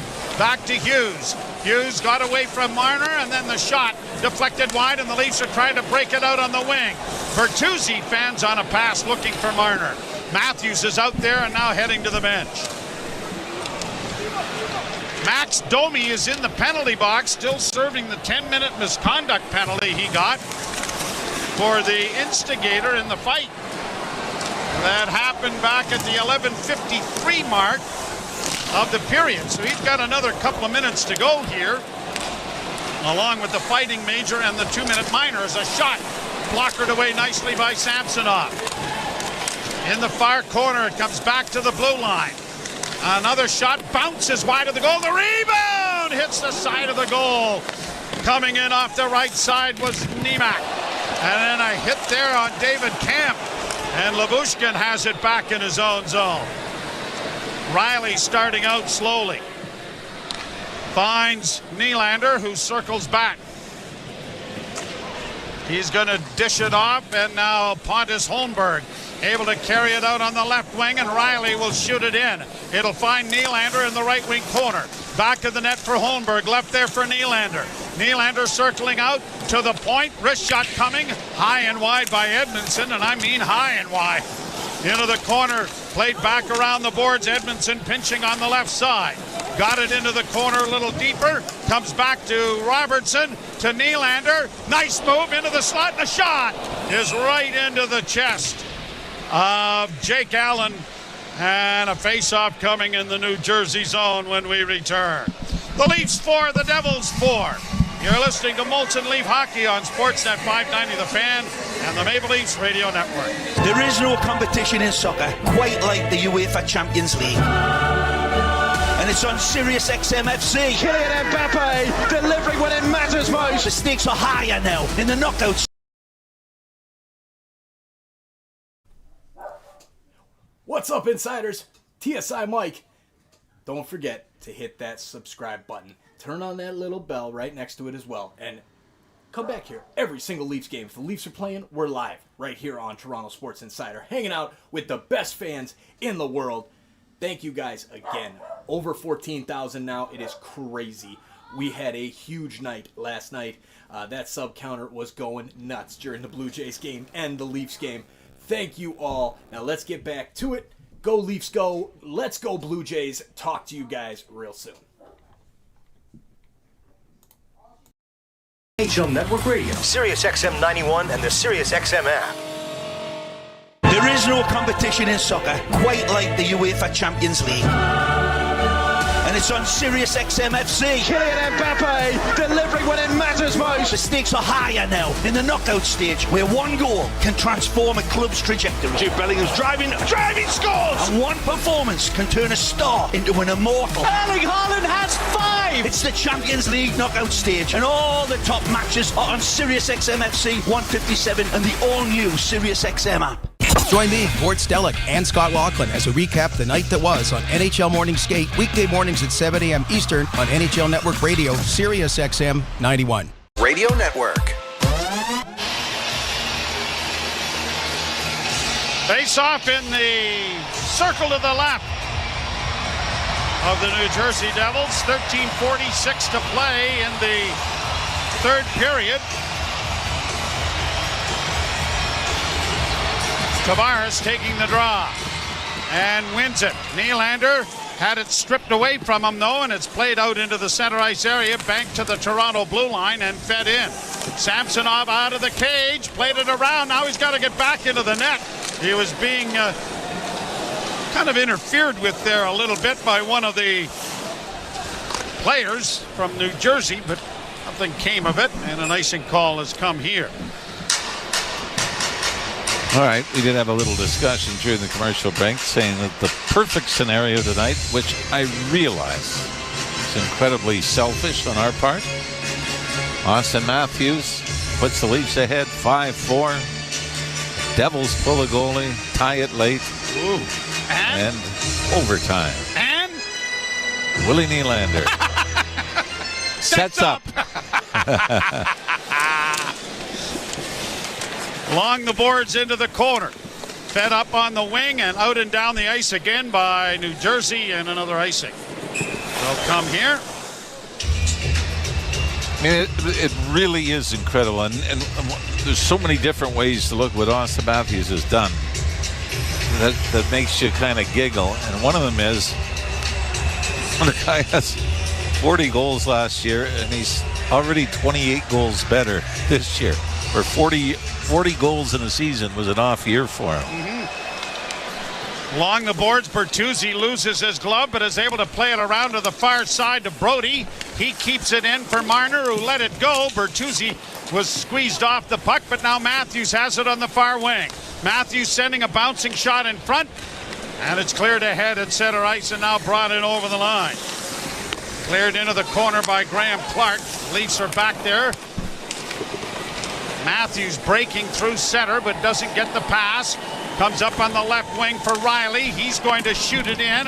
Around the boards far side. Marner trying to chip it. It comes off a skate and to the line. Just kept in. Shot there, taken, blocked. Grabbed off by Giordano. To Matthews on the far wing. Matthews trying to slide it back. Still has it to Marner. His shot is on goal. Kicked away nicely by Allen. Into the near boards now. Leafs come away with it again, but it is played to center ice and into the Leaf zone finally by New Jersey.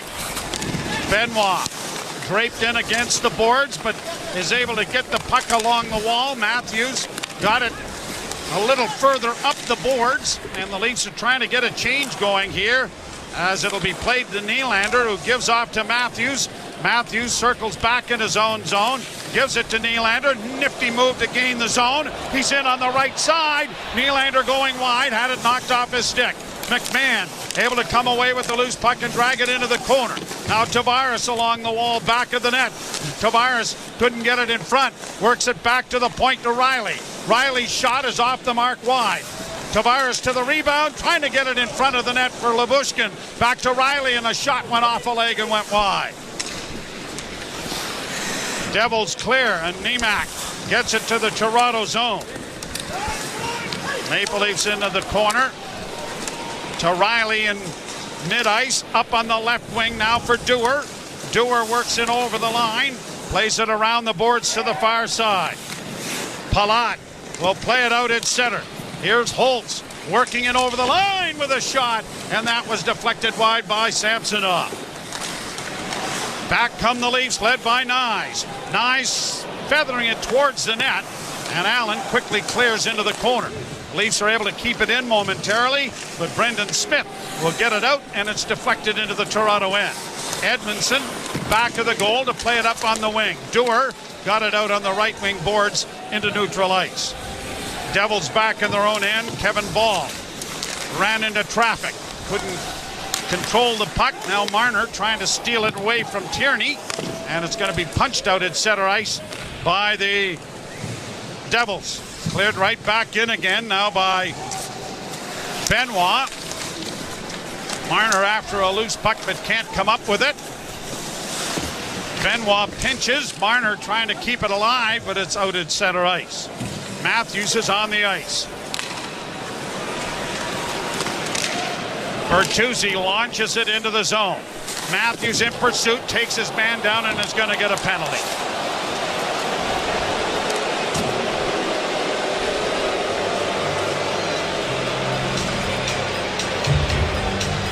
He went after the forecheck, and that quick stick ended up tapping the skates of the New Jersey player, and he went down. And so the Devils are going to go to the power play, where they have scored twice in 3 opportunities. You're listening to Molson Leaf Hockey on Sportsnet 590 The Fan and the Maple Leafs Radio Network. I am by your side. Got a heart so big, on this you can rely. No mountains too tall for the strong boots to climb.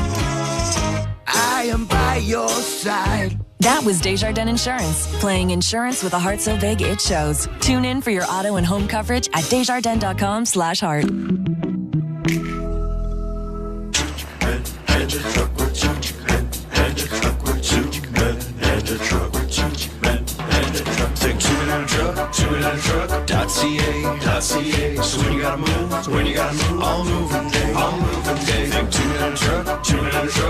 hangout.ca. Cause all of us movers are not the same. So that's our company name, 2 men in a truck.ca. We're lots of men with lots of trucks, so give us a call today. And now it's time for our Subaru weather report. So, Harold, what's it looking like? Jim, we can expect more thunderstorms as the evening approaches, and then overnight... Oh, hold on. Yeah, can I get 2 number 6s with a side of curly fries? Hold the onions, please. Yep. Harold, are you in the drive-thru right now? Jim, no one listens to this. Oh, thank you. Yep, great. Weather reports don't matter when you drive a Subaru. Visit your local Subaru dealer today and book a test drive during the all-weather drive event. You're listening to Toronto Maple Leafs hockey. Nylander closing in a goal! Scores! On Sportsnet 590 The Fan and the Leafs Radio Network. Face off in the Toronto zone to the right of Ilya Samsonov. 9:47 to play, third period. The game tied 4-4. Leafs win the face-off, and it is ripped around the boards by Edmondson down the ice. Timo Meier, 2 power play goals already in the game. Nobody's had a 3-goal game on 3 power play goals this season in the NHL. Played around the boards to the near side. Devils run into a traffic jam, and David Camp got it freed up. Marner flips it out and down the ice and goes to the bench. Penalty killing forwards are now Nylander and Pontus Holmberg. And over the line comes the power play. Meier getting it back again at the top of the circle, near side to Brad at the half boards. Back to Hughes in the slot to Brad. A shot, scores. Second one that has gone right through the pads of Ilya Samsonov, and this hits the middle of the net. Again, Samsonov is over. Doesn't really react to the shot. Might have been a little bit of traffic in front. Yeah, he was leaning to his right, far to his left. I don't think this is deflected in front of the net. Brad is the first to the bench for the high fives. And this is an area, at least penalty kill at a good stretch of late. But you lose the specialty team battle on a nightly basis, you're in for a tough time in the postseason. So many low-scoring 1-goal games. And with 8:57 to go, Jersey scored 18 goals, or 5 goals at just 18 shots. 26th goal of the season for Bratt. And his 7th by way of the power play. Hey, Max Domi's back into the game. Domi working the puck into the corner for Matthews. Got it around back of the net, but had it stripped away then by Kevin Ball. Played on the boards, knocked down there by Brody. Brody had it kicked back in then by Bertuzzi. Pretty good soccer player right there. Bertuzzi against the boards, but it's gone into the screen and out of play. And a face-off will come in the zone. Your scenario, we have to change a little bit. How about Matthews scores the tying goal? Well, I'm with the saying, goalie out. Is that not better for you? Oh, I really don't give a flying fadoo how he does it personally. Well, then go, young man. Do what you want there. I like. Well, this would work, wouldn't it? Played around back of the net, out of the reach of Bertuzzi. It comes back to him, back of the net. Oh, he tried to center in front. Matthews was there, but it hit the side of the goal and deflected away from its intended receiver. Domi goes back into his own zone. Leaves it there for Riley. Riley coming out with it. Up ahead for Domi. Left wing side and into the zone. Domi with a shot and an easy glove save made by Jake Allen with 8:01 to play. It looks like the Leafs are going to keep this line on the ice with a face-off coming. Or no, they're not. Just waiting for the Devils' Travis Green to make his change before the Leafs counter. Sheldon Keefe said he was pretty happy with the way the team played defensively in New Jersey, that they got burned on a couple of opportunities and giveaways that they gave up, but for the most part he was happy. And even though they've only given up 18 shots tonight, I don't think the coach is going to be thrilled with the 5 goals against and some of the loose play, especially in the opening period. Hughes and Meyer get the assists on Bratt's power play goal. Tavares waved out. Nylander will take the draw. And the draw won, and Tavares gets it back to the point. Benoit's shot. Look out. That's gone way up. Second last row. Great catch. Give that man a contract. Oh, no, that's a baseball thing. All right. Well, the way things are going down the street. I mean, to me, one of the greatest documentaries was the Battered Bastards of Baseball. It's called on Netflix, which was a minor league team. It was Kurt Russell's father. Kurt Russell's dad, yeah. That started it. They had tryouts from across the country, open tryouts. Riley centering pass. Tavares got a shot away, but it deflected into the corner. Grabbed off by Riley, and the Devils are going to be able to bring it to center. And it is brought to the line and in offside as Dawson Mercer made a couple of extra moves at the blue line. 7:39 to go. The lead has seesawed back and forth. The Leafs led 1-0 on a Tavares goal just 18 seconds into the game. Kula tied it. Leafs got the lead again on a Matthews tally. New Jersey tied it, then took the lead in the first period on a goal by Meyer. Matthews and Camp scored to give the Leafs the lead, but now Meyer and Bratt have scored for the Devils, and they lead 5-4. Marner off the far boards gets it ahead. Tavares hits the line to get it in over the line. Squeeze to the boards, a pass back to Marner. Marner circles, sends it to the net. Oh, what a save. Great play by Marner to put it between his legs. Now he gets it to the point, and a shot is going to be swallowed up by Jake Allen. Boy, Bobby McMahon very nearly found the rebound off the Marner attempt as well. By the way, the New Jersey Devils, were on the watch for Auston Matthews to hit 70. 2 tonight to get him to 68. The New Jersey Devils have never had a 50-goal scorer in their franchise history. Closest they got was Brian Gionta back in the 2005-2006 season. He got to 48. Face off in the circle to the right. Draw one by Toronto. Matthews is on the ice, but the puck comes to center. Domi quickly gets it across the line. Fed off to Bertuzzi. Nifty little move. Got the puck in front of the goal. Another shot by Domi. Stop. Matthews couldn't corral the loose puck, and he had the goaltender at his mercy. Icing call against New Jersey. See, right now, the Leafs' number one goal is to tie the game. As you see, Tyler Bertuzzi throws it to the net. Domi goes to the net. You see in certain points where it looks like they're trying to find where Matthews is going to be, but I think at this point, it's anybody. Find the net and worry about the individual stuff later. Lifted out at center off a face-off win by New Jersey. Riley got beaten to the puck. Down the boards it comes. Bratt trying to center as it comes back to the point. A shot in traffic, deflected into the corner. No one knew where it was. Leafs are able to play to the line, but not out. Smith with a shot wide of the goal. Riley punches it up for Domi. Domi gets it ahead, and Bertuzzi is away. Matthews is trailing on the play. Bertuzzi at the blue line. Tried to feed it off there for Nylander, who had come off the bench. Now a one-on-one rush here for Tierney. He gets in over the line, and the shot blocked by the Leafs. Benoit goes into the corner. Benoit now against the boards, trying to come away with it. And it is Tavares getting it around back of the net. 6 minutes to go in the third. Leafs trail 5-4.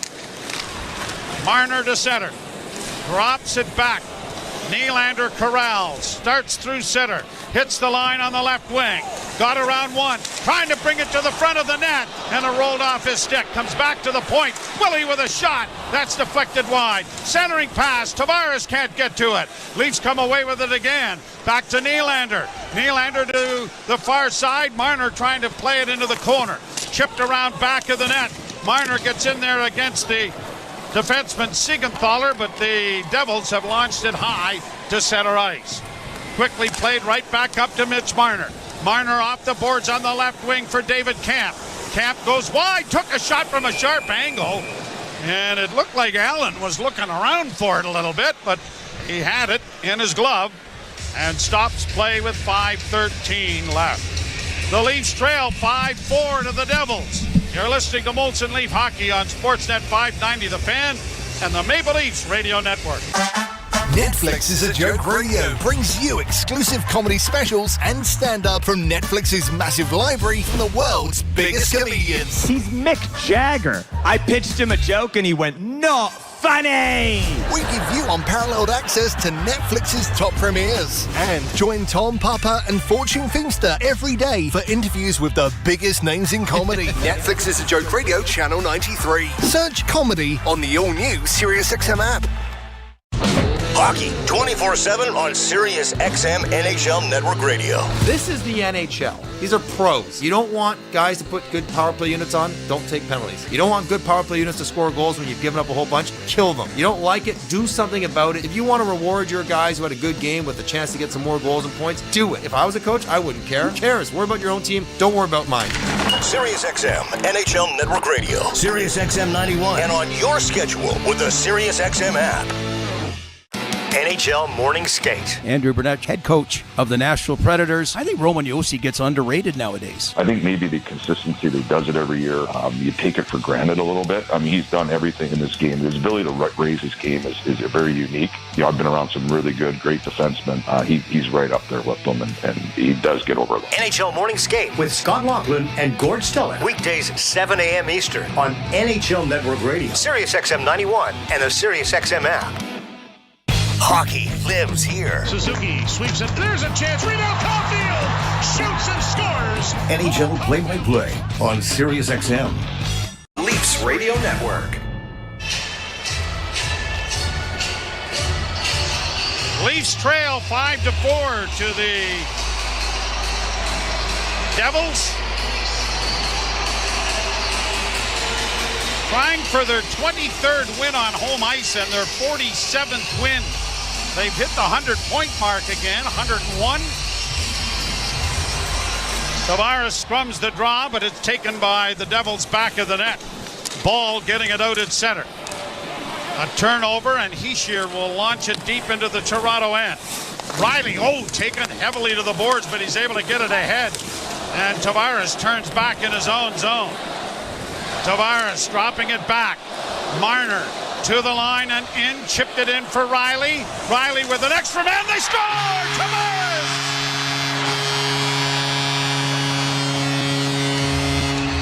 With Mitch Marner playing defense, John Tavares ties the game. Sheldon Keefe loads up Marner, Tavares, and Matthews on one line as it's Tavares with his second of the game. As Morgan Riley gets the puck down the left wing boards into the New Jersey zone. Looks like he's going to circle the net. But a little glance up, he sees John Tavares stops.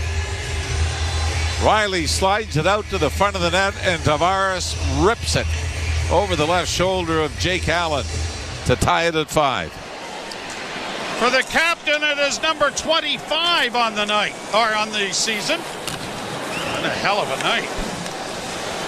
When we talk about Auston Matthews nearly as much. Exactly. I thought his 23rd of the night was especially. Yes, it was. Very memorable. Pass ahead at center and over the line for Holmberg. Holmberg couldn't get a shot away. Brody is able to keep it in for him, but it's pushed up on the wing now, and here's Mercer with a long left wing feed. Devils get it in over the line with a drop pass and a shot. Blockered away by Samsonov. Back to the point, a shot deflects wide of the Leaf goal. Into the near corner. I'm pretty sure Marner was playing defense with Riley on that. Oh, yeah. Yep, because Tavares and Nylander were up front. Yeah. At center, Robertson sends it down into New Jersey territory. It's funny because that group on the power play, even with Marner coming back, haven't been able to generate a whole lot, but 5-on-5, they get it done. Played down into the Toronto zone. 3:37 left to go. A race for the puck that Domi couldn't win. And now the Devils have it back in their own end. John Marino. Up on the right side. Hits the line. Marino with a backhand into the left wing corner. Tried to center. Broken up by Matthews. Morgan Riley just plays the puck out into the center ice area. I think Domi did jump on Joe before and replace Willie Nylander just before the goal was scored. Okay. Played right back down into the zone. Riley and Marner get the assists on the tally from Tavares. Played ahead on the left wing for David Camp. Backhanded out at center ice. Devils shoot it back in. Benoit. Edmondson. Camp. A pass ahead. Trying to break in. McMahon way out of the goal is Allen. And he punches it past the forechecking Leaf player to get it out into neutral ice. Leafs shoot it right back in again. And Allen trying to play it around the boards. Has it come to center, and the Leafs have it here with 2:19 left to play in the third.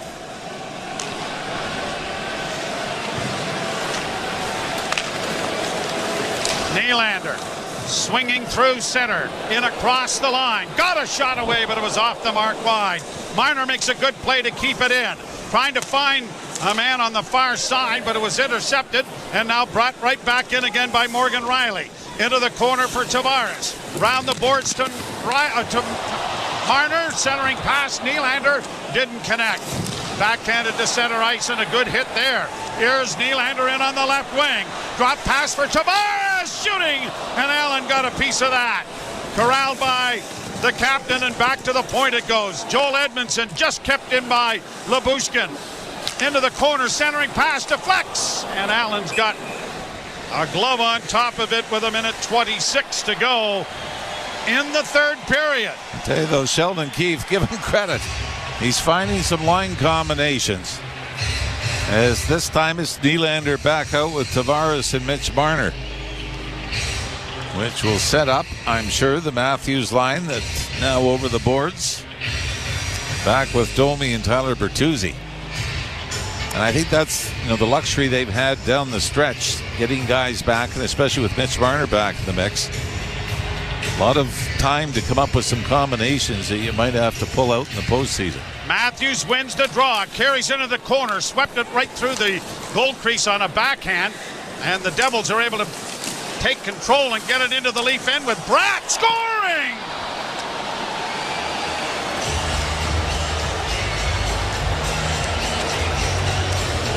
It has not been Ilya Samsonov's best night.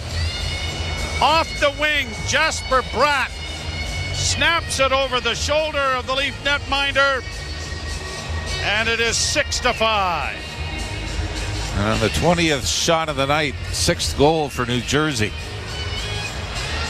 As Bratt jumps past Edmondson down the right wing boards, is able to cut into the face-off circle, and he just snaps it in.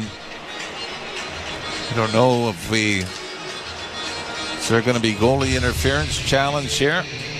I mean, I don't think so. I think the puck is in the net before New Jersey forward on the far side goes into the crossbar. I think we may have a timeout here. Yeah, I think it's a timeout. But, I mean, obviously 3 games left. But one thing you hope is where, you look at the personal milestone for Auston Matthews. You hope the other end of the ice doesn't slowly become a question mark or a controversy going in. Ilya Samsonov has been so good.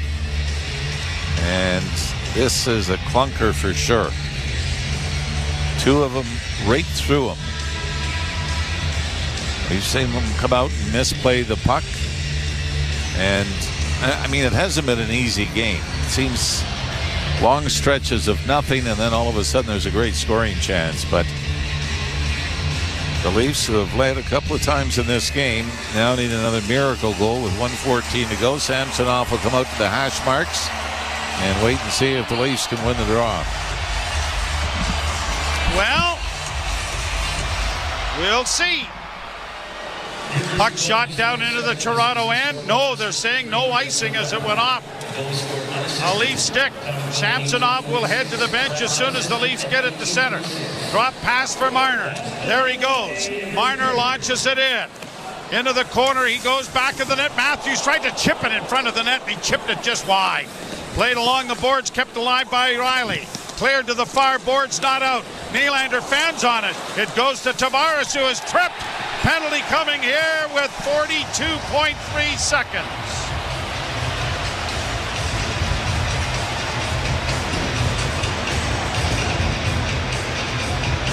The drama continues. Jake Allen might be saying, I'm tired of this crap in this building. As we mentioned, and both times, Jake Allen and Ilya Samsonov has faced each other this year. They've been 6-5 games. Shootout win for the Leafs in the opener when Allen was with Montreal. And Allen is hoping this is going to end 6-5, but the Leafs have a great opportunity to tie it. 42.3 seconds left. Tavares to take the face-off against Hischier. Wins it cleanly. Back to the point it comes to Riley. Riley looks in front of the net. Into the corner to Matthews. Centers it front. That's tipped, and now here the Devils trying to get it out.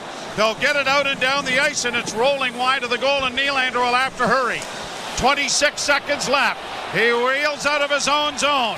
Works to center. Works in on the right side. Centering pass to Tavares. Can't shoot it. Tavares back to the blue line. To Marner rather. Marner down low. Centering pass. Matthews couldn't shoot it. 9 seconds left. Centered in front. Nylander, or at least Riley can't come up with it. Played into the corner block. Nylander trying to get it in front. Time's going to run out.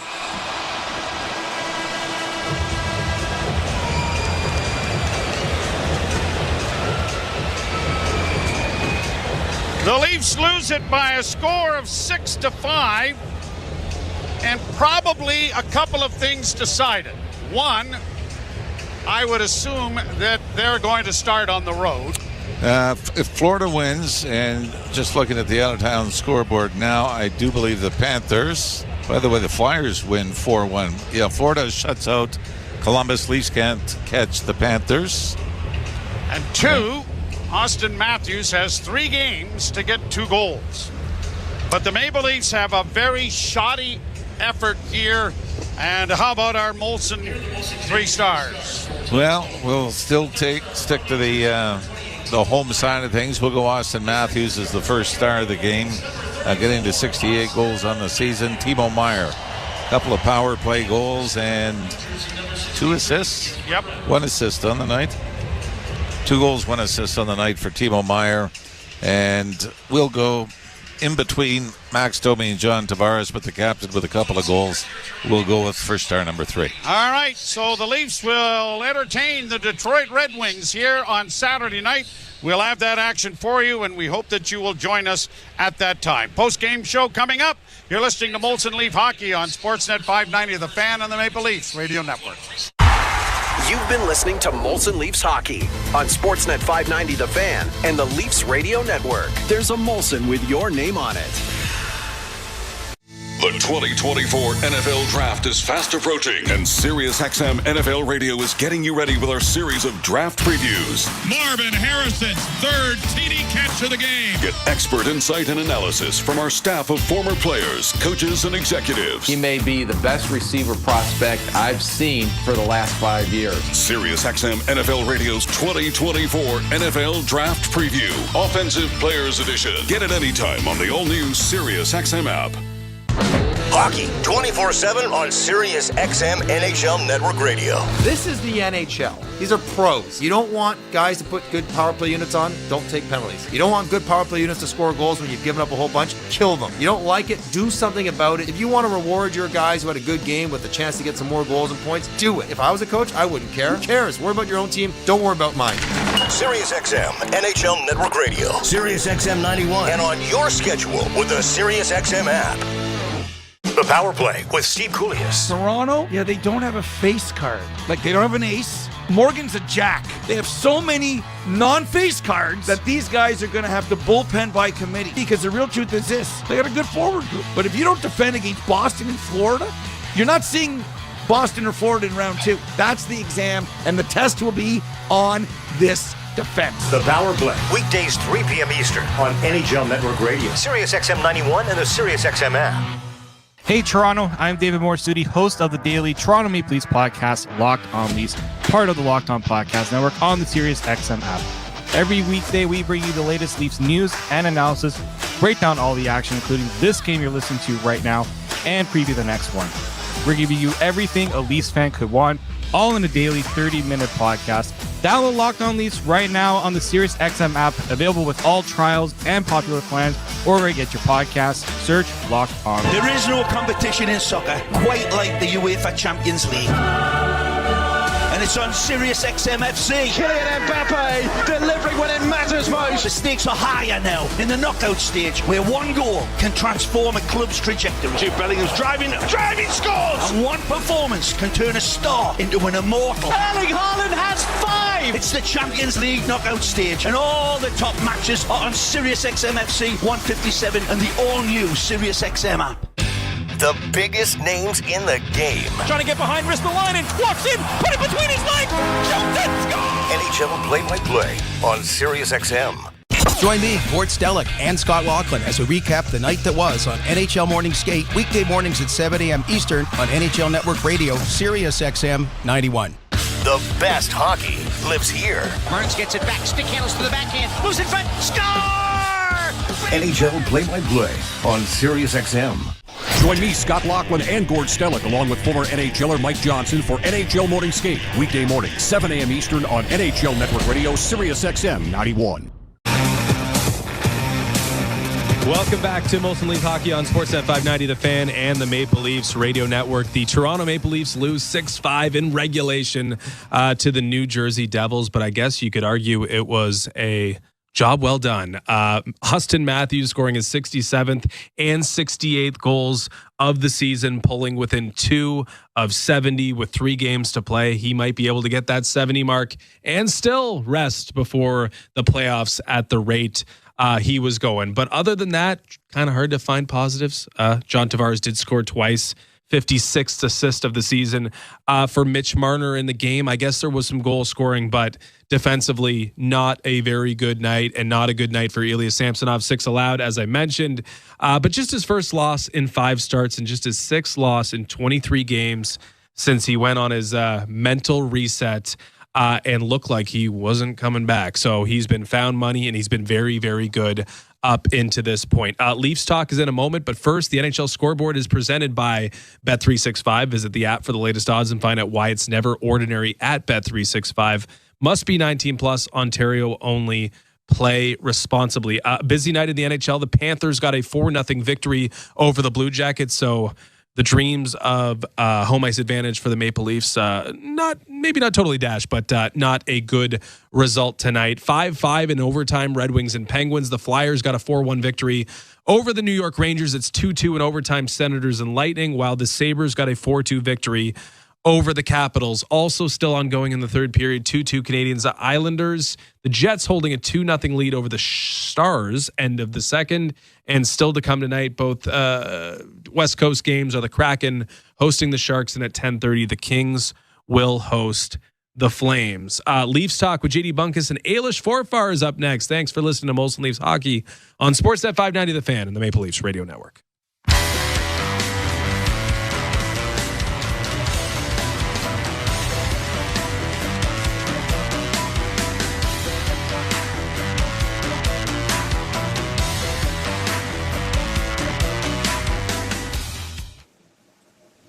Leafs talk.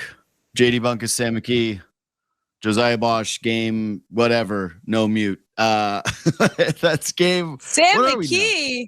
Yeah, no Sam. Yes, we're getting a lot of fumbling here out of the gates. No Sammy, but let's restart. The wonderful Ailish Forfar is here filling in for the kid. I gotta tell you, Leafs lose. There's definitely a Samsonov conversation that I want to have, but we got to start with the one thing, which is the main thing, and that's Auston Matthews is now sitting at 68 goals, and this has become extremely, extremely real. This is awesome, honestly. Like I don't know. I listened to your show enough to know you're in the camp of just like let Matthews cook. And today we were talking about it on our show that it had to be a multi-goal night because then you give him a chance next week or this weekend without having to think, well, what are the odds he's going to do it? So a multi-goal night means we're one step closer to 70. It's basically all we care about right now other than health and, good habits. But yeah, he's scoring at an amazing pace and it's at whatever he wants. I'm going to put the puck in the net now, no problem. And his line mates are looking real nice up there with him. So yeah, there's a lot to come through it, but how can you not be having fun watching Matthews get closer to 70? It's one of the best stories in the NHL. Yeah, that's my position. I can't get over how I wish I could remember who had the tweet because it's correct. It's that they should just cut the Hart Trophy this year into 5 pieces and give a chunk to everybody and just say, hey, you guys, 5 of you all go home and you have a little piece of this. But yeah, Matthews now 51 even strength goals, which is only been done 7 times in NHL history, according to my pal James Myrtle. It hasn't happened in 31 years. He's on the precipice of 70 goals, with only 2 of them being empty netters, by the way. Like 2 of them are empty netters. I don't feel like there's been a ton of just cookie chasing from Auston Matthews. I think that this team has needed the vast majority of these goals. And yeah, I'm just not going to stress myself out about him playing an extra 20 minutes potentially in the final game of the season. Like, yes, he's played the most so far of his career. To me, he does not look like a guy who's about to burn out or who hits 70 goals and then coasts in the postseason. If he does that, he'll be criticized then. And then you can play the what if machine and have all your tears about them pushing him for this milestone. But as it's happening, I just think, damn, you got to enjoy it. And like he rips the first one into the back of the net.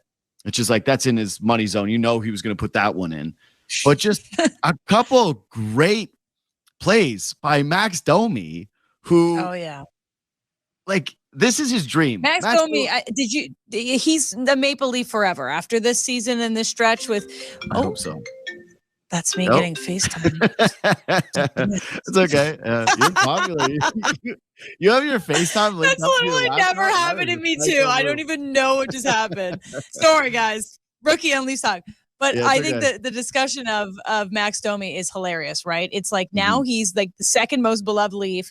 He fights tonight. He looks so damn good on that top line with Matthews. And the funniest thing is between him and Bertuzzi, like they're both playing for a contract. And who better to play with than Auston Matthews, where you set him up, you look good. And he's going to say, well, I want to play with this guy, right? Like, I think it's a really interesting discussion about who is going to be the fit come this postseason or this off season. And I just don't want to see Max Domi play for another team. He's found it. He's home. I totally agree. I would like to believe that these two parties are going to be able to figure this out and that it is going to be mutually beneficial. To me, like, again, Max, this is perfect. This is a dream. The guy hates shooting the puck, even though he's great at it. The one play he made 2 beautiful plays tonight, just like batting down pucks on the one goal, just like the hand-eye coordination, the elite play by him, and then finds Matthews for the one. The second one, that pass that he makes to Matthews just basically bounces it off him. It's like as though Matthews doesn't even need to be a guy who just had the 51 even strength goals. Domi puts that in off of anybody, the second one. But this is what Leaf fans, I think, have been waiting for, is a player who really understands what it means to be a Toronto Maple Leaf. And I know that this fan base and social media, like, they love to joke about like the passion havers, but Max Domi gets it. Max Domi understands it. He gets the market. He gets the moment. He understands what the fans want. He gets that his dad was able to create a legacy off of that style of play. And tonight, him just dropping the gloves immediately upon Matthews getting touched. And I don't care if it's a rookie, like dumber mistake, hitting Auston Matthews or leaving FaceTime on your computer as a rookie tonight. I don't know which How am I supposed to turn it off, bud? I'm popular. Those are the agents calling for Max Domi. Yeah, exactly. Say this about him on Leafs Talk. 100%.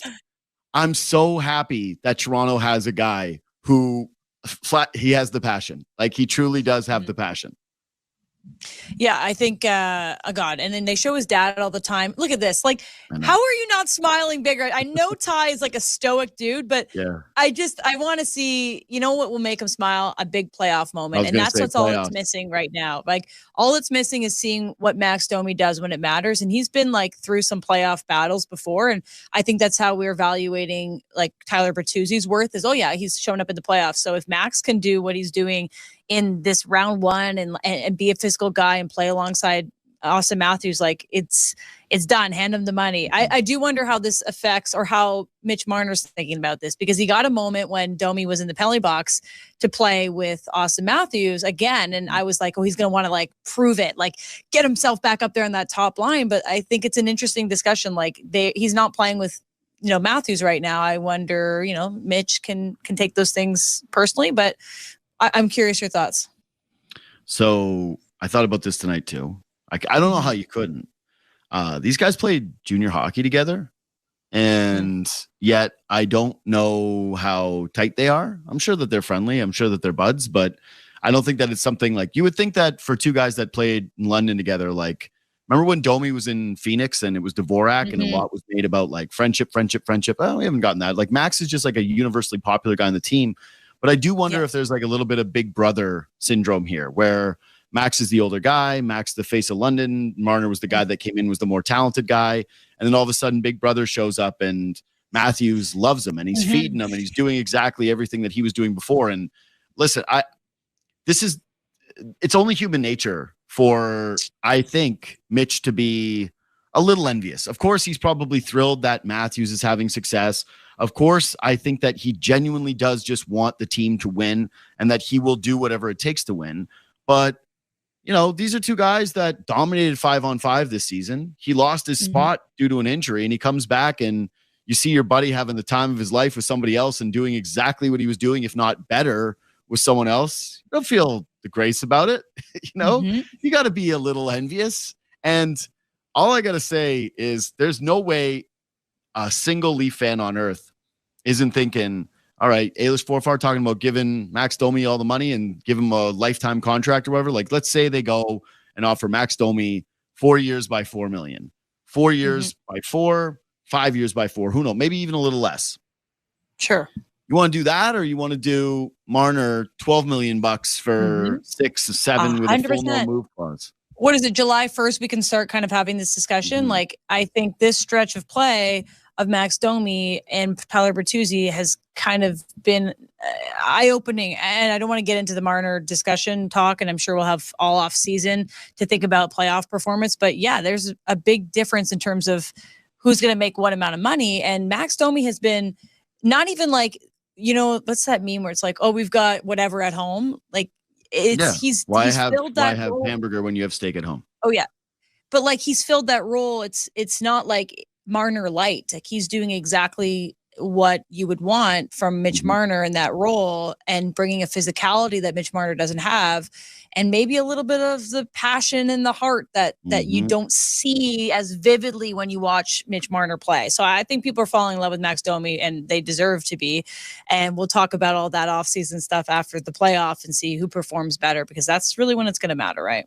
I think if you pulled Leaf fans over 32, Max Domi, probably number 2 most popular player. Leafs fans under 32, it's probably Nylander. But yeah, it's damn close the way that this guy's playing right now. I love having Matthews surrounded by two guys that play with that edge and that energy. And I love that Max Domi has had a total feel for the moment. And when he was given this opportunity, he has just absolutely taken advantage of it. That being said, okay, so the Marner side of this is, hey man, you are still a critically important player, and you can actually also forge your identity outside of Auston Matthews. And I thought that he made one nice play tonight on the second goal for Tavares. Tavares scored twice. The first one's a little bit of a joke, right? It's like 5 seconds into the hockey game, and I went, is the E-bug in tonight? Like, that looked like a kind of goal that I let in. We weren't even upstairs from our show yet. Like, we hadn't even gone from the bottom studio at Sportsnet to the top studio, and I'm like, it's 2-1. Like, 1-1? What happened here? So we missed it.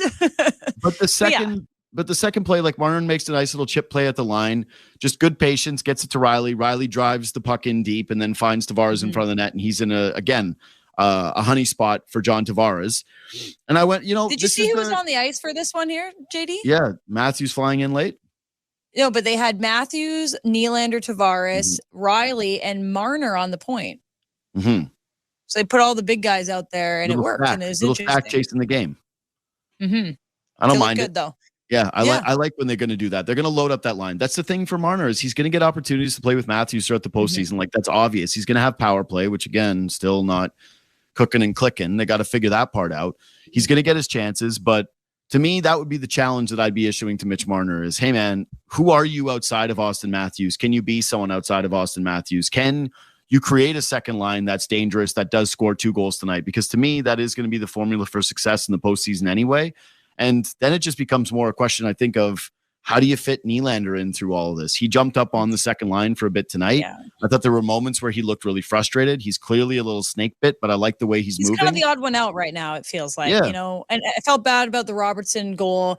He's been chasing 100 points and he's kind of right there, but the Robertson goal would have given him an assist. And, that's Robertson going offside on his own goal. But this last stretch, the last stretch has been, I feel like he's pushing, like he's trying to find it. And I mean, all of our attention is on how great that top line looks, where I do like the idea of spreading out the talent. Like I think in a playoff performance, when you have 3 lines that are almost evenly matched or almost evenly distributed, that's hard to play against. And if you have home ice advantage or you don't, and they're probably playing the Panthers at this point, you can kind of toggle with that. But I've liked the idea of it. I just feel like the one person that's kind of suffering a little bit from this has been Willie not finding himself for the last couple of games. But I mean, you're William Nylander making all this money. You're going to have to find a way to have that breakthrough, like, Matthews is having with 2 guys that are not even signed to this team after this year, right? But don't you like that he looked pissed off?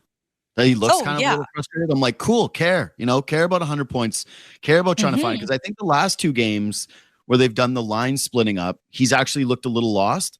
Tonight, to his credit, I will say he was more snake bit than I thought, not present. Like he was really around the play, and it felt like, oh man, he's going to rip one in tonight, and then he just didn't end up doing it. But I like the way he's trending.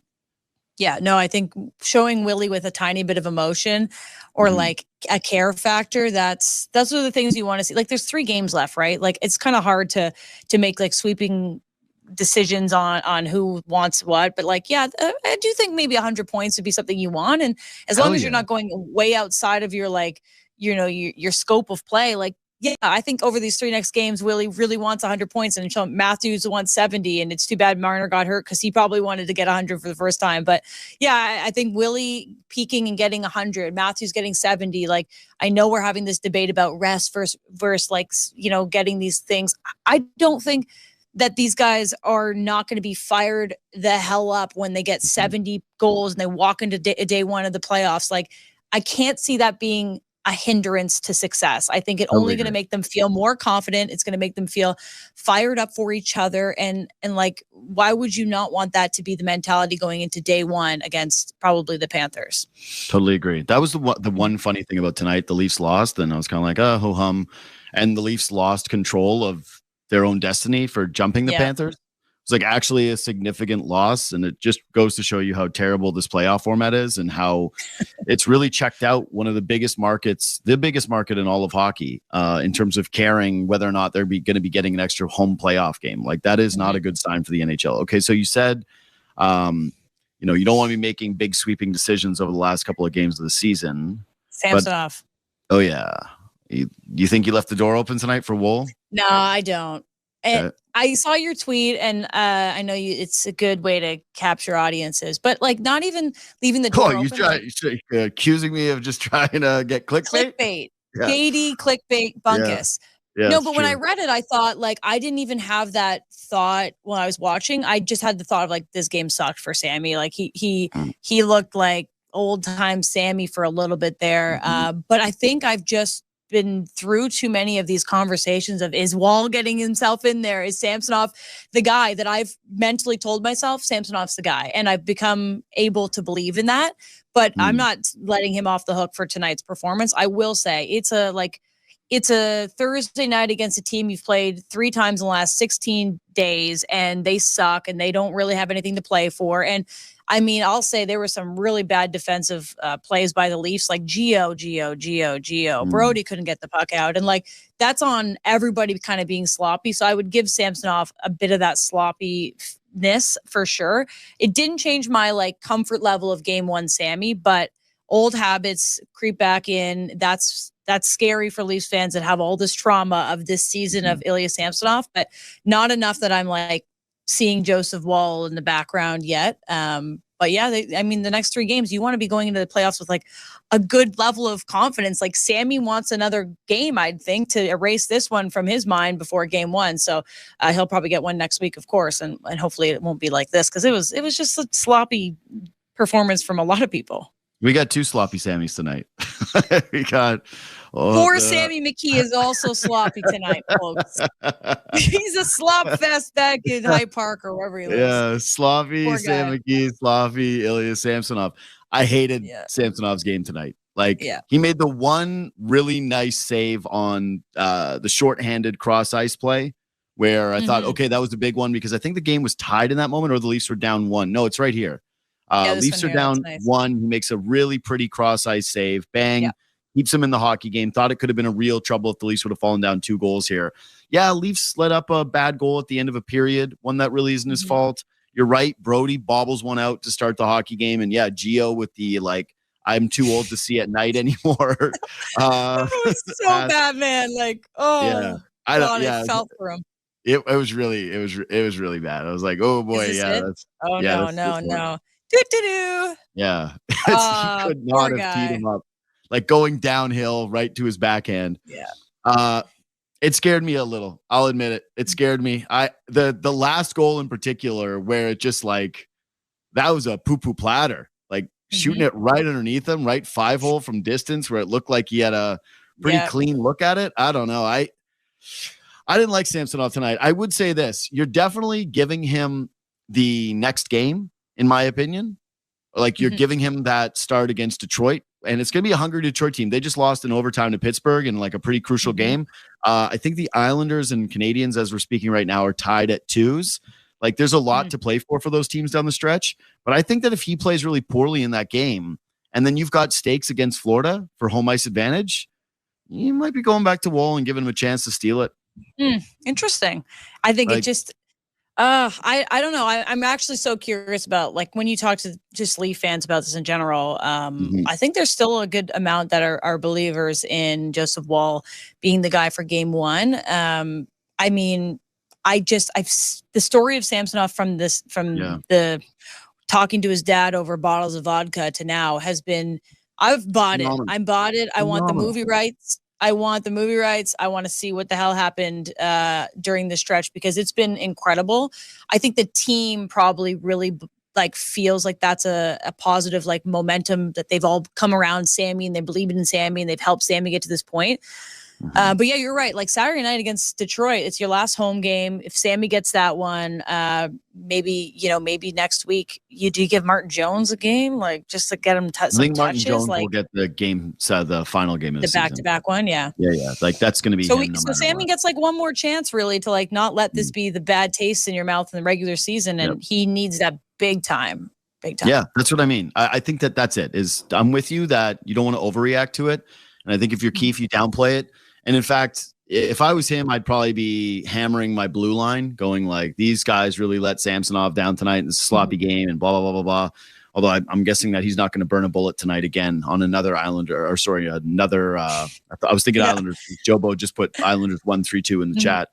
Another game against the Devils. But yeah, I think that you're rolling with him again against the Red Wings. But if he has another shaky game like that, I think he forces your hand to be looking at Woll, which is the crazy thing, is that I really did think that based on Samsonov's play, he had kind of solidified the net.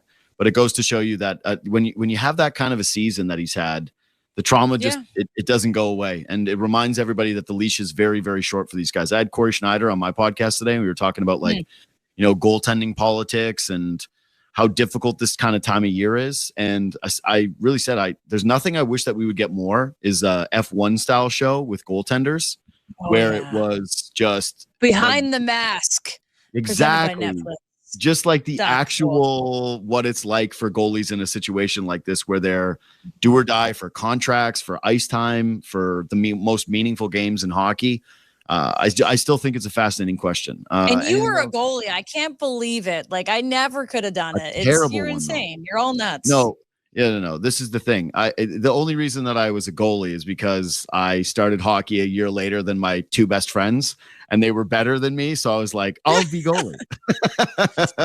And then they wouldn't score on you, but you're like the people love you when you're a goalie because you're such a good, like, oh, we need a goalie for Shinny, and you'll come out and you'll save the day. But, yeah, except for the night there's quit no other hockey. benefits of being a goalie. Like, your parents probably hated it. Your gut, just everyone watches thinking like, oh, Bunkus's fault. And guess what? A lot of times it was my fault. And I do know that my poor sweet mother, getting older, you start to think about your parents more as like adults and human beings in the world rather than just like your parents. And being I don't think I would wish being a goalie parent on too many people. Especially you think about equipment costs and stuff like that. My God. Anything else from this game from you? No, I think we covered it, honestly. Like, the Domi stuff has been really exciting to watch with Matthews. Obviously, the next couple games with the 70 watch, Marner contract off season. These were all just kind of like the bigger picture things I was thinking about. And then, Sammy, like, for a game that really didn't have much going for it for the storylines coming in other than Matthews, I think we got a couple good looks at some things for the Maple Leafs. And, I mean, good luck with the next 3 games, guys. You'll find something to talk about. You got Matthews and 70. We got lots. Chasing 70 is always going to be fun. And the only thing will be that, like game 82, I'm basically going to be like, if all the Leafs are off and it's set, I'll be like, I'd like to also have that game off. Load management. I'd like us to have load management from that game. You deserve it. You do enough of these.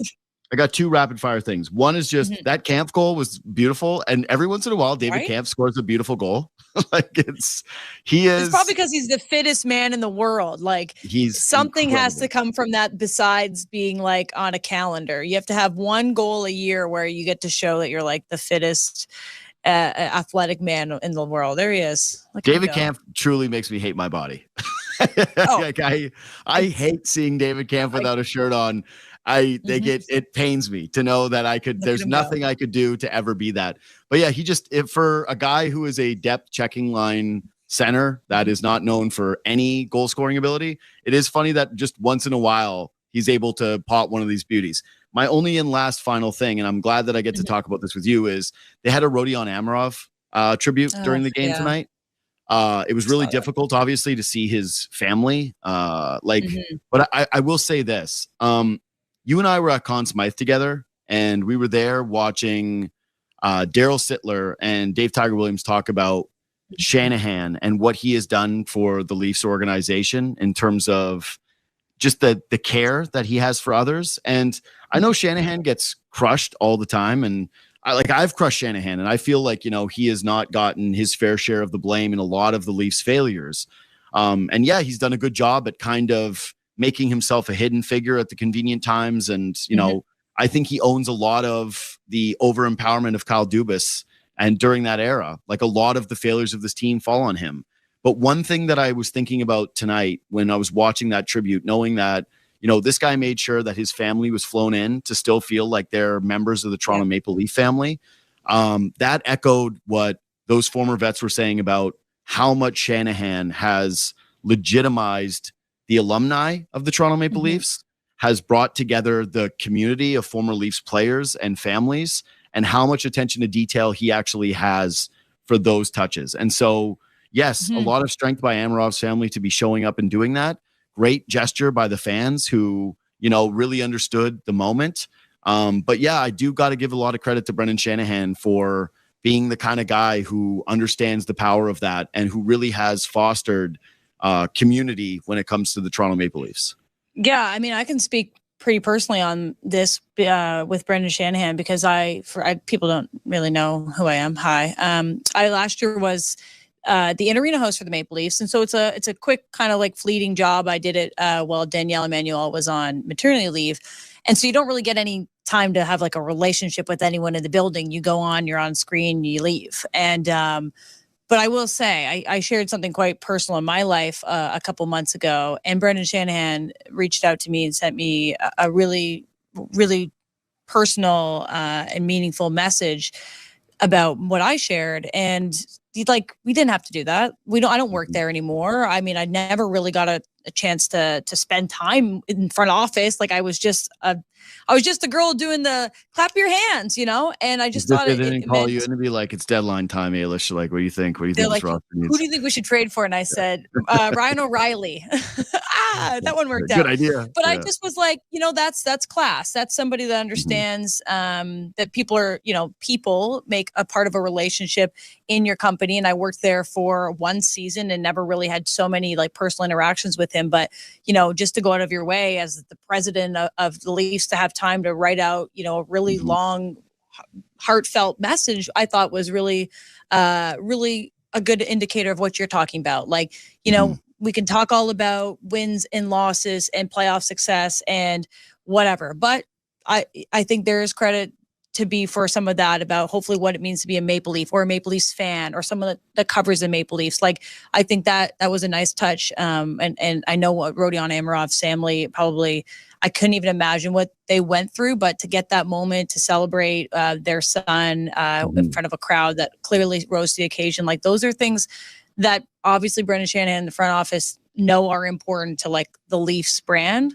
Yeah, and winning's also very important, and nothing will make Leaf fans happier than a Stanley Cup. But yeah, those are nice touches, and they deserve to be appreciated. So, respect. Yeah, they are. I think he did a good job tonight. So did Leafs fans. So kudos to you.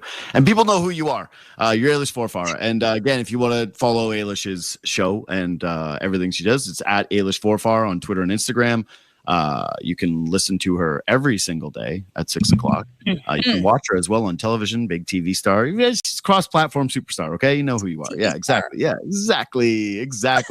Follow us on Twitter and Instagram at Ailish Forfar, at JD Bunkus. Reach out anytime. Leave a thumbs up, a comment if you're watching on YouTube. Subscribe and review if you're watching on Apple and Spotify. Thanks so much for listening. Thanks so much for watching. We will see you on Saturday night. Sportsnet 590, The Fan. No choice but to permanently ban the biggest star in the game. Now, Shohei could have played in Japan. He could have played for the Savannah Bananas. I mean, there's ways we could have still watched Shohei, but that big payday and really baseball's opportunity to have a big payday off of him would have all gone away. So it's important to note this was a federal investigation and not the MLB being involved in a cover-up, wanting to cover up a cover-up. It doesn't seem to be anything like that. This was Shohei Ohtani trusted a guy. The guy had a massive gambling problem, and he got caught, and now he's going to pay. And Shohei's going to keep playing for the Dodgers and still be one of the stars of this sport, and baseball has averted a big problem. I hope that everybody involved in the sport is aware of just how quickly, like I said, the house of cards, just how quickly it can tumble. Jonte Porter of the Raptors, okay, he's betting on his over-unders.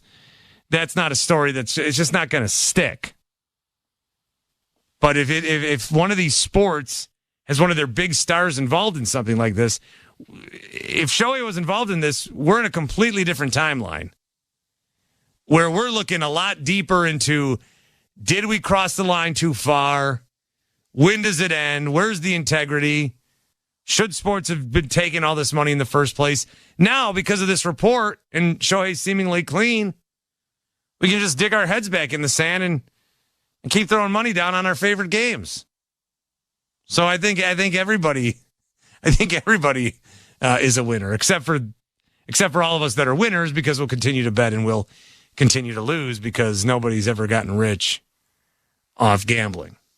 855-212-4227, 855-212-4227. Again, we'll talk about Shohei's place in terms of where he would fall when it comes to Major League Baseball and trying to build around the next great superstar.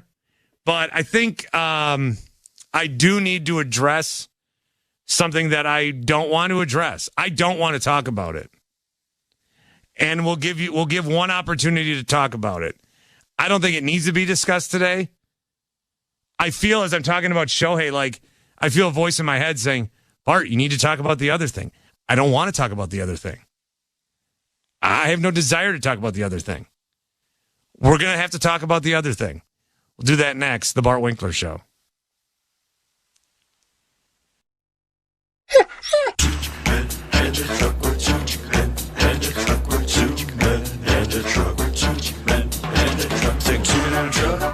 Truck.ca. So when you gotta move, all moving day. Think 2 minute truck.ca. Cause all of us movers are not the same. So that's our company name, 2 minute truck.ca. We're lots of men with lots of trucks, so give us a call today. And now it's time for our Subaru weather report. So, Harold, what's it looking like? Jim, we can expect more thunderstorms as the evening approaches, and then overnight... Oh, hold on. Yeah, can I get 2 number 6s with a side of curly fries? Hold the onions, please. Yeah. Harold, are you in the drive-thru right now? Jim, no one listens to this. Oh, thank you. Yep, great. Weather reports don't matter when you drive a Subaru. Visit your local Subaru dealer today and book a test drive during the all-weather drive event. I am by your side. Got a heart so big, on this you can rely. No mountains too tall for the strong boots to climb. I am by your side. That was Desjardins Insurance, playing insurance with a heart so big it shows. Tune in for your auto and home coverage at desjardins.com/heart. You've been listening to NHL Play-by-Play on SiriusXM. Head over to SiriusXM NHL Network Radio, SiriusXM 91, for the best hockey talk.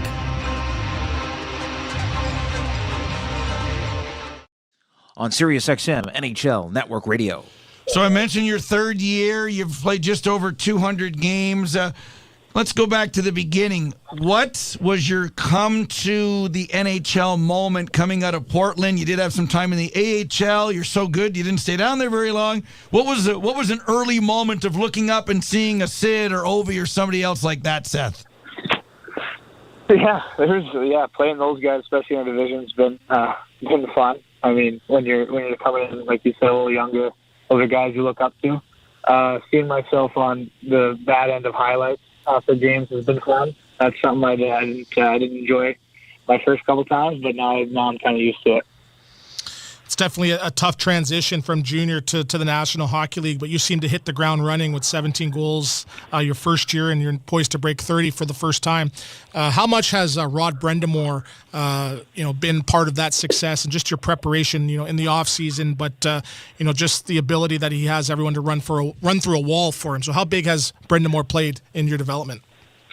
Yeah, he's been unreal. He's not only, everyone knows how good of a coach he is and what he brings to the table, but him as a person, I think what makes everyone really want to play for him. He's just a really good dude. He's someone that I think whatever he asks you, he would have done on the ice himself, whether it's block a shot, hit guys, stuff like that. So it's pretty easy to get up every game and play for someone like that.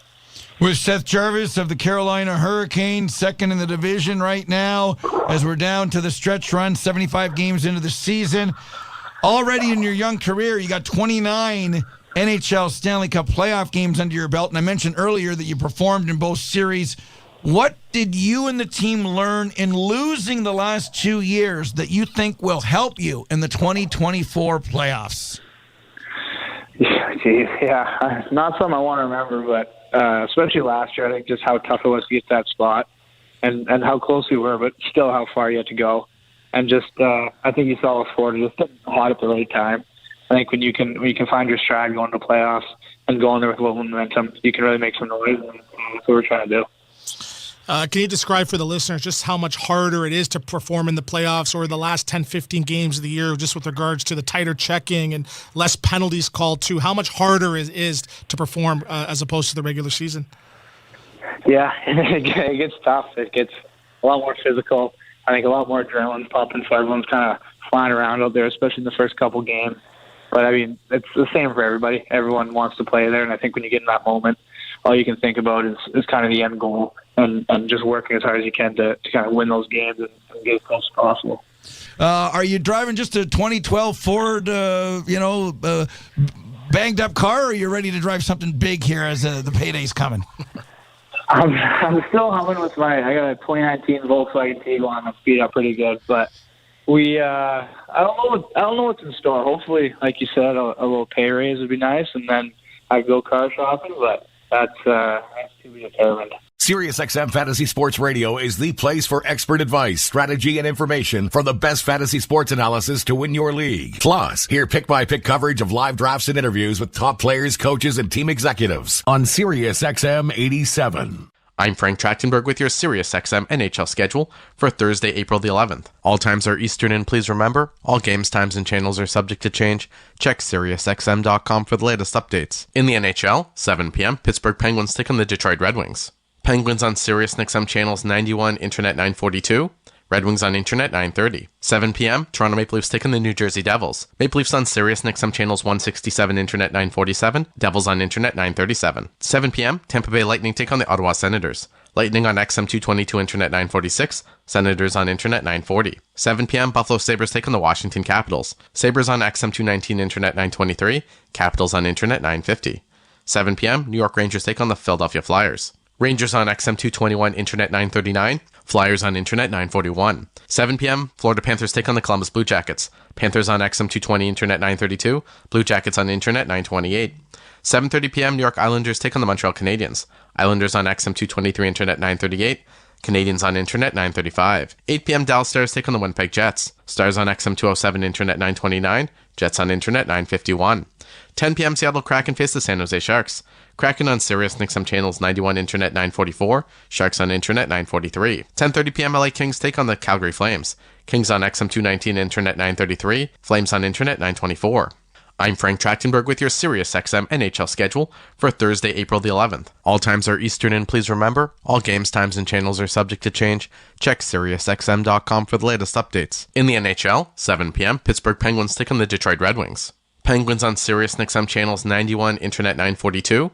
Red Wings on Internet 930. 7 p.m., Toronto Maple Leafs take on the New Jersey Devils. Maple Leafs on SiriusXM channels 167, Internet 947. Devils on Internet 937. 7 p.m., Tampa Bay Lightning take on the Ottawa Senators. Lightning on XM 222, Internet 946. Senators on Internet 940. Get the latest news, opinion, and analysis from MMA to boxing and the professional wrestling world 24/7. SiriusXM Fight Nation, SiriusXM 156, and the SXM app. Some hockey observers expressed surprise at just how busy Colorado Avalanche General Manager Chris McFarland was as the trade deadline approached. But talking to host Dave McCarthy on the Sunday Brunch on NHL Network Radio, SiriusXM Channel 91, Avs television broadcast crew member Kyle Keefe says McFarland simply knew what the team needed to remain Western Conference contenders and was doing his job in trying to get it. Why do you think General Manager Chris McFarland was as active as he was?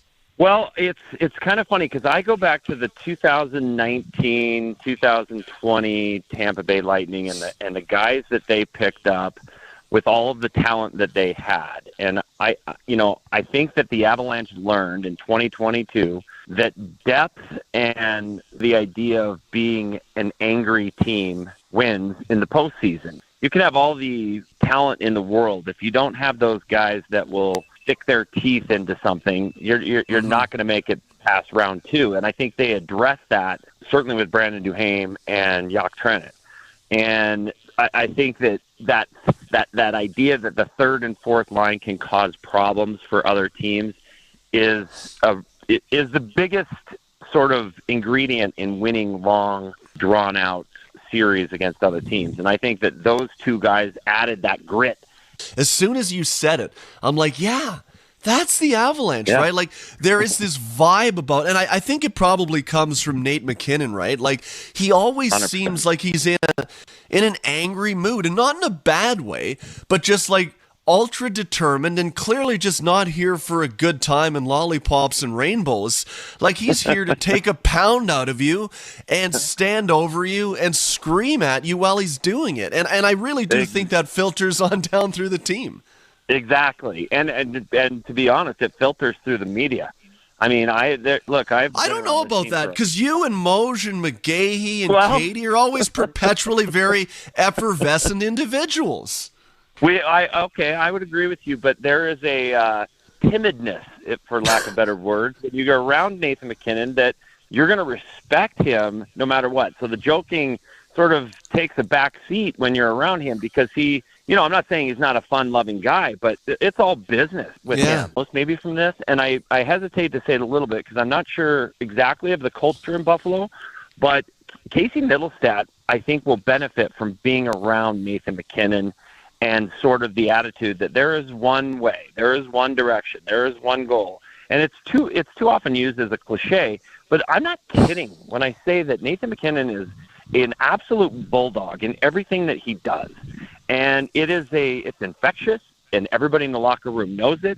You respect it. You get on board. You're part of it. And when you were talking about angry, it is an angry thing, and it doesn't stop. And even after they won the Cup in 2022, I felt like he wanted another game almost. It's almost like he wasn't done playing.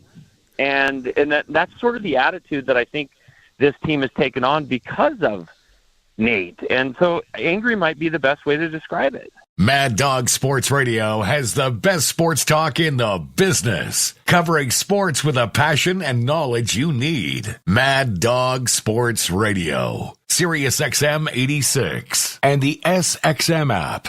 I'm Frank Trachtenberg with your SiriusXM NHL schedule for Thursday, April the 11th. All times are Eastern, and please remember, all games, times, and channels are subject to change. Check SiriusXM.com for the latest updates. In the NHL, 7 p.m., Pittsburgh Penguins take on the Detroit Red Wings. Penguins on SiriusXM channels 91, Internet 942. Red Wings on Internet 930. 7 p.m., Toronto Maple Leafs take on the New Jersey Devils. Maple Leafs on SiriusXM channels 167, Internet 947. Devils on Internet 937. 7 p.m., Tampa Bay Lightning take on the Ottawa Senators. Lightning on XM 222, Internet 946. Senators on Internet 940. 7 p.m., Buffalo Sabres take on the Washington Capitals. Sabres on XM 219, Internet 923. Capitals on Internet 950. 7 p.m., New York Rangers take on the Philadelphia Flyers. Rangers on XM 221, Internet 939. Flyers on Internet 941. 7 p.m., Florida Panthers take on the Columbus Blue Jackets. Panthers on XM 220, Internet 932. Blue Jackets on Internet 928. 7:30 p.m., New York Islanders take on the Montreal Canadiens. Islanders on XM 223, Internet 938. Canadiens on Internet 935. 8 p.m., Dallas Stars take on the Winnipeg Jets. Stars on XM 207, Internet 929. Jets on Internet 951. 10 p.m., Seattle Kraken face the San Jose Sharks. Kraken on Sirius XM channels 91, Internet 944. Sharks on Internet 943. 10:30 p.m., LA Kings take on the Calgary Flames. Kings on XM 219, Internet 933. Flames on Internet 924.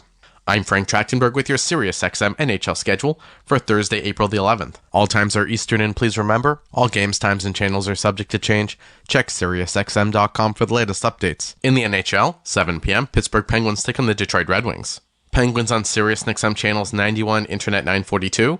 Red Wings on Internet 930. 7 p.m., Toronto Maple Leafs take on the New Jersey Devils. Maple Leafs on Sirius XM channels 167, Internet 947. Devils on Internet 937. 7 p.m., Tampa Bay Lightning take on the Ottawa Senators. Lightning on XM 222, Internet 946. Senators on Internet 940. MLB Network Radio is your home for 24/7 baseball talk, featuring on-site coverage of every major event from spring training through the World Series and expert analysis from former general managers and players. SiriusXM, Channel 89. Times are unclear for the Arizona Coyotes, and different places are meeting about getting a team moved there, whether it be Utah, Houston, or Atlanta.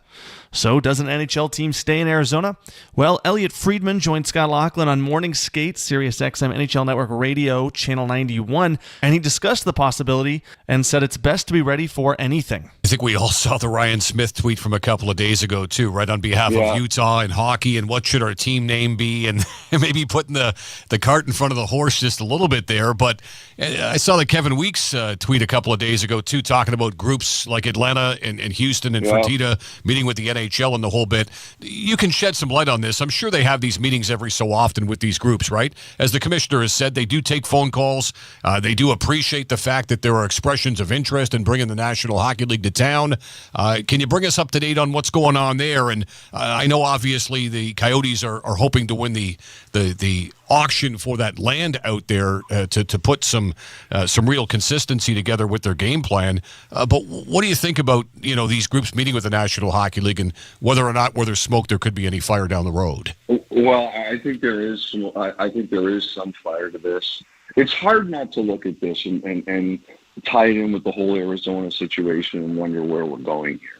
One of the things when it comes to look, I think that I think this, and I really believe this very strongly. If the Coyotes do leave Arizona, they're going to go back there. Gary Bettman has fought way too hard for Arizona over the years to give up on it. And I just think that is all part of this. Like I said, Scotty, in a perfect world, they wait for the auction. But even if they win the auction, like I was watching, Todd Walsh of the Arizona broadcast, he had an interview with Javier Gutierrez a couple of weeks ago. And, it was a good interview. It was a really informative conversation. But one of the things that Gutierrez said was, if they win the auction, they'll be in the new arena like fall 2027. And I remember looking at that and listening and thinking, is everyone going to be okay if this continues for another 3 years? And, I really do wonder about that. And when I said a couple minutes ago that I think that the league is weighing the short-term future of the Coyotes and the long-term future of hockey in Arizona, I think that's part of the conversation. And that's why, part of me is sitting here saying, where do we go over the next couple of months? So, I think it's really, I think the league is weighing not just the auction, but does it make sense to just to have them play at Mullet for say 3 more years? And I think that's one, because I think there's a lot of pressure about that kind of thing. So, one thing, another thing too is, like, Arizona it's never, this is going to happen next or this is going to happen next. Like, that path is never, no matter what the plans have been, something always comes up. So I've just learned over the years, you've got to be ready for anything. On the court and off, your home for the NBA is SiriusXM. Follow all the drama as your favorite team vies for it all. SiriusXM NBA Radio. SiriusXM 86. I'm Frank Trachtenberg with your SiriusXM NHL schedule for Thursday, April the 11th. All times are Eastern, and please remember, all games, times, and channels are subject to change. Check SiriusXM.com for the latest updates. In the NHL, 7 p.m., Pittsburgh Penguins take on the Detroit Red Wings. Penguins on SiriusXM channels 91, Internet 942. Red Wings on Internet 930. 7 p.m., Toronto Maple Leafs take on the New Jersey Devils. Maple Leafs on SiriusXM channels 167, Internet 947. Devils on Internet 937. 7 p.m., Tampa Bay Lightning take on the Ottawa Senators. Lightning on XM 222, Internet 946. Senators on Internet 940. 7 p.m., Buffalo Sabres take on the Washington Capitals. Sabres on XM 219, Internet 923. Capitals on Internet 950. 7 p.m., New York Rangers take on the Philadelphia Flyers. Rangers on XM 221, Internet 939. Flyers on Internet 941. 7 p.m., Florida Panthers take on the Columbus Blue Jackets. Panthers on XM 220, Internet 932. Blue Jackets on Internet 928. 7:30 p.m., New York Islanders take on the Montreal Canadiens. Islanders on XM 223, Internet 938. Canadians on Internet 935. 8 p.m., Dallas Stars take on the Winnipeg Jets. Stars on XM 207, Internet 929. Jets on Internet 951. 10 p.m., Seattle Kraken face the San Jose Sharks.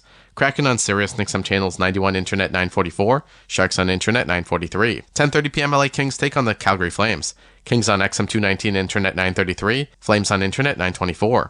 I'm Frank Trachtenberg with your SiriusXM NHL schedule for Thursday, April the 11th. All times are Eastern, and please remember, all games, times, and channels are subject to change.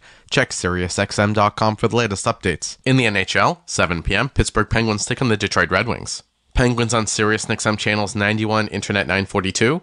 Red Wings on Internet 9:30. 7 p.m., Toronto Maple Leafs take on the New Jersey Devils. Maple Leafs on Sirius XM channels 167 Internet 947. Devils on Internet 937. 7 p.m., Tampa Bay Lightning take on the Ottawa Senators. Lightning on XM 222 Internet 946. Senators on Internet 940. Sirius XM NFL Radio Channel 88 brings you expert analysis from former players, coaches, and executives, plus reaction to all the latest news on the only 24/7 station dedicated to the National Football League. The Arizona Coyotes might be moving to Utah as early as next season.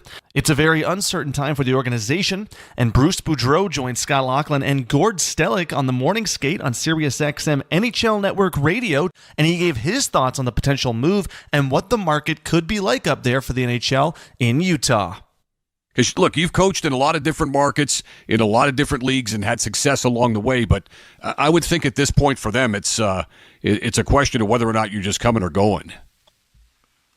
Yeah, I think for Andre, I mean, I don't know how he was. Like, when I would coach in Vancouver, it wouldn't have mattered where it was the next year because I'm just getting an apartment for the time that you're there, and then you're going back home. So, I mean, he could do the same thing to Utah or to Salt Lake.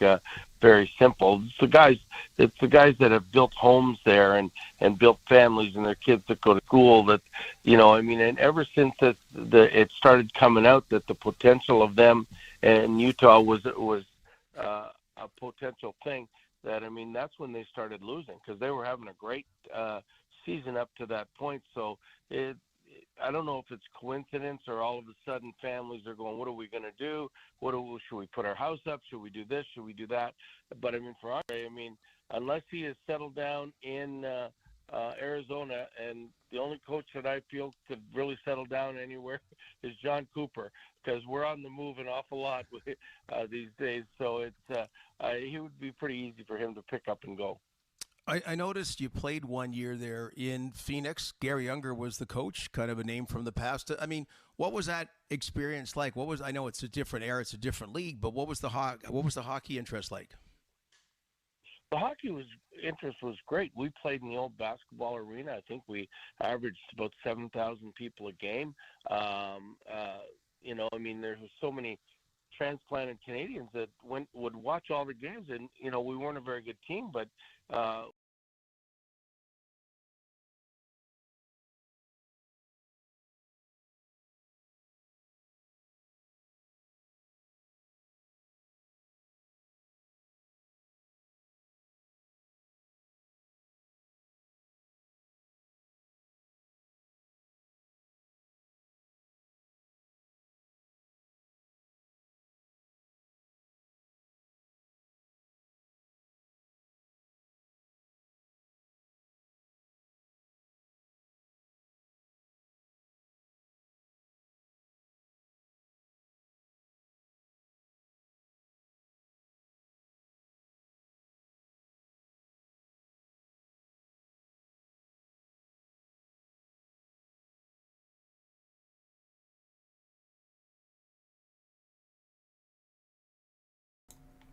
All right, there we go. We're in.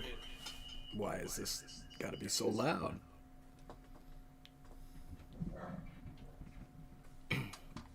What's up, Insiders? TSI Mike here.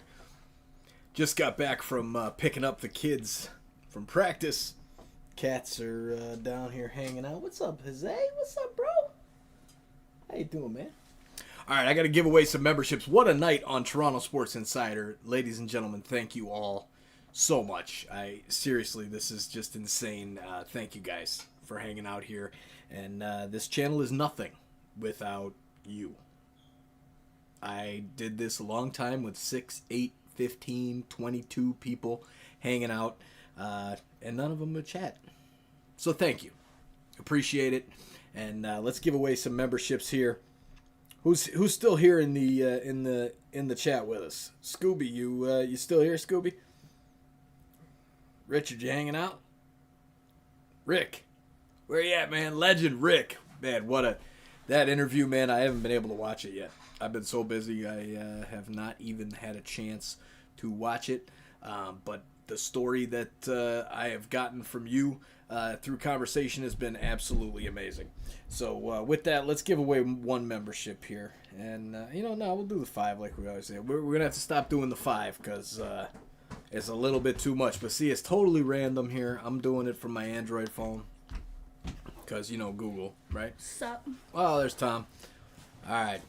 We're putting them through here. 5 members, 5 more members. Tonight we had 5 new members in the chat. And here we go. 5 more. John Tom, Charlie Brown, Y. Ohm, Jeff Jarvis, and another slave was gifted membership. Okay. Dad? Yeah. Are we doing another giveaway? Yeah, we just gave away 5 memberships. Oh. I've never seen any of those names, though, before. So, all right, well, it was fun. But, yeah, there you go. Thanks. Welcome to John, Charlie Brown. That's awesome. Y. Ohm, Jeff Jarvis, another slave. Congratulations, guys. Welcome to the Insider Crew. Actually, you get VIP membership for a month because that's how it works. There, Jeffrey, I know you were talking about it in the chat earlier tonight, man. It is totally random, and yeah, it's for some reason I can only gift the VIP memberships, not the Insider memberships. So we'll try and figure that one out, and because yeah, if I could give away Insider memberships, man, that'd be crazy. But all right, guys. Thanks for watching. We'll see you guys tomorrow for the Blue Jays, and then we've got Saturday. We've got the Jays and the Leafs against the Red Wings. How many more goals will Auston Matthews score? I think tonight is the last night. We're gonna end this one as well. The Instagram direct message or whatever it's called. Instagram, get your guess in now for that final total for Auston Matthews. How many he'll end the regular season with? Tom, what's your guess? What do you mean? How many goals is Auston Matthews going to score? This season? There's 4 games left. 3 games left. How much goals has he scored? He got 2 tonight. So that put him at 68. 60. All right. How much more games of the season? 3. I think he's going to score 71. 71. Okay, Tom says 71. All right, so get that into Instagram, ladies and gentlemen. Get it into Instagram and that DM. Because, yeah, this is it. Tonight is it. I'm going to shut it down, and if somebody guesses correctly, which we've had everything from 66 up to, I think the highest we had was 70 so far on Instagram. So we'll let it run for the rest of the day. You're not on Instagram. I'm going to make my own Instagram. No, you're not. You're too young for that. And with that, we have fallen below the 100 mark. So, Tom, let's shut it down, man. Thank you, guys. Good night. We'll see you guys tomorrow for the Blue Jays. Go, Jays, go. I don't know what will happen. So what are you going to do? End stream. And then